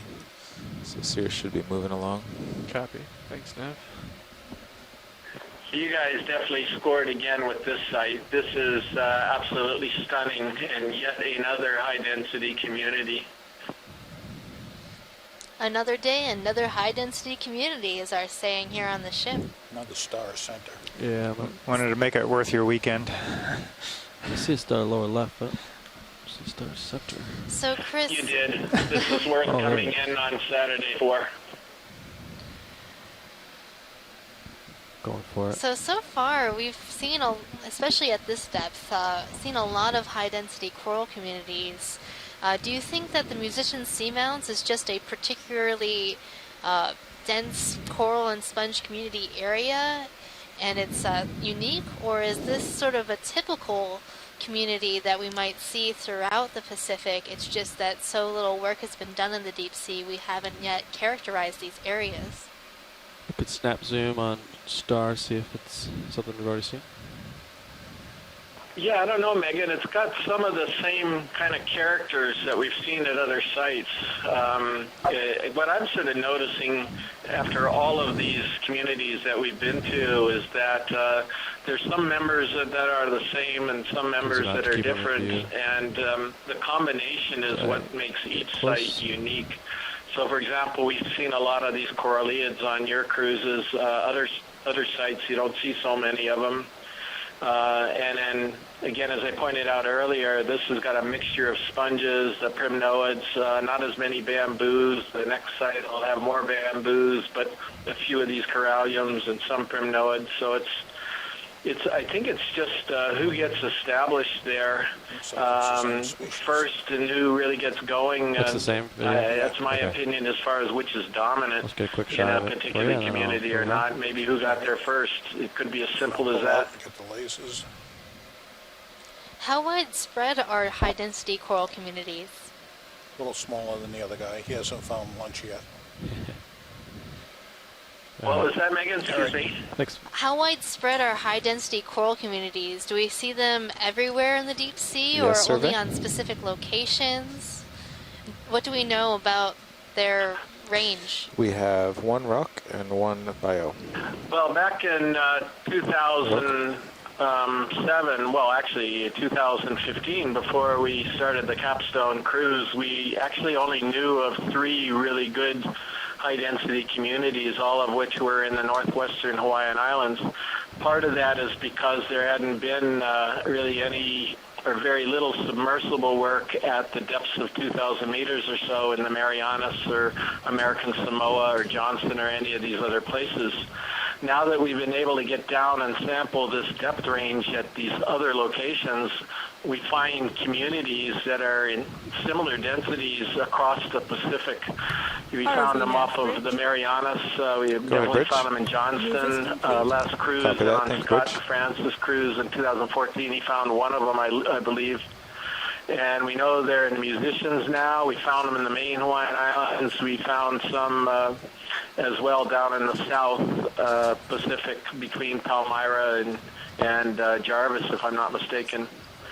So we know they're all around. Again, we don't know if there's some controls as to which type of So if species are the ship in lost which TP now, what community. would we do? But we think the conditions are probably the same that's attracting this type of density, high current flow, consolidated substrate where they can get established and survive for a long time, a lot of food, things like that. That's my best guess. 50 meters Can we look at that sponge? Well, actually, did I hear you say you wanted to see a sponge? Yeah, it was just below us. Yeah, absolutely. And what would we do with the vehicles? Wouldn't we want to bring them off the bottom? You'd haul in. I try to zero the turns, which means D2 stays where it's at, zeros turns, port. If you have time to zero turns. Very good. Well, I think she would turn to Come in, port yeah. eventually anyway. Yeah. So this sponge right here, this is not Atlanticella. This is actually a brittle hard sponge, probably in the family Eurydidae. I wonder if we could get a little close-up would zero of themselves, it before we head off to definitely other want to do things. it purposely Yeah, in the right I direction. already told us to back up so we Levi could was look at it correct. because I was video, like, come in. that's different.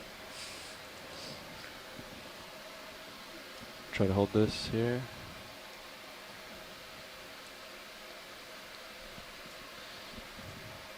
Yeah, this is definitely a hard sponge, so it's not Atlanticella, and right now, best guess is it's Eurydiid. Eurydiids are in a group of sponges where they actually tend to glue their individual microscopic parts, the spicules, together to form a rigid frame. The framework is called a dictyonal framework, and it provides a lot of rigid support for sponges that seem to need that. The thing is, when you try to collect these sponges, of course, they're quite brittle too. So even though they're hard, they can be very thin and brittle as well, which makes them difficult. But it also makes them very distinctive. The Eurydiids have a lot of these sort of thin, hard members that can be leafy and vase-shaped and things like this. So thank you very much. That's beautiful. Okay, yeah. Go ahead and zoom in. Get a good look at the texture. I can try to come port so we can see the small white dots I noticed. Not sure if those Yeah, so these are all kind of a woven meshwork of spicules. They're parts, and then between them, they've added more silica that essentially glue them all together. So instead of them being loose and sort of spongy like a kitchen sponge, they're all very, very durable. Watchley, did you need a closer look at anything on this sponge, or? Yeah, that's good, Pilot. That's good? Okay, video when you're clear, we'll move on. Okay. There's also a number of associates in this sponge. Some gastropods, some snails, amphipods, small crustaceans. I think I'm seeing a brittle star probably attached to the back, maybe? Any idea of what genus this might be in, Chris? Try to get a full specimen for you video. No. The Conolasma has got a lot of very leafy members, but it doesn't, the Conolasma that I'm familiar with don't have these oscula, these holes going right through their leaves. Just hold this for a second. So I don't think it's that. I don't think it's Lefroyella either. So honestly, I really don't know. It's a mystery. All right. All right, thank you, Pilot. Yeah. Next video. Well, in any case, it's a beautiful sponge. And next to it, and behind it, were some really nice pink corals.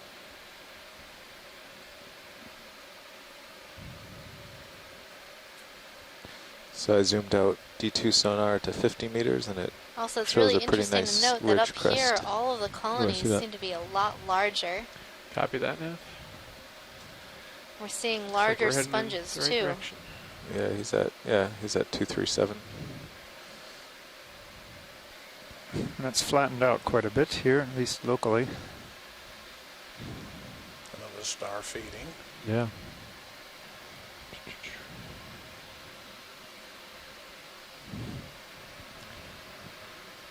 Nav, how long ago did the ship move in?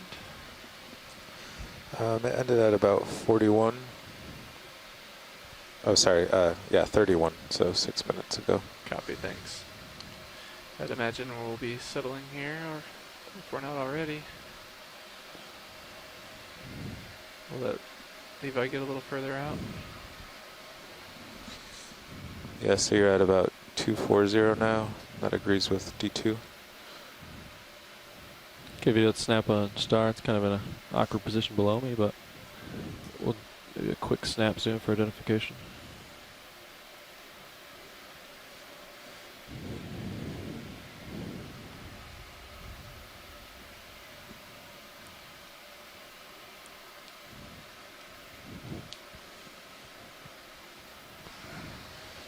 So we're seeing another Hippasteria goniastrid cookie star here, feeding on a primnoid coral, likely in the genus Narella. Must be on the menu today. Delicious. All right. I think this is the theme for the day. We've seen a lot of stars, but that makes All sense right, given the density sorry, of I wasn't corals. very still shot. All right. They seem to be doing great over here. A little to my starboard, looks like 137 is the bearing of this A ridge. really nice place to live. And yet another one. Be like So you know they have prime ribs, so maybe this is prime noid on the menu. oh my goodness, that was good. It's a knee slapper there.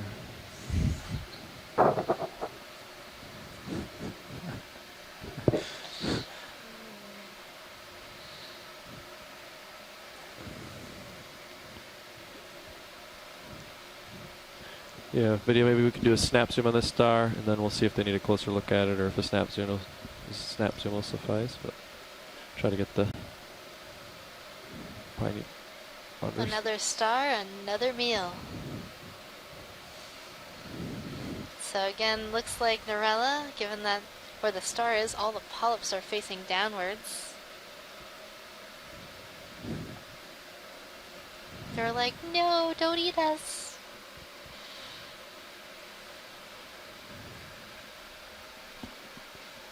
This is a different view. And also on this coral, we're seeing some brittle stars, and I think I spotted a shrimp.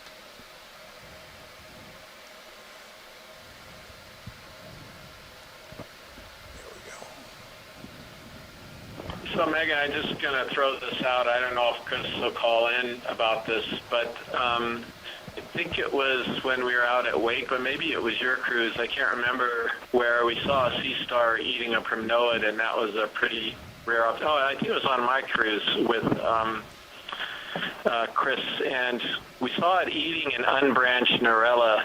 But the thing is, it did not remove the calyces. It just dissolved the tissue from the actual calyces on the branches, so it was very difficult to see if it was even feeding on it.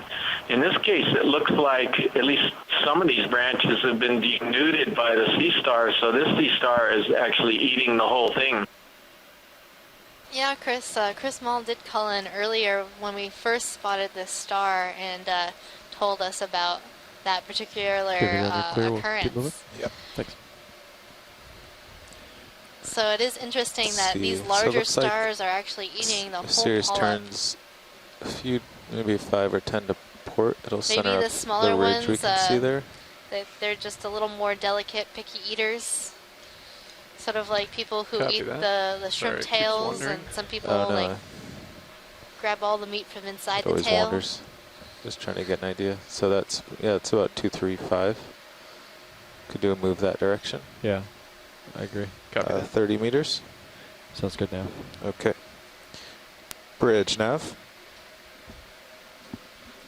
Go ahead now. Could I have a ship move 30 meters, bearing 235 degrees at 0.2 knots? Copy, that is 30 meters, bearing 235 at decimal 2 knots. Looks like we're getting into some Good copy, angular Bridge. talus again. 42. Yeah, like less flows right now. Yeah, more talus.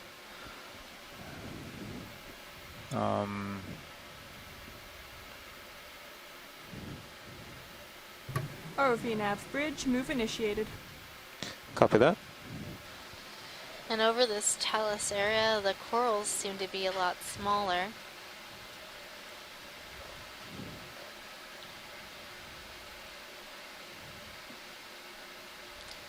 Also in the background, I'm seeing an Iridogorgia coral. That's that spiraling colony that you see back there.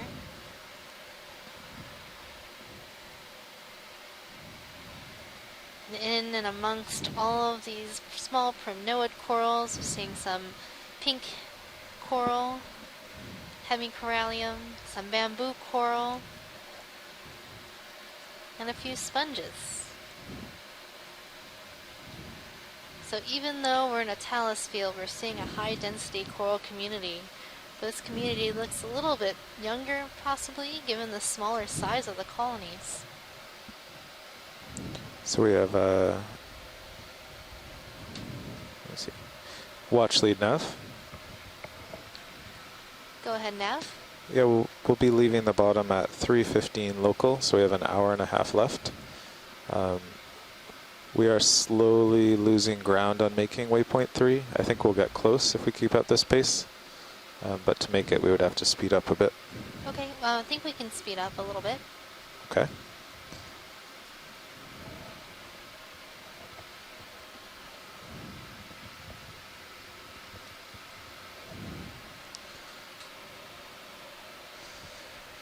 Okay, pilot and co-pilot. Inside this talus field are some larger as usual, as I've been boulders. checking, we You can see that the larger think John colonies calculated are we on had to these go boulders. 0.06, and then I calculated we had to go Boulders might be 0.07, harder to now it's move, 0.08. and so they've been here longer. So we're What do slowly you think, losing John? ground. Looking at the sonars and the bathymetry and high pack, it should just Hard keep to say. getting flatter and flatter. It's good. They would have more momentum once they get going. But How far you through know, our I guess you crankshaft can, move are we? by looking at the corals, Well, we're doing good on that because we are currently in the they middle of a have 30 probably meter been move. here longer than the. Yeah, we're 13 in. Copy that. 13 meters in.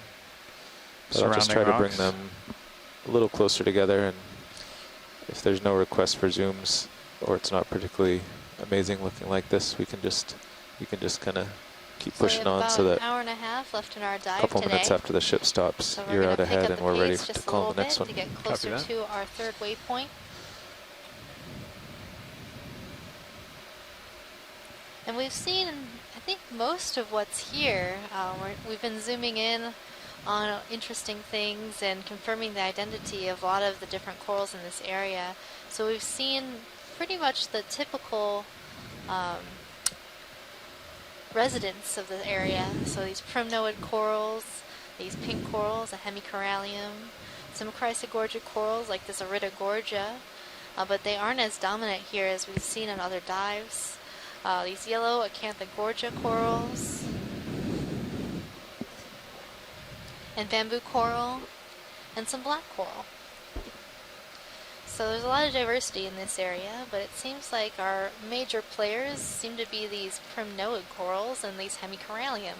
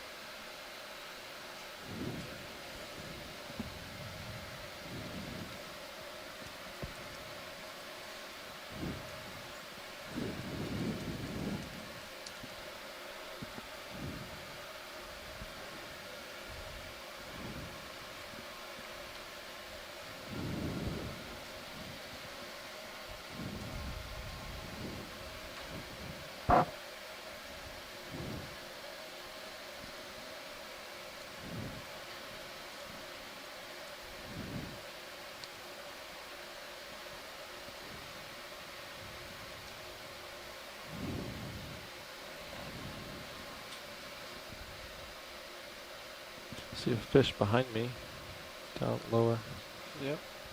Maybe we'll get bold and come out in front of me. I don't. He's kind of below me too. Yeah. Just checking you out. ROV nav bridge. Go ahead, Bridge. Move is complete.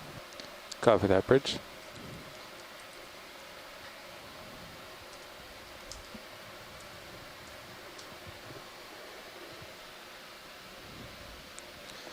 All right, the ship has stopped. Copy.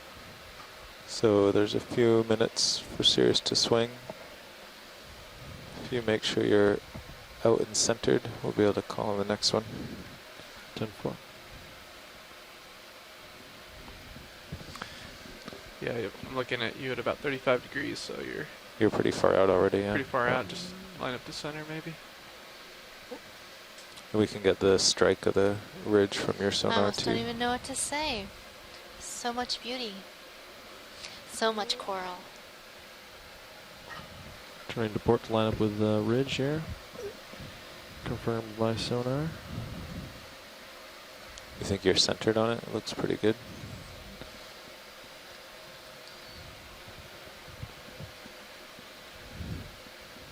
There's definitely a drop off over the Certainly port have where your you were. choice of what to look at. Yep. So for There we those go. of you who aren't familiar with the Okeanos mission, Look at that we guy. are currently My sonar's pretty lined up with it. in Would you agree? the final Five expedition of our 3-year campaign to Yeah, address two- Pacific Monument Science, Yeah. Technology, and Ocean Needs, or CAPSTONE program, which is a, 2, 4, 5. a foundational science initiative to collect deep sounds water good. baseline information to support science and management decisions I in guess and the around Sirius- U.S. marine protected Looks areas like Sirius right and in ahead the looks good. central Yeah. and western Yeah. Pacific. But it might So start. our expeditions throughout the past 3 to years the have right. surveyed to the a right. number of Maybe areas for the across next the move. Pacific, Yeah. and Yeah. Two, three, we're zero, ending fine. here Yeah. in the musician seamounts. I'll stay in the center of you. So it's really great to be seeing these wonderful high-density coral communities here, which will definitely help in the future with making management decisions and understanding more about our deep-sea ecosystems. High-density deep-sea coral and sponge communities You ready for that move?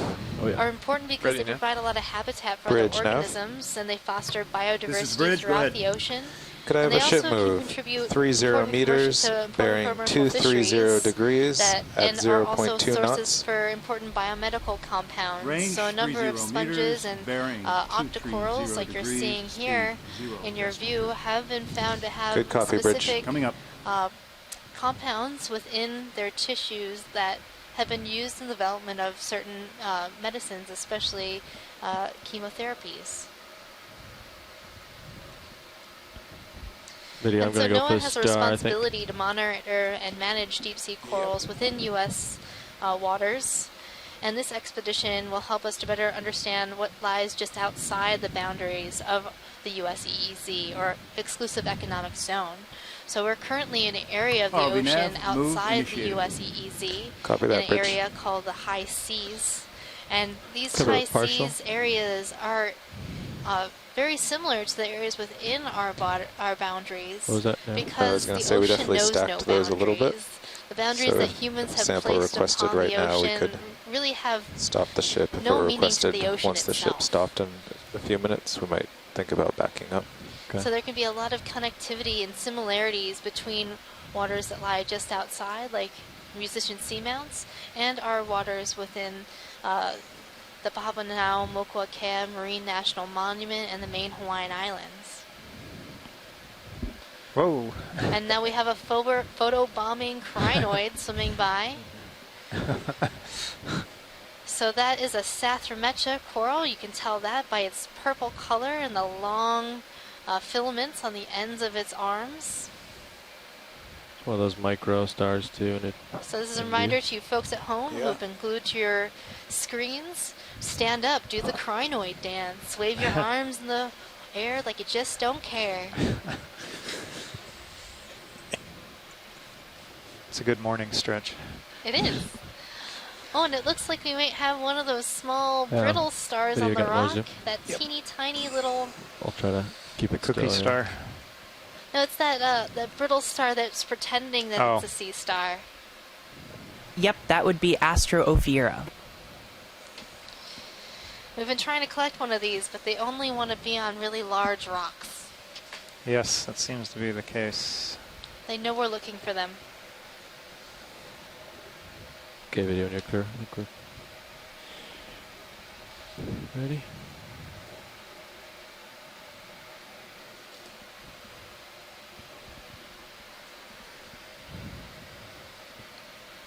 Pilot's clear when video's clear. And of course, our our star of the day, our Hepastria, nomming on some coral right there. I think I'm just going to start ignoring him. Nom nom nom. I was trying to figure out whether that was a single sea star, whether we were engaged in voyeurism there. My goodness. Interesting looking sponge coming up. Dark center. That's neat. Dead center, we have the vortex sponge. It's sucking us in.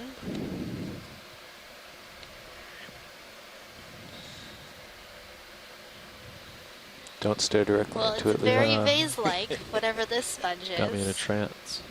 It looks like it has... Yeah, yeah, we could get at least a snap zoom of this thing. That would be great.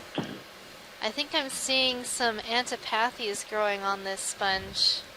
Looks like it might have toppled over at some point. You can snap in. Kind of looks like that cowboy sponge that we sampled a few days ago. Looks like it picked a small rock and tipped over. Or is it more like a wizard hat sponge? I don't know which one you want to call it. I think it looks more like a wizard hat. This looks like a wizard hat. The other one looked like a cowboy hat. Okay. Well, in any case, a really interesting upside-down hat sponge. So this place just has a cornucopia of sponges, doesn't it? Oh my. Yes, it does look like a cornucopia. Happy Thanksgiving. We had Thanksgiving dinner not too long ago. I would agree.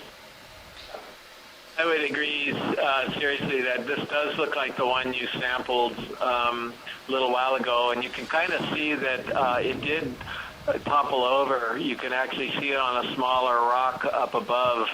So it just outgrew its rock and then fell over, but he seems to be doing okay in his new position.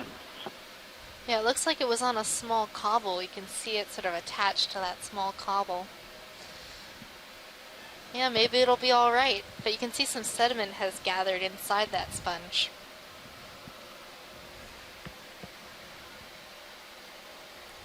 Well, it seems like those harder sponges tend to keep their shape after death, so maybe even if the bottom of the sponge dies, it can continue to live a bit longer.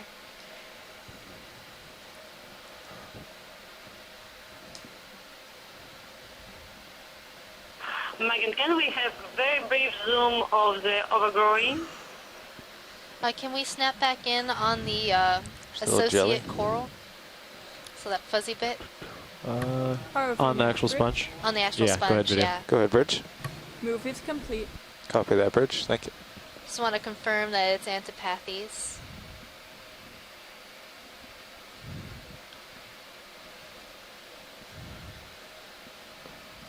Thanks a lot, confirm it. Yeah, that was really great. Thank you, pilot. Great. All right, video. Very clear.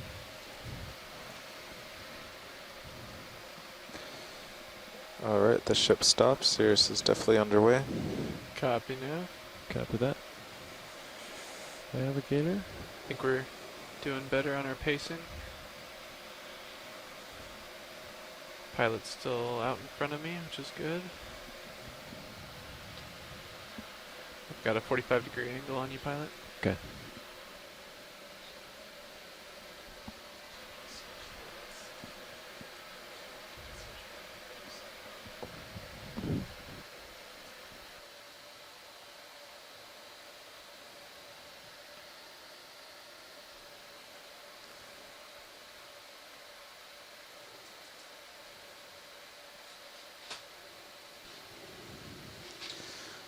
Okay, Sirius is moving along. D2 is nicely out in front. We're making a good pace for waypoint 3.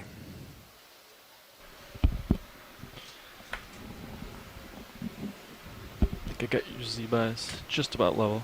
So if you, yeah, copy that. I would like zoom around a little bit just to get a feel. Calibrate. Yeah, take a look around, find a new coral. I think we've seen a lot of things. So.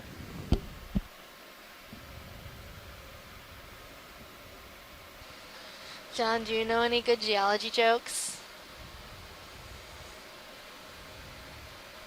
Geology yeah, rocks. but none good enough to crack you up. Oh my goodness, it's too much. I beg to Maybe not. differ.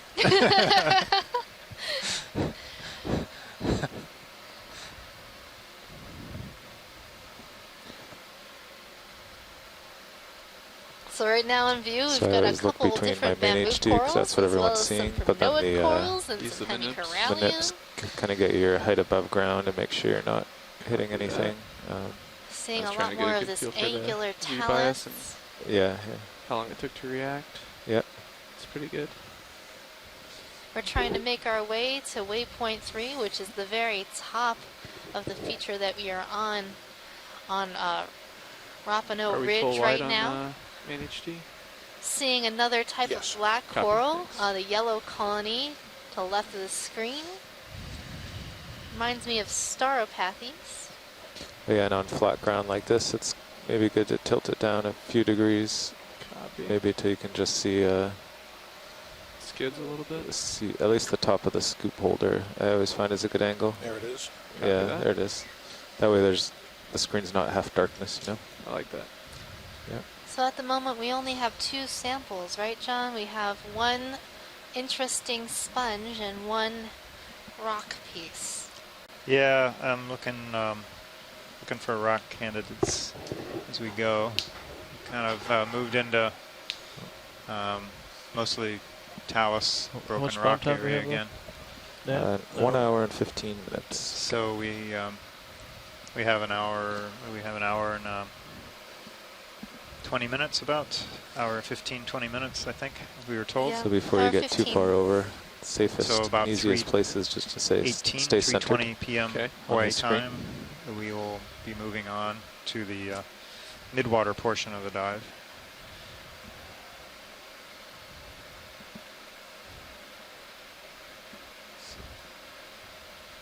Yeah, it's good. Just lateral The midwater to can port. be quite Copy an that. interesting place. Get centered up there. We've done 2 whole days of just midwater work, seen Then so yeah, many I would, different don't types go forward of anymore, and then once you're ctenophores, centered, we can probably do siphonophores, another and ship other move. midwater animals.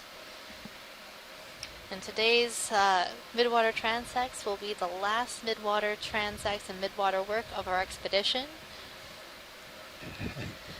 But we have some other exciting Yeah, I got you things at coming 43, up. so you're in great We position. have 2 Copy, thanks days for at that. shallower depths in what we would consider bottom Stick your line fish right range. up on the ridge at 2-2. And then we have sunrise. 2 days What's the of direction? cultural 226, heritage dives, 225 exploring some is what of his sonar reading, some I think. shipwrights That's where you're or heading to. Yeah, also we could do a looking 225. for different Sounds good. wrecks. Right. So those should be really interesting. Is that a jelly floating? Oh yeah, going upper right. Got a little jelly midwater. Copy that. Knew that I Yeah, was try talking to about midwater float up work and and was like, find it. oh, you know what's a midwater animal? I am. I'm gonna bring my camera Yeah. up just a tad. Yeah. Don't know what that is. Yeah, it's good to be down looking up because then there's a dark background usually. Copy that. Go ahead, video. Partial zoom.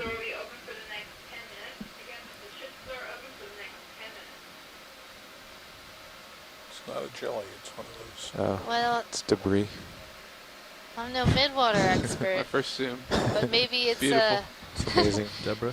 You can come out and Some fuzz. so yeah, maybe a piece of a siphonophore. see if we can find you something more interesting. Who knows?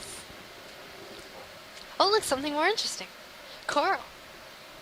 Well, that was our advertisement for the midwater work. Okay, I'll get that move in. You're Copy, thanks. right out in front there, so you can look around here and Well, zoom. the midwater maybe animals zoom on have something. different set of adaptations I'll get than the some ship of going. these Copy, thanks. benthic animals or animals that Bridge live on nav. the bottom of the ocean.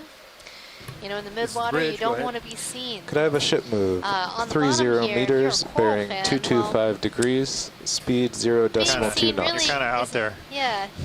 It's like being seen isn't necessarily where you're going, but you can have some other adaptations, like having bioluminescence. So gold coral, I think I talked about that earlier, actually does have bioluminescence, and if a predator comes by and starts to nibble on it, it'll luminesce and attract other predators to the fact that something is feeding on it.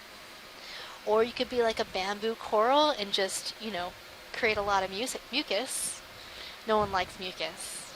I mean, some people may, but I'm not one of them.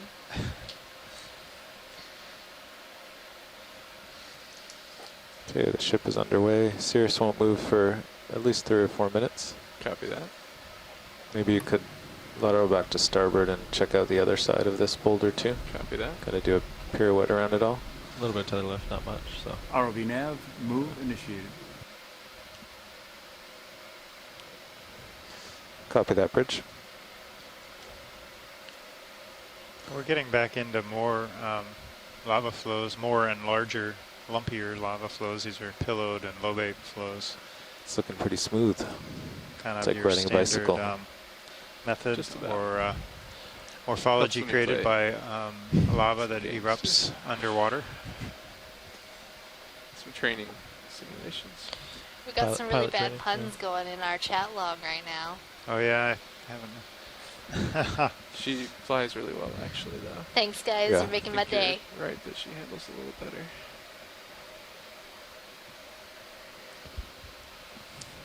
So for those of you who are curious, Casey, our expedition coordinator, was telling Scott France that we found the corals he was looking for.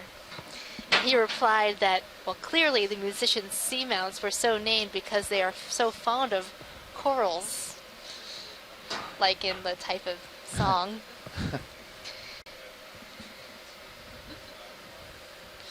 Of course, in all seriousness, these observations that we've been having in the musicians' seamounts show that there's an ideal situation for studying the connectivity between these areas in the high seas and other areas in the Pacific. Do you think you're feeling any movement yet, co-pilot? No. Okay.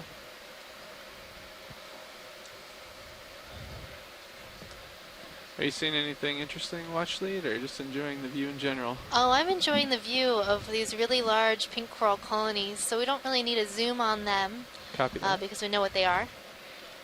And I'd really like to move along at a decent clip until we can find a good rock for John. Copy that. Yeah, we can start looking for rocks that are loose at the base of outcrops. That sounds good. We have another ship move, I think, that was just initiated a few minutes ago.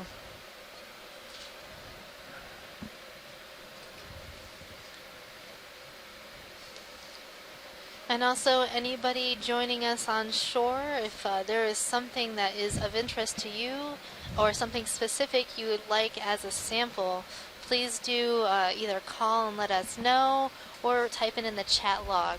Of course, do be advised that sometimes our chat logs do shut down for an indeterminate amount of time, so the best way to contact us is through calling on the line.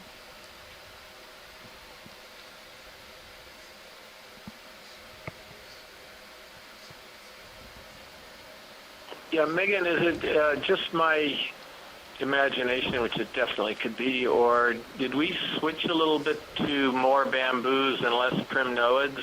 And there's still plenty of coralliums, but it seems like there was a slight shift, and maybe I'm wrong. Yeah, I think I am seeing more bamboos. I'm definitely seeing more types of bamboo.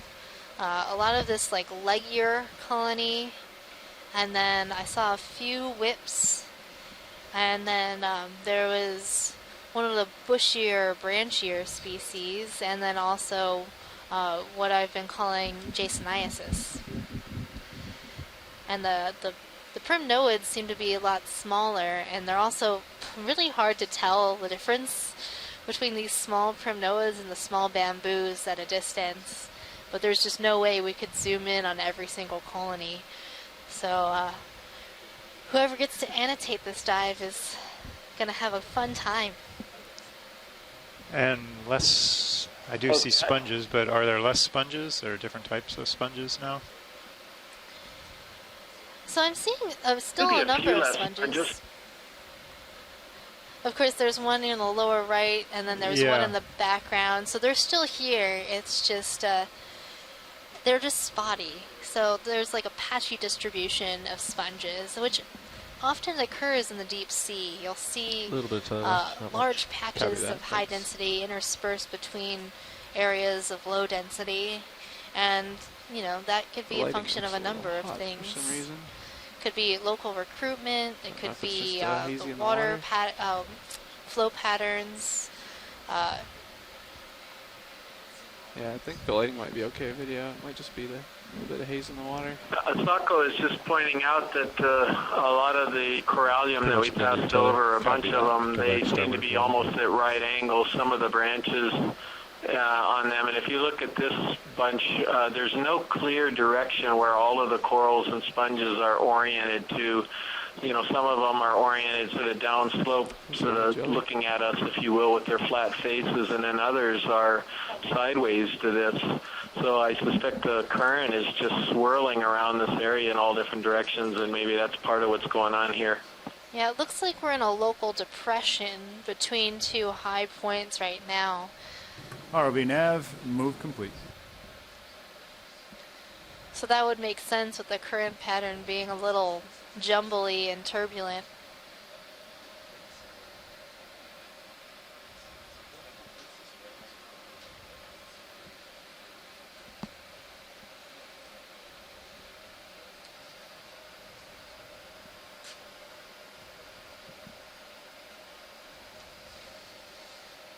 So Scott Francis pointing out in the chat log that prior to this cruise, we had no idea that there would be significant communities like this here.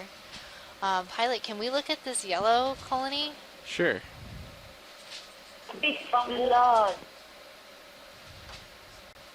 Give me 1 second. That definitely looks different than something that we've seen yet today.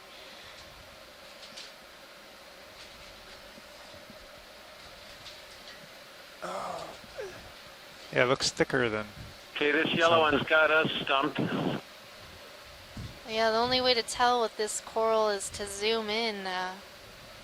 It's quite interesting looking, and it's on a very nice angular piece of talus. I pulled it over some too. It looks like yeah. it's not standing straight up anymore. This is an example of what happens when you get too All right, big. video. Should we go for partial? And one day this might fall over. Ready. It's got the... I'm not sure. It could be an extremely large Acanthogorgia. Yeah. It looks very tree-like. But the polyps are really tiny. Asako, what do you think?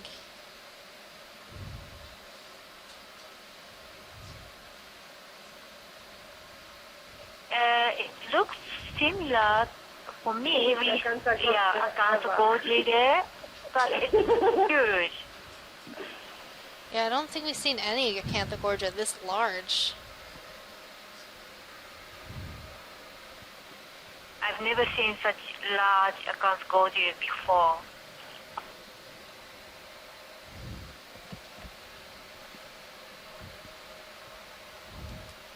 Is that what we think it is? Yep. Probably one of the largest so that we've we've seen. So we can call this Gigantogorgia. And on some of these denuded branches, we're seeing some hydroids and also brittle star and a shrimp perched in the branches. Attention hands. Building operations being held in the forward lounge in 5 minutes. Repeat, operations being held in the forward lounge in 5 minutes. Come on out, nice and slow. Yeah. So we have a request. Both Tina and Asako think this would be a good collection possibility because, as they're pointing out, the stems, the barren stems, are typically dark colored on Acanthogorgia, and this is not. And this could be some type of flexorid. Stand by. Yeah, I was considering that too as a possibility to collect this. just because this is really odd to see such a large Acanthogorgia. Co-pilot, we're holding position right now. Okay. Do you know when we stopped? I see I'm still moving, but if Yeah, I'm gonna well, stop let's make a soon, that'd call. be okay. We should You're have gonna collect it or stopped. Well, I think we should collect it. About 6 minutes ago. Okay, great. So I should It settle could be down. Acanthogorgia. Yeah. They're still pointing You out. should but already it's be an settled down, I unusual think. You feel size. like you're still moving? Nobody's seen an Acanthogorgia that's anywhere near this large before, so maybe it's a different species if it's in that family. Looks like at least a half a meter or more wide.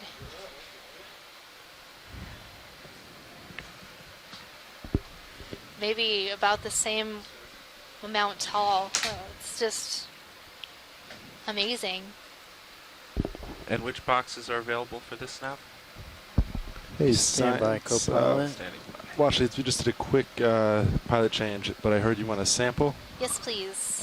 Is it anything? I assume it's the large one. It's the dead yellow center? one that's Yeah. dead ahead. That's the one. Is there a specific part you'd like, or just a clip? Yeah, we could probably take that left branch, Left branch copy. unless there's an easier one to grab since you're right-handed right now. I think we can do that. Pilots, right now the only bio box that's full is the port inner. Port inner copy. But I have a note that You know, just in terms of it might tree be a floater pruning, in you know, there, it so seemed we like might that consider the branch starboard. Try for a Starboard make it look a little more Okay, well, let's shapely. see what There you you go. sample first, but I'll plan on a starboard box. Yeah, sounds Well, it's good. also the branch that isn't as up in the water column.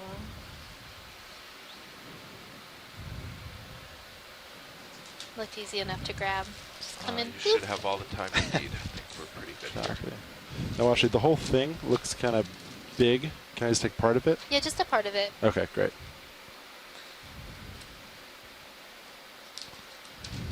If the shrimp would stay on, I would want that part, but I don't think the shrimp would stay on. Yeah, they usually don't, but we'll see what happens.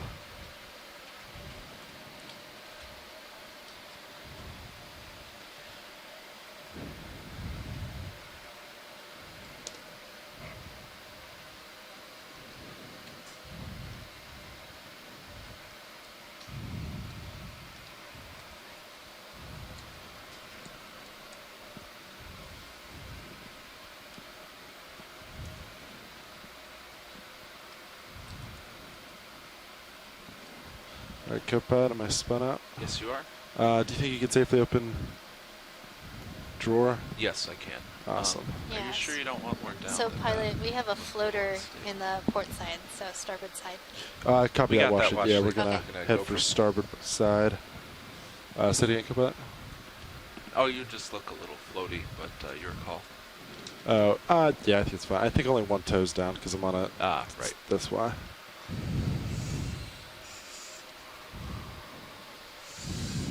All right, arms coming on. 3, 2, 1.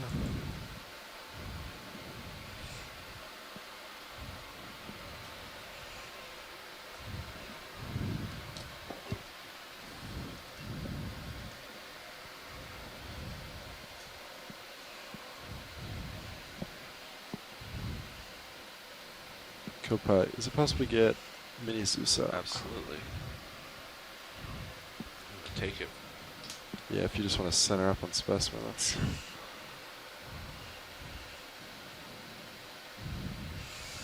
Video, can we come in partial on HD2? That's great, thank you.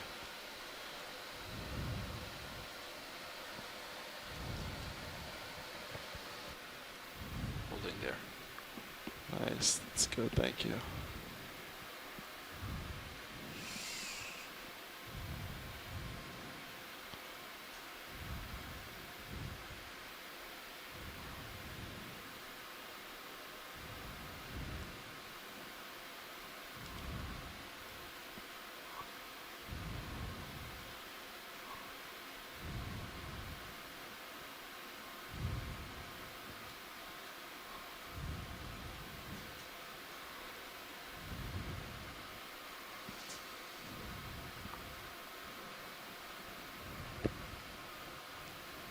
cut. It's just Yeah, it didn't quite.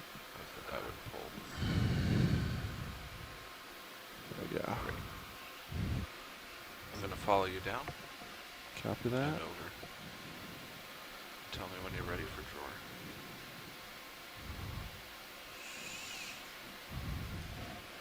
All right, you go ahead and open it. Okay. Video, can we come wide on HD2? Thank you. Here comes the drawer. I'm sorry. Let me try that again.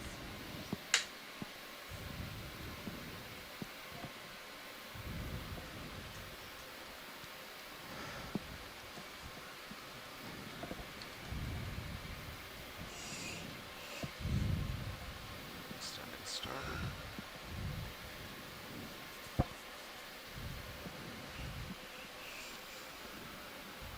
All right. Nice.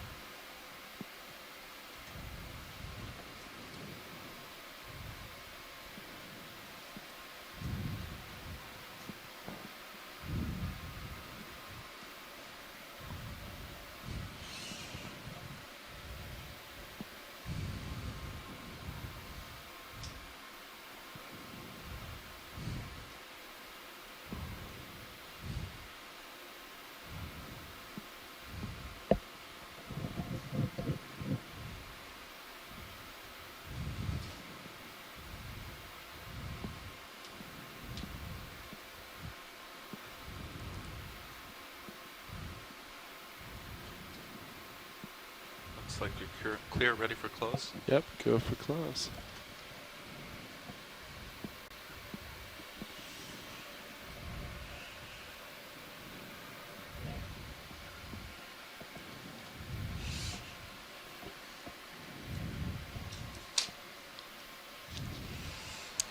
That was a beautiful Arms collection. off. Thank you, Watchy. Anything else in this area you'd like to zoom on before we take off? I think we're good here. There was something we wanted to see, but it's not in view. Copy that. All right, Nav, so what's general direction we're heading? Hydraulics are secure, cameras are back. Pilot, we've been Thank you. fine-tuning the local high each time, but Yeah. they've all been around 230 to 225. 230 to 225. That still looks good to me. 235 to 225. Sounds good. Yeah, anything in the 230 range is uphill for me. All right, so we'll go 230, and we've been doing 30-meter moves. It's clear for that. Yeah, I think that's fine. All right, I'll call it in. I understand we want to cover a lot of ground. No? Yes, well, there you I'm have calculating it, our right second now collection, a really with the interesting transect collection CL of one. an acanthogorgia coral or a Copy that. possible Bridge, Nav. plexaurid. We'll find Go out ahead, when we Nav. get it in the lab. I'd like to request a ship We're move. seeing another colony of that 30 here. meters, bearing We have 230. never recorded Speed acanthogorgia growing 0.2 so large. knots. Copy that. That is 30 meters, bearing It's a really 230 at interesting 2 knots. observation Good copy, and Bridge. collection. So possibly a new species or something different. I'll work on lighting just a little bit. Copy.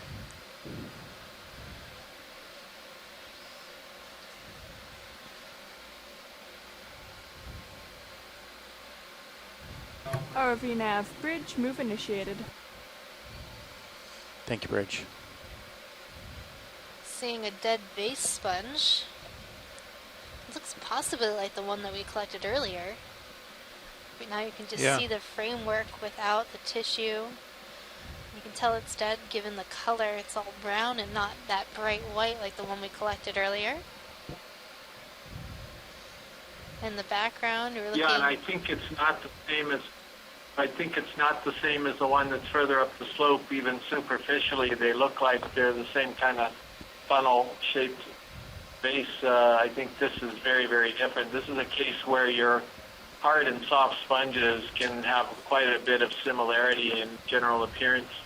So the one down below, I think, was the corbitellid. It was in the family Euplectellid, and I think this is a uretid or something that's in Cyptulofera group. Hard sponge, you can see it doesn't have any of those really big holes in it like the dead one does. So again, generally morphologically similar. They're probably sort of doing the same thing. Water's coming in their sides and then exiting through the opening at top. But very interesting.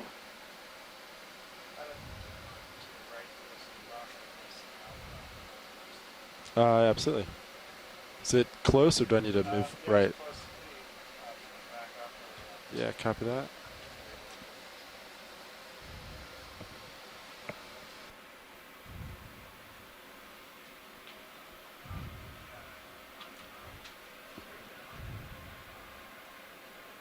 Is John still being a snob about us, or is he looking for a rock at this point since we're getting kind of close? Yeah, I was just trying to sneak it past you.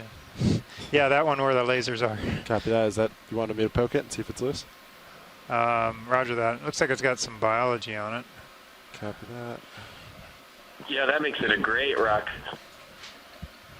Bonus biology. I'm in trouble with your Titan. No, I guess it's still I had trouble geology. yesterday rotating Yeah. clockwise with it. Same problem. Copy. Back up a little.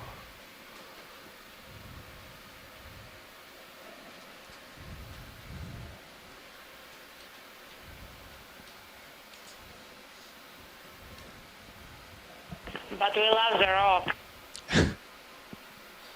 Alright, our hydraulics up. You don't have enough flow. Now Copy you that. do. Awesome. Nav, what boxes are open for rocks? Rocks, we have port forward. Port forward. Copy. I'll poke it, then I'll open the lid. If I'm just John coming out, doesn't 3, like 2, this 1. rock, there is a tiny one with Santa Mastas. So we're still underway. Do you want me to call in an easy stop? I think we're good. Yeah, hopefully I'm quick enough. He's pretty far out ahead. And when I was above him before, it was still comfortable, so I'm not worried. Copy.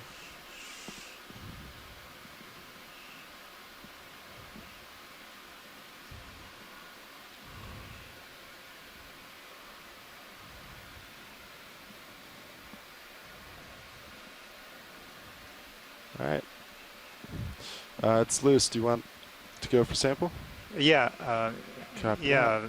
We don't like this stone anymore. Wing inboard. Yes, Yeah, broke off the hemicorallium. Now it's worthless. Camera. Nice. Port wing in. Here we go.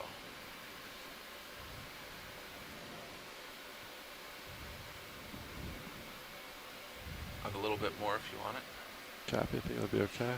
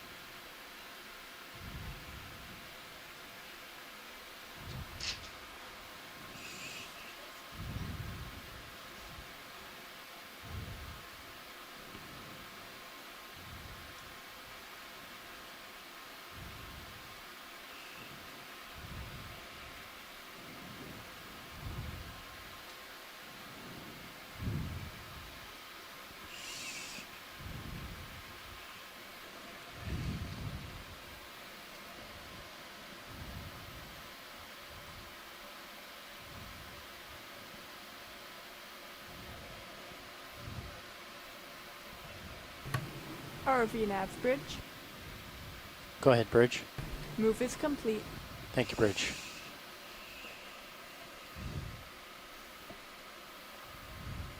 All right, video, you want to come on in? Center. Yeah, watch it. This is our highest grip force, so it seems pretty solid. Okay, roger that. That looks like a good one.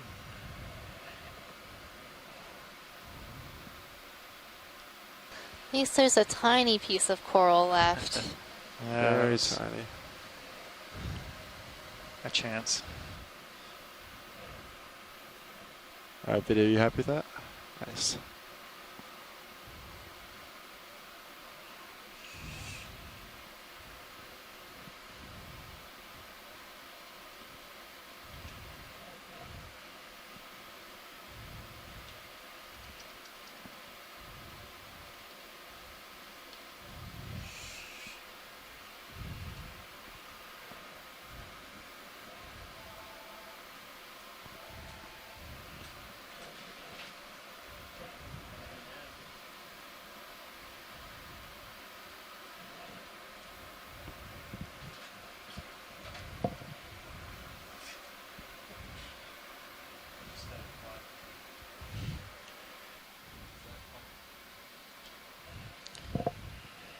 All right, you can go ahead and wing outboard.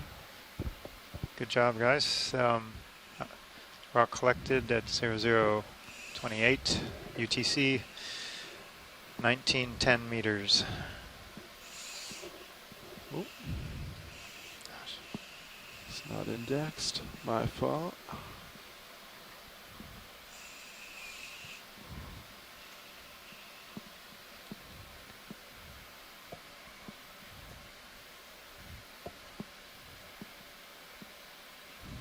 Alright, arm is off.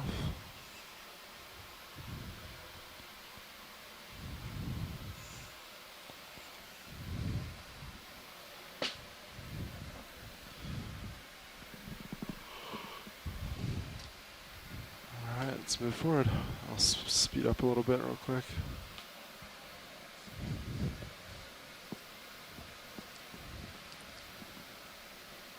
So pilots, the ship has completed its move. All right, success. We now have 2 rocks and 2 biologic specimens.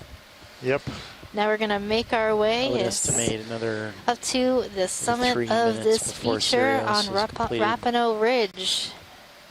Copy that. Throughout our dive today, we've been seeing a number of corals. We are currently exploring a very high density community. We have a number of very large corals and a lot of these predatory sea stars feeding on primnoid corals. Primnoid is on the menu. Oh. Daily special. Let's see if we find fish real quick. Yeah. All day, every day. Oh, there he is. If you're that sea star. There he is. All right, go for zoom video. Fish. Got a fish.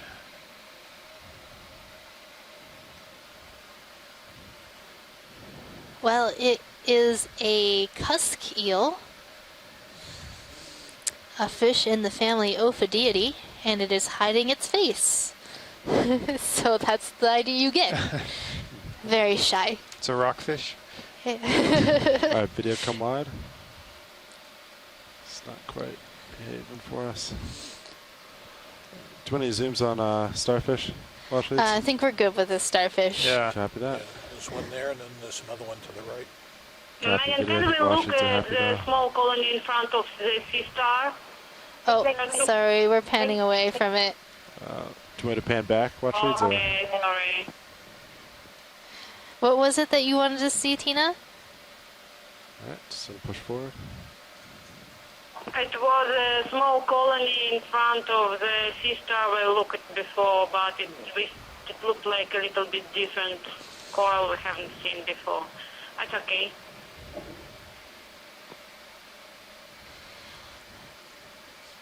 Yeah. So this looks like another glass sponge, a different type of vase shape. This is in the family Euplectellidae, subfamily Corbitellinae, and we've been calling this very vase Corbitellinae new genus, I believe. Is that correct, Chris? That's my guess, Megan. It's because So we that still don't ship's have a clue what done, right? that one is. That's right. In terms of Maybe got a little bit more. but if where you it wanna keep belongs, pushing, still needs to be described. I think it looks Yeah, if I comfortable. dilly daddle, just let me know. I'll Yep. keep pushing. I think we could do another nav. Yeah, it's pretty much. Yeah, that one should was be first pretty much done collected right now. in 2001 So on a 230 dive range that still looks good to I me. think John Copy Smith and that. I did, if I'm I not think that's mistaken, further in the away. Pisces submersibles. Yep. And then the Yeah. material was I'll sent call in to another one. Dr. Henry That's good to Reiswig in Vancouver afterward, or it was to the What is on Smithsonian, bottom? and he accessed it from Yeah. there. But Yeah, anyway, that's that's what I'm the still best trying he to could figure do with that out it. right now and So verify then because of nobody's the had a transects. chance to actually work on it further. Bridge, Nav. Go ahead, Nav. I'd like to request a ship move. Go ahead. 30 meters. And now we're back into the bearing land of pinks. 230. Seeing a Speed number decimal of 2. pink coral Copy, colonies, that is 30 meters. along bearing with some 230 Acanthogorgia, at speed decimal 2 some knots. primnoid copy, colonies. White, pink, and yellow are the colors of the day. It's definitely downhill over there. That's good. Yeah, I think that's a good sign we're going the right way.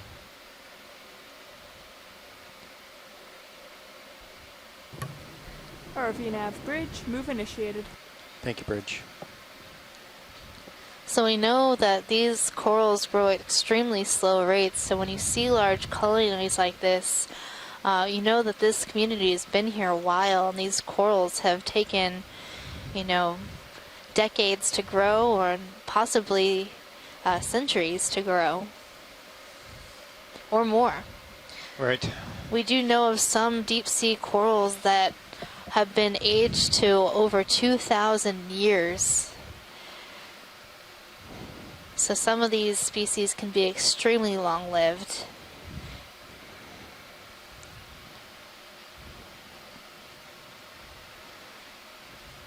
And it's really important to note in places like this that might possibly be harvested for manganese crust. These colonies and these communities can require a long time to recover from a disturbance like that. Getting a little ahead. Yeah, I'm going to back up a little.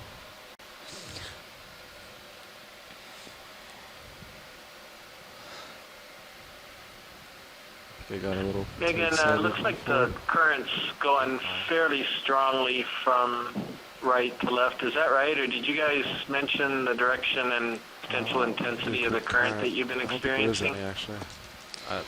So at the beginning of the dive, well, maybe not beginning, but after lunch, the currents were picking up from the northeast. Pilot, where are the currents coming from now? So I'm off stick right now. You can see I'm not really moving at all, so it's kind of tough to say actually. Okay.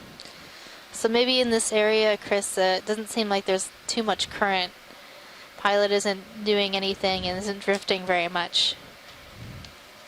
So maybe not as strong as before. You said it was north. It's coming from the northeast. Is Yeah, that right? that's right.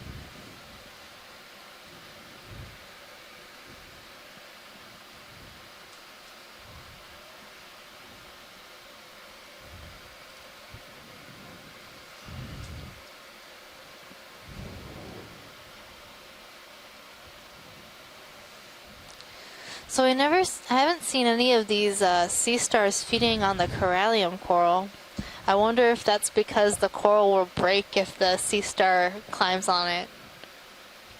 What do you think, Chris? These hemicoralliums are really fragile. Copy.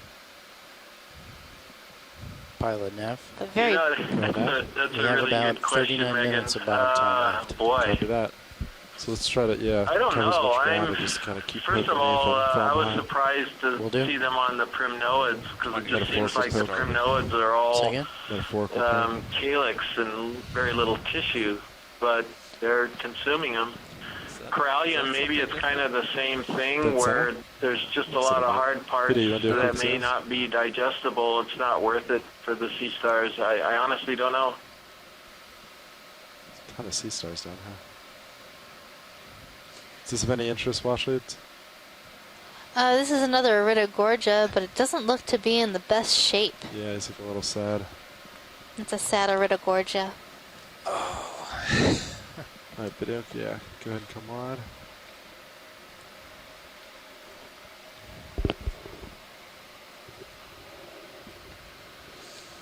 kind of scraggly too. But here like, in it's this just area, not we're having seeing a good lot day. of large fans I agree. and large corals.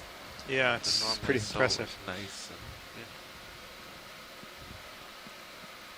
And some flying coral. Did you see that? I saw something flash It's by. from the.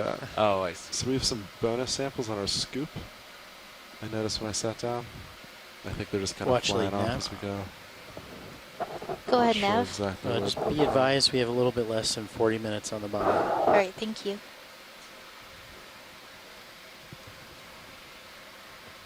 I'm coming back to you. Yeah, tether just switched sides. Another star on top Oh, of a weird. pronoid.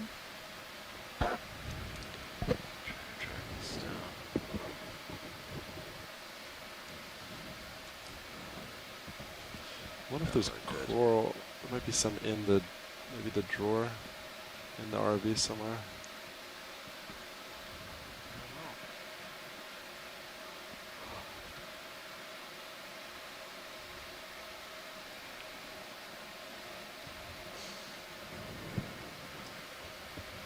Do you want me to turn to you? Come back. Okay. Should get the view soon. Yeah, I have your light.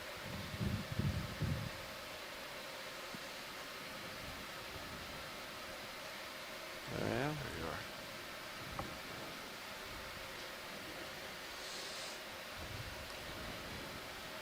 Tether wanted to switch sides to me. That's why it was behaving strangely before. Copy. It's happy now. Do you have any function on pilot cam? ROV nav bridge. I can go left. Go ahead, Bridge. I can go Move up is and down. complete. We're all the way Thank you, left. Bridge. though. If you can, do you want to zoom in on the scoop real quick? I could do it with the mini-Zeus. Easiest to, yeah, anything would work. Yesterday, if you just like were really, really persistent, it would eventually make it Yeah. over there. Oh, I see why you wanted. Okay, I'll work on it with the Titan. Carry on.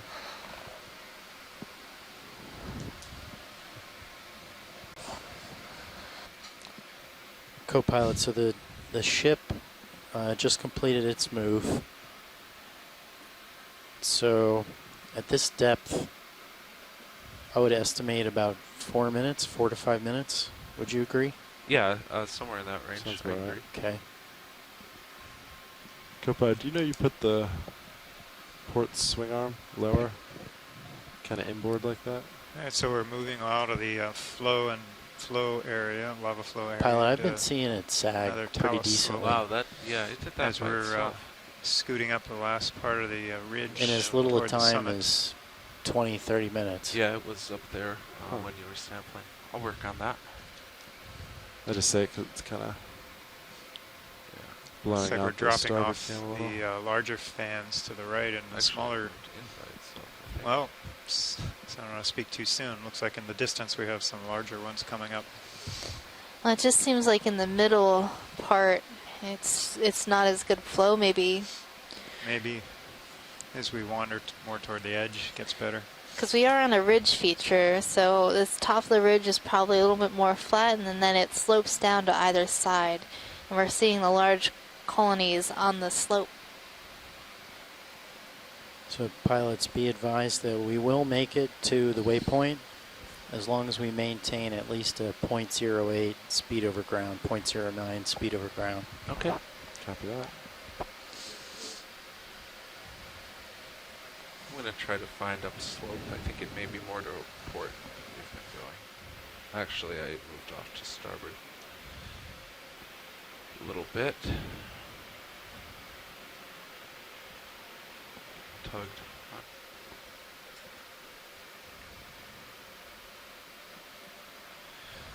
I think it's 220. 220. That makes sense. Kind of been swinging back and forth around there. All right, well, we'll make the next one 220. Okay. So we are currently at a depth of 1,900 meters. We are diving on Rapinoe Ridge in the Musicians Seamounts. This is your biology lead, Megan Putz. And your geology lead, John Smith. We're both from the University of Hawaii, and we're excited to be here exploring the Musicians Seamounts. We are. We've done this a few times. Yeah, we're. This is a seamount group, about 25 different seamounts and associated ridges, volcanic ridges, north of the main islands of Hawaii. So currently we're 400 some miles northwest of the island of Oahu. And on our way back down, after doing a loop up north in the seamount chain the past 2.5 weeks, we have another week to go. A few more seamounts. Nav, I think we a few can more do other another features. Copy that. Pilot? Exciting dives. No. All right, I'll call So it if this in. is your first time tuning in, we do want to Bridge, encourage Nav. you to join us again for the rest of our Like to expedition. request ship move. Go ahead. It's really 30 exciting to be meters. here and exciting to Bearing participate, 220. even if you are not on the Speed ship. decimal So 2. there's only 2 of us scientists on the ship. We're sort of like the go-betweens from ship and shore, copy, but we Bridge. also have a lot of shoreside help and scientists Pilot, I on think, shore might participating be and right leading on that. dives and lending us their What if expertise. someone hit something? Or it was scooping something. And So we are eternally stuck on, grateful or- to them. We have geologists, RV biologists. Move initiated. Thank you, Bridge. For all personnel involved in the public event on 1 October in the forward lounge in Yeah, 5 minutes. that's I they're repeat, pretty good. There'll be a meeting for I think all we got personnel most of them. involved with the public event on 1 October in the forward lounge in 5 minutes. So speaking of the public event, Tell us about the public event. so when we Videos return of to Jelly? port in Hawaii, we will be pulling into Pier 35, the University of Hawaii Pier. And that Sunday is October 1st. We will be having boat tours of the Okeanos Explorer, telling you a little bit more about what we do here. If you've ever wanted to explore an exploring vessel, this is your opportunity. We'll also be joined by the Falcor. Tell us a little bit more about the Falcor. You've done work with them. Yeah, that's the ship from the Schmidt Ocean Institute. It's a private foundation, and they have a vessel of similar nature to the Okeanos Explorer, and they also do similar type of things. A lot of exploration and higher risk studies. And currently, they've been in the Pacific for quite a few years now, and they will be also kind of in between cruises at the same time. So if you are visiting... Is that Sea Star on the Corallium? It looks like that Sea Star is on the Corallium. Yeah, pilot to the left, there was a star. It left? looked like it was on a corallium coral. Oh. We were just talking about Curious, this. since you brought that up, I thought we might have a chance to take a look at this since it's pretty interesting. Yeah, definitely. Well, Sorry because for the interruption. I wonder if it's a different type of star, too, that's on this corallium versus the ones that we've been seeing. Well, it's definitely on a corallium, and it See, been eating a lot. looks Hippastria-like, Video come partial And it's eating percent. it. and it's eating it. Back So up real quick. that's a interesting That is just rude. observation. All right, let's try that again. How Video. rude. Come on in. It's a drop coming out. I mean, we let it eat the non-colored corals, but when it starts eating the colored corals, then oh boy, that's just going too far. Okay.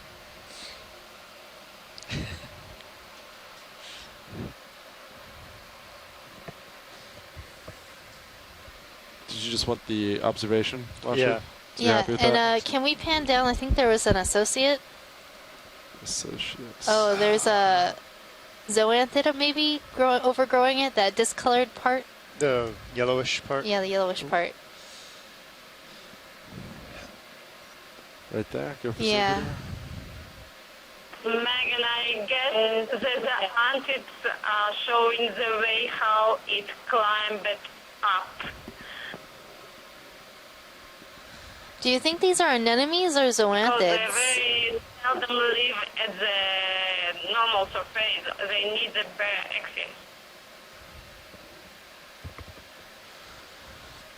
All right, thank you, pilot. I think we're good here. video. Copy that.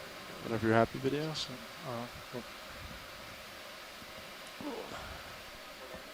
Yeah, did you catch Tina's comment there? She was suggesting that the zoanthids are indicating how the sea star actually crawled up the branches because it denuded that main stem there as it crawled up, and then the zoanthids and colonized it afterward. Because I can see it back in both Yeah, my I know. That's a good theory. That happened.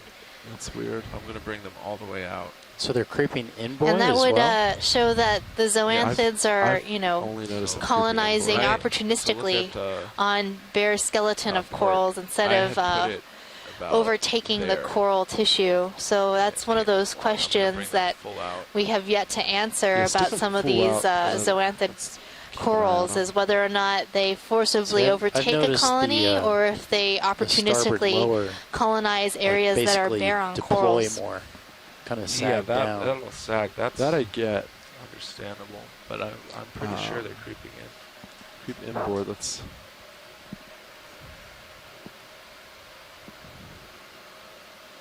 There's a fish.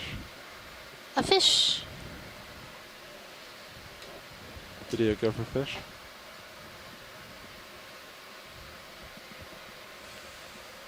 So it looks like a current or a rat tail fish. Seeing a Side barbel on the video, chin, change direction. long filaments on the anal fins, or what are those fins? Is it Kumba? Yeah, we said it all together. They're getting the names of the fishes down here. This is a different Kumba than we saw earlier. The one we saw earlier was darker in color, so we likely have two different species in this area. I also saw a really weird hemicorallium that looked like it had been toppled over and then started growing upwards right before we zoomed in on this fish. And look, a black coral. Video come wide for fish. Yeah, so Megan, our little Kumba outburst seems to have been a little bit premature. It looks more like a Coryphaenoides. What do you think? Yeah, well, did you see scales on the nose? Something else here. I didn't notice that. We were too busy preparing for our joke. Yeah, it looked like the nose was a little more jelly-y. Oh, We're going to watch the instant replay. Yeah. So Kumba does not have scales on the nose, and Coryphaenoides will. Also, Coryphaenoides has like a little bit more robustness to it. Video, there's that What do you fish see again. in there, Caitlin? Go for zoom. Let's see if we can get the nose real quick. You seeing scales? Oh, here we're zooming in again. It's not really looking at us. Oh, look, stop moving, fish. Jeez. I'm not sure. I don't know. I mean, from this view, I would say maybe no scales, but it's hard to tell. This is like one of those in-betweeners. It's moving. It's swimming more like a Coryphaenoides, and it's got a really tall dorsal fin. Yeah. And it's got a pretty large eye. These are kind of Coryphaenoides characteristics, but I'm not sure.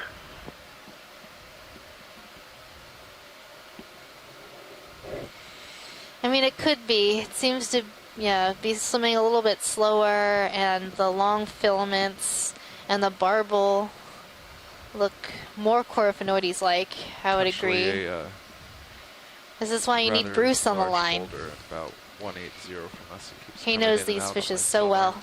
Copy due south, large boulder. Potential large boulder. So now we're in a garden of pink corals. Look how pretty.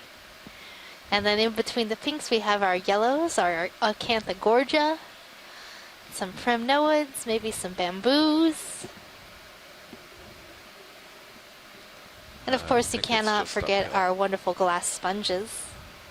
You know, here and there, beautiful flowers. Turn to port to follow you. I think Most of those glass sponges that we saw look similar to Atlanticella, so thinking they might be the Atlanticella fakes. Yes, I'd say maybe even more. uphill is South, right? Almost south, yeah, at this point. 190 maybe? I show it even further, but yeah, explore that area. Yeah, we do 180, 190. Yeah, for next move I think it'd be good. Let's do that. Copy that. 180. Sure. I mean, with the air on the bathy, we're pretty close. Yeah, We're almost on top. Right.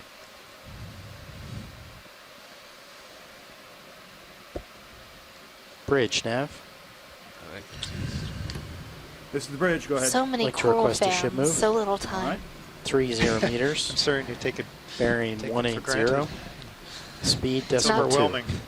You're not taking them for granted, are you? No. 30 That's meters, good. bearing 180, speed 0.2. Yes. Good copy, Bridge. Coming up. I hadn't realized there's a knot of current. So it looks like we have Oh wow. a little over Yeah. 15, Yeah. maybe 20 minutes left on Which would- bottom. Nicely push us away Right. from the seamount. So Good. we Yeah, I are think that beats the wind today. closing in on the summit. I think right now we're trying to figure out which way to go. Yeah, watch it. We're gonna move the ship. ROV nav. Next move's gonna be a little more initiated. south. Thank you, Bridge. That's the way the slope's gonna take us, but still relatively on track to waypoint 3.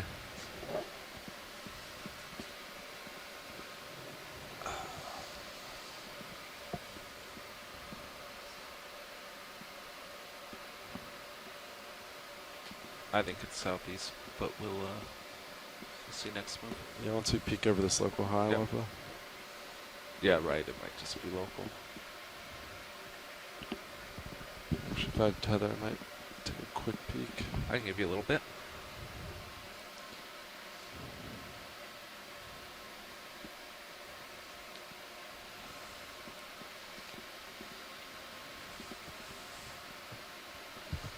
Watch lead, Nav. Video, do you see maybe Go ahead, jelly Nav. water? Just to give you an update, we should reach the summit of the seamount with a little bit of time to spare. Awesome. Thank you. You're welcome. Oh, we're having a jelly moment.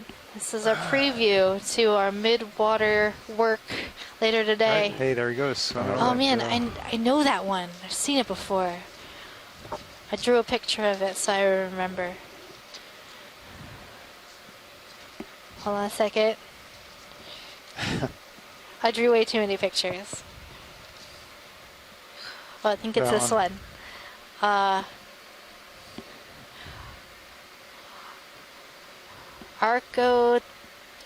Arctopodema, perhaps.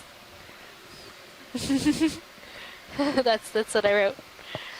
Don't know what family that is, downhill in but it's a every type of direction. jellyfish, So and yeah. we'll soon learn more Downhill in about every it, because direction I'm for you. fairly Right. certain, I can almost guarantee we will see one in the water column later So today. should I cancel All right. that move then? That's your No, preview. let's keep it going. I think it's still right according to Sirius sonar. I Okay. don't see a fish. I don't think so. No, I think it's a shadow.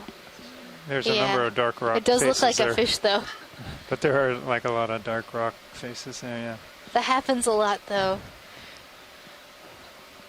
We've definitely... There's maybe something.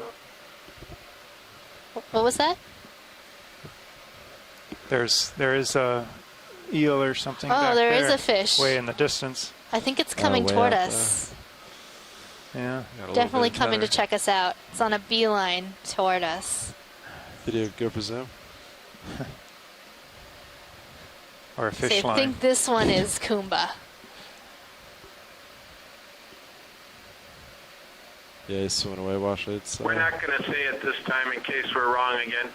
I think it's Alright, Kumba. video, come The other on. one didn't look as much like Kumba. You could see its dorsal was down, but the front part of the body was less inflated, and eye was smaller. I saw us looking I at it. agree, Megan. This one seems more like Kumba, the way it's swimming and everything else. The other one, yeah, might have been Coryphonoides.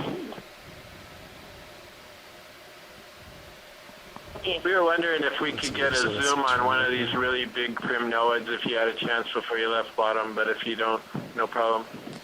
Yeah, we can get another zoom if we're not. I'm not seeing one right now in view. I think we've got a number of bamboos, hemicorallium, some of these Norellus types. Yeah, those are kind of the ones we were looking at. The they're Norella kind types? of a weird Norella, and we couldn't figure out if they're Paracalyptra or Norella. But if you come across one, that's fine. We've got these really large sort of boulder formations going on here, and the pink coral fans are just absolutely covering it. That's amazing. So if you are a pink coral fan, you might like these pink coral fans. I'm trying. It's Saturday. So here comes up one of the primnoids there to the bottom, coming in the center and bottom. I don't know if it's possible or it's a good place to try to zoom on. Pilot, that's the one in the... Yeah. The curly one? Yeah, the white colony. Off to the right. Not this spiraling one, Oh. that's Iridogorgia. And then there's any one of these white-looking colonies. That's what we would like to see. Copy that. Bit go for zoom.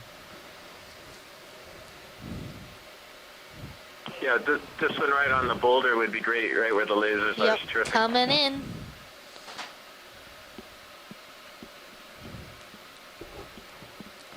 So these polyps seem a little bit smaller and more delicate. ROV nav, move complete.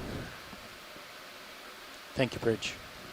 Yeah, we're not sure what this is. It could be Paracalyptra. It doesn't quite look like Norella, and I don't know of Norella. Well, there may be some Norella that can get this big, but polyps don't look quite right for Norella. Yeah, it looks more Paracalyptra-like, and the Paracalyptra seem to have a little bit more of a yellowy tinge to them from far away, and the Norellas seem a lot more stark white. And maybe that's a function of the size of their body scales. Yeah, good point. Some of the Paracalyptra actually can be almost orange colored. Not all of them, just some of them. But there's some other kind of odd primnoids as well, which I don't know very well. Copy that. I think Amy Bacco Taylor collected a few in shallower water that I just don't have an eye for anymore. And maybe some of these odd ones could be something different like that. Thank you very much for that. Yeah, of course. It's always good to have these nice zooms to see the polyps that way. Even if we don't know, maybe there's an expert out there that has an idea. And then we can add that to our animal guide, make some notes on identifications, and that way we can identify these better in the future. But my goodness, this pink coral fan garden right here is quite amazing. So these fans are enormous. Are the lasers on? I don't see them. Yes. Okay, maybe they're in a crack. Could we run them along this line of colonies, perhaps? The ones in the back? Yeah, ones in the back row. Yeah. So if anybody wants to measure them, those ones are going to be the easier ones to measure. But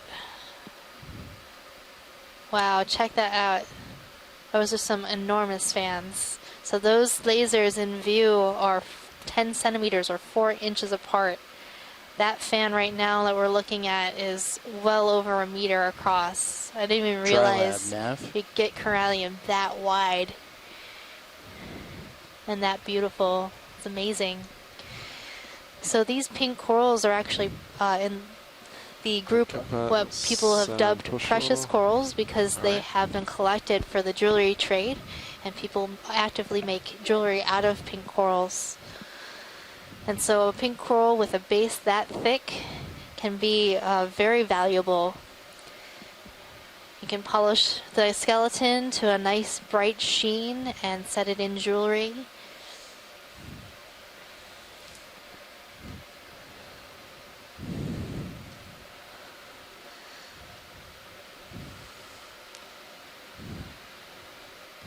And currently in Hawaii, we have a fishery for corals. It's a precious coral fishery, so it is actively managed. And right now, while the fishery is not active for hemicorallium, so these pink corals, there are practices in place just in case people will want to harvest them in the future.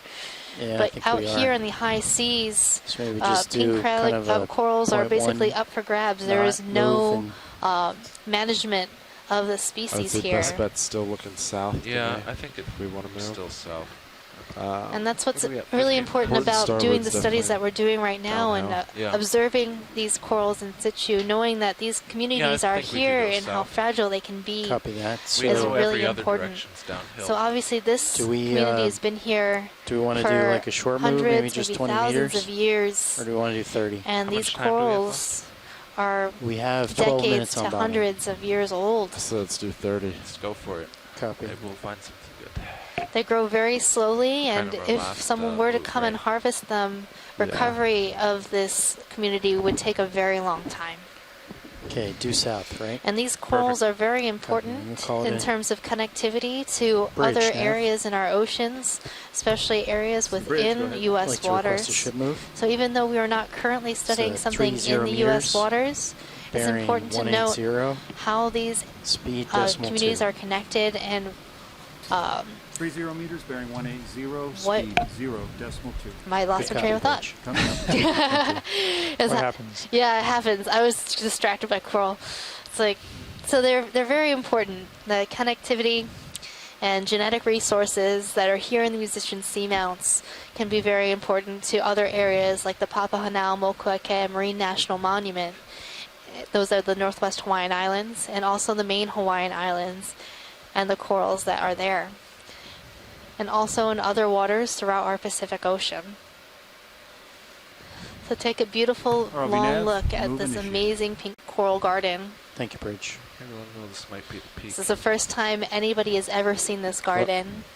This might be the peak. Oh, yeah. And hopefully this study will help inspire other people to study these areas and learn more about the musician seamounts and areas in our high seas where there might be high density coral communities like this one. It may take us over the top, or there may still be a little more uphill. This might be a local high.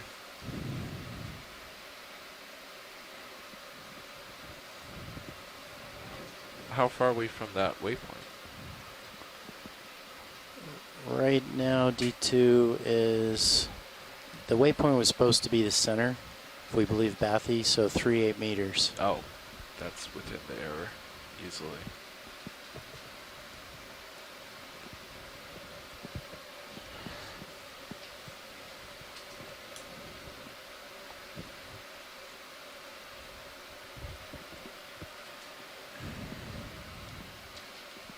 East is downhill.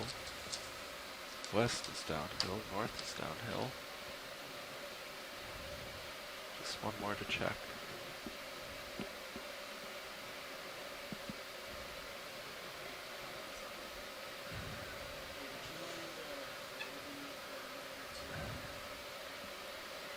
And I hope you guys have noticed as you've been watching today how the community has changed as we've gone up slope.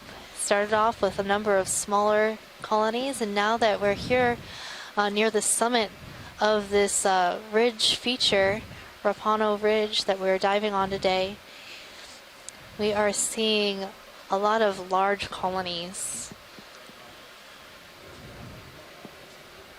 Yes, and we might actually be at the summit. It appears to be downhill in every direction, but we're going to check just a little bit further to make sure this isn't a local high. Thank you, co-pilot.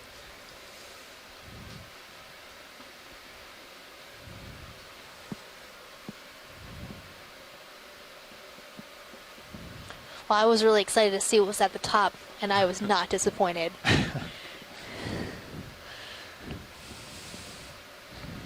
I really like pink coral. I think it's cool. It is very pretty. Well, and also a big portion of my research has been with pink coral and other precious corals in Hawaiian waters. So seeing this type of community in the high seas is really inspiring to me.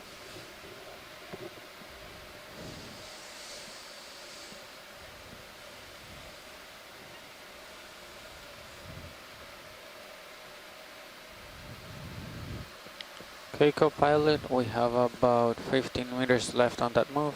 Okay.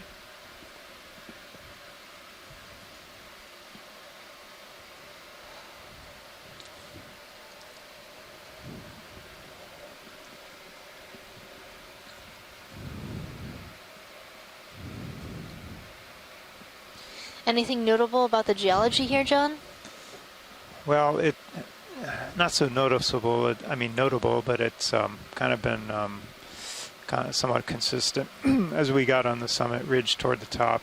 A lot of intact pillow lobate flows, kind of isolated, at least what's visual, or obviously that we can see on the surface, and then those are separated by areas of sediment and talus or broken rock in between. So a lot of the way up the ridge, it was kind of like even looked like kind of a sculpted garden of little rock oases and separated by like gravelly areas, and then of course having all the corals kind of on the outcrops and the more stable areas.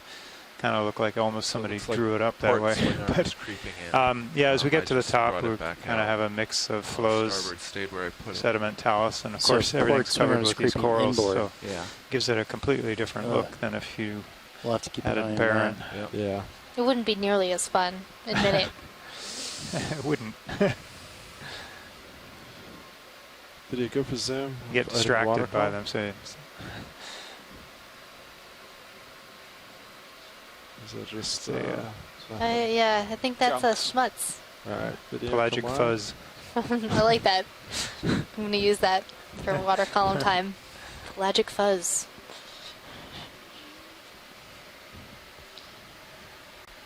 So pilots, we feel like we're on the a few days ago we had another yeah. dive where once we started it was non-stop high density coral. Thank you, Bridge. And sponge all the way to the top of whatever we were reaching. I forget which one. Well, just, you could pick like half the dives on this expedition. That would be pretty much it. Yeah, this one is maybe a new record of how dense and big. And can we zoom this really wonky colony, the wiggly wonky white one? Come in the center. Wiggly wonky. Wiggly wonky, timey-wimey. Video, go for zoom. It's a primnoid coral. It's just, it's doing something crazy with its branches. Tangled up. So usually Paraclipter. It's doing the crinoid dance. Yeah, it is. It's waving its arms in the air like it just don't care. So Megan, you need to now, looking at this colony, you need to have an interpretive dance for a primnoid coral. That's my hair. I'm going to make it nice and curly, beachy, wavy. It's more coral-like that way. Yeah, I think I'll do that too. Yeah, it would look beautiful, John. Okay. You need to style your hair more. I'll work on that. So the polyps on that coral look even smaller than the one they were looking at before. And the branching pattern looks a little bit odd for Paracliptrophora, but I can't think of what else it could be. Yeah, it's a pretty odd one. I guess you probably fill up all your boxes already, right? But, we have about 3 minutes left on bottom. Can you do it? So I don't think we have time for a collection. We have 3 minutes. Or you could ask. Right now. Pilots' opinions? If we go for it now, we could try, or I could push out to see what's south. So it's up to you. I think we should just collect this. All right, copy that. All right. Let's be quick. Video. If we have time.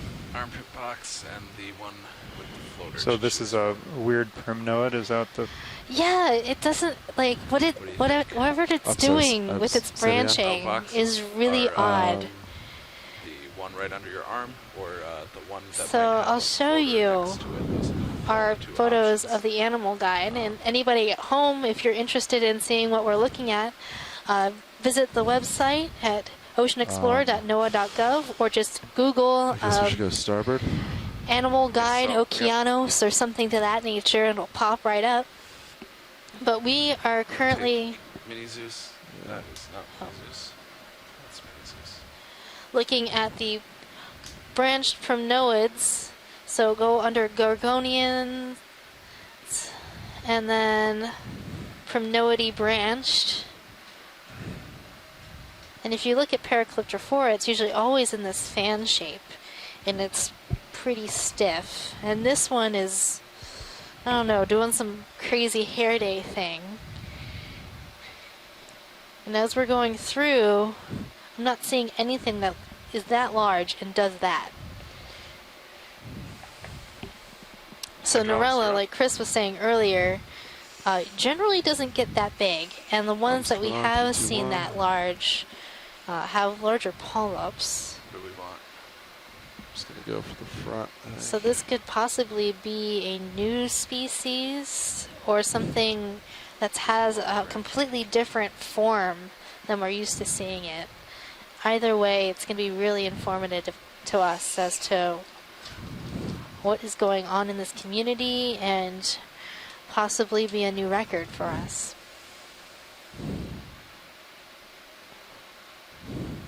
Yeah, we completely agree, Megan. We were just debating or talking about this form, and it's just a very different primnoid than any of us have seen. So they're a great collection. I have room to open the drawer. We were wondering if once they've got it in the box, whether they could do a snap zoom at the base more for Steve Cairns to help identify the species. Yeah, go for box. Yeah, that's something we can do.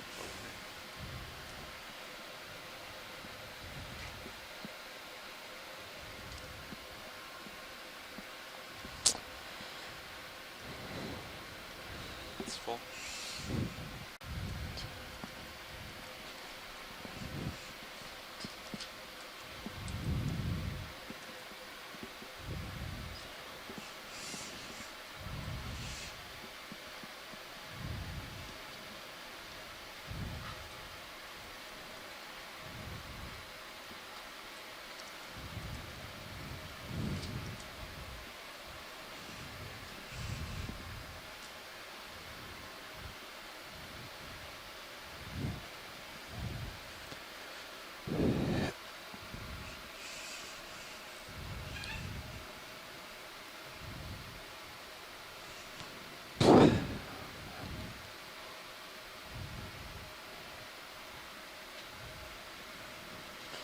So should I put it in as Calyptrophora or Paracalyptrophora? Boy. How about primnoid? All right. So should I push it in? Yeah.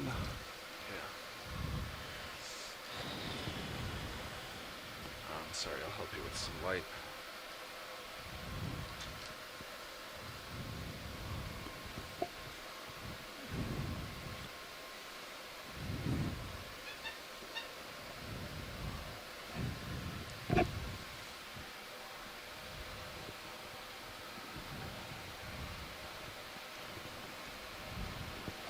Actually, if the base is in, I'll just close it. Yeah, I think you're good. Yeah, go for it. It's coming in. Before we pull away, pilot, they wanted a quick shot of the base. All right. Copy that. I may be able to do something here. Yeah, that'd be ideal. Give me 1 sec. They closed. And Pilot, before we leave here, can we zoom the base? This might be very informative for Steve Cairns to do an ID on this. Video, I'll tilt down for him. Alright, arm is off. Yeah, that'd be awesome. Come on in, video. It's gonna have to move. Give me your camera back. Copy that.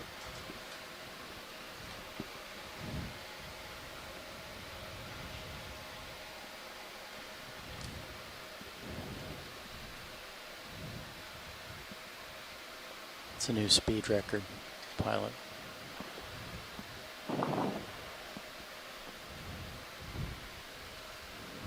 Yeah, and then, yeah, just a little bit zoomed out so you can see the branching coming right above the base, if that's possible. Yeah, can we stop right there? So you want right there? Yeah, that's great right there. That's fabulous. That should work just like that. Thank you very much. All right. Video, let's come wide. And Nav, I assume we're out of time? Yes, we are. Copy. Okay. Well, that was a beautiful view, and we will be leaving bottom shortly. I hope you enjoyed our dive today on Rapinoe Seamount and the Musicians Seamounts. We saw a high-density coral community dominated by these pink corals, the hemicorallium, primnoid corals as well, and bamboo coral. We also saw some guest features of black coral as well as some acanthogorgia corals.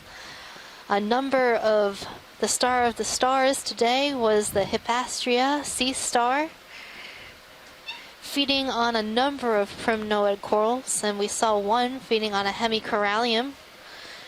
Right after I said, oh hey, we haven't seen one feeding on hemicorallium. Bam, there it was. Pretty exciting.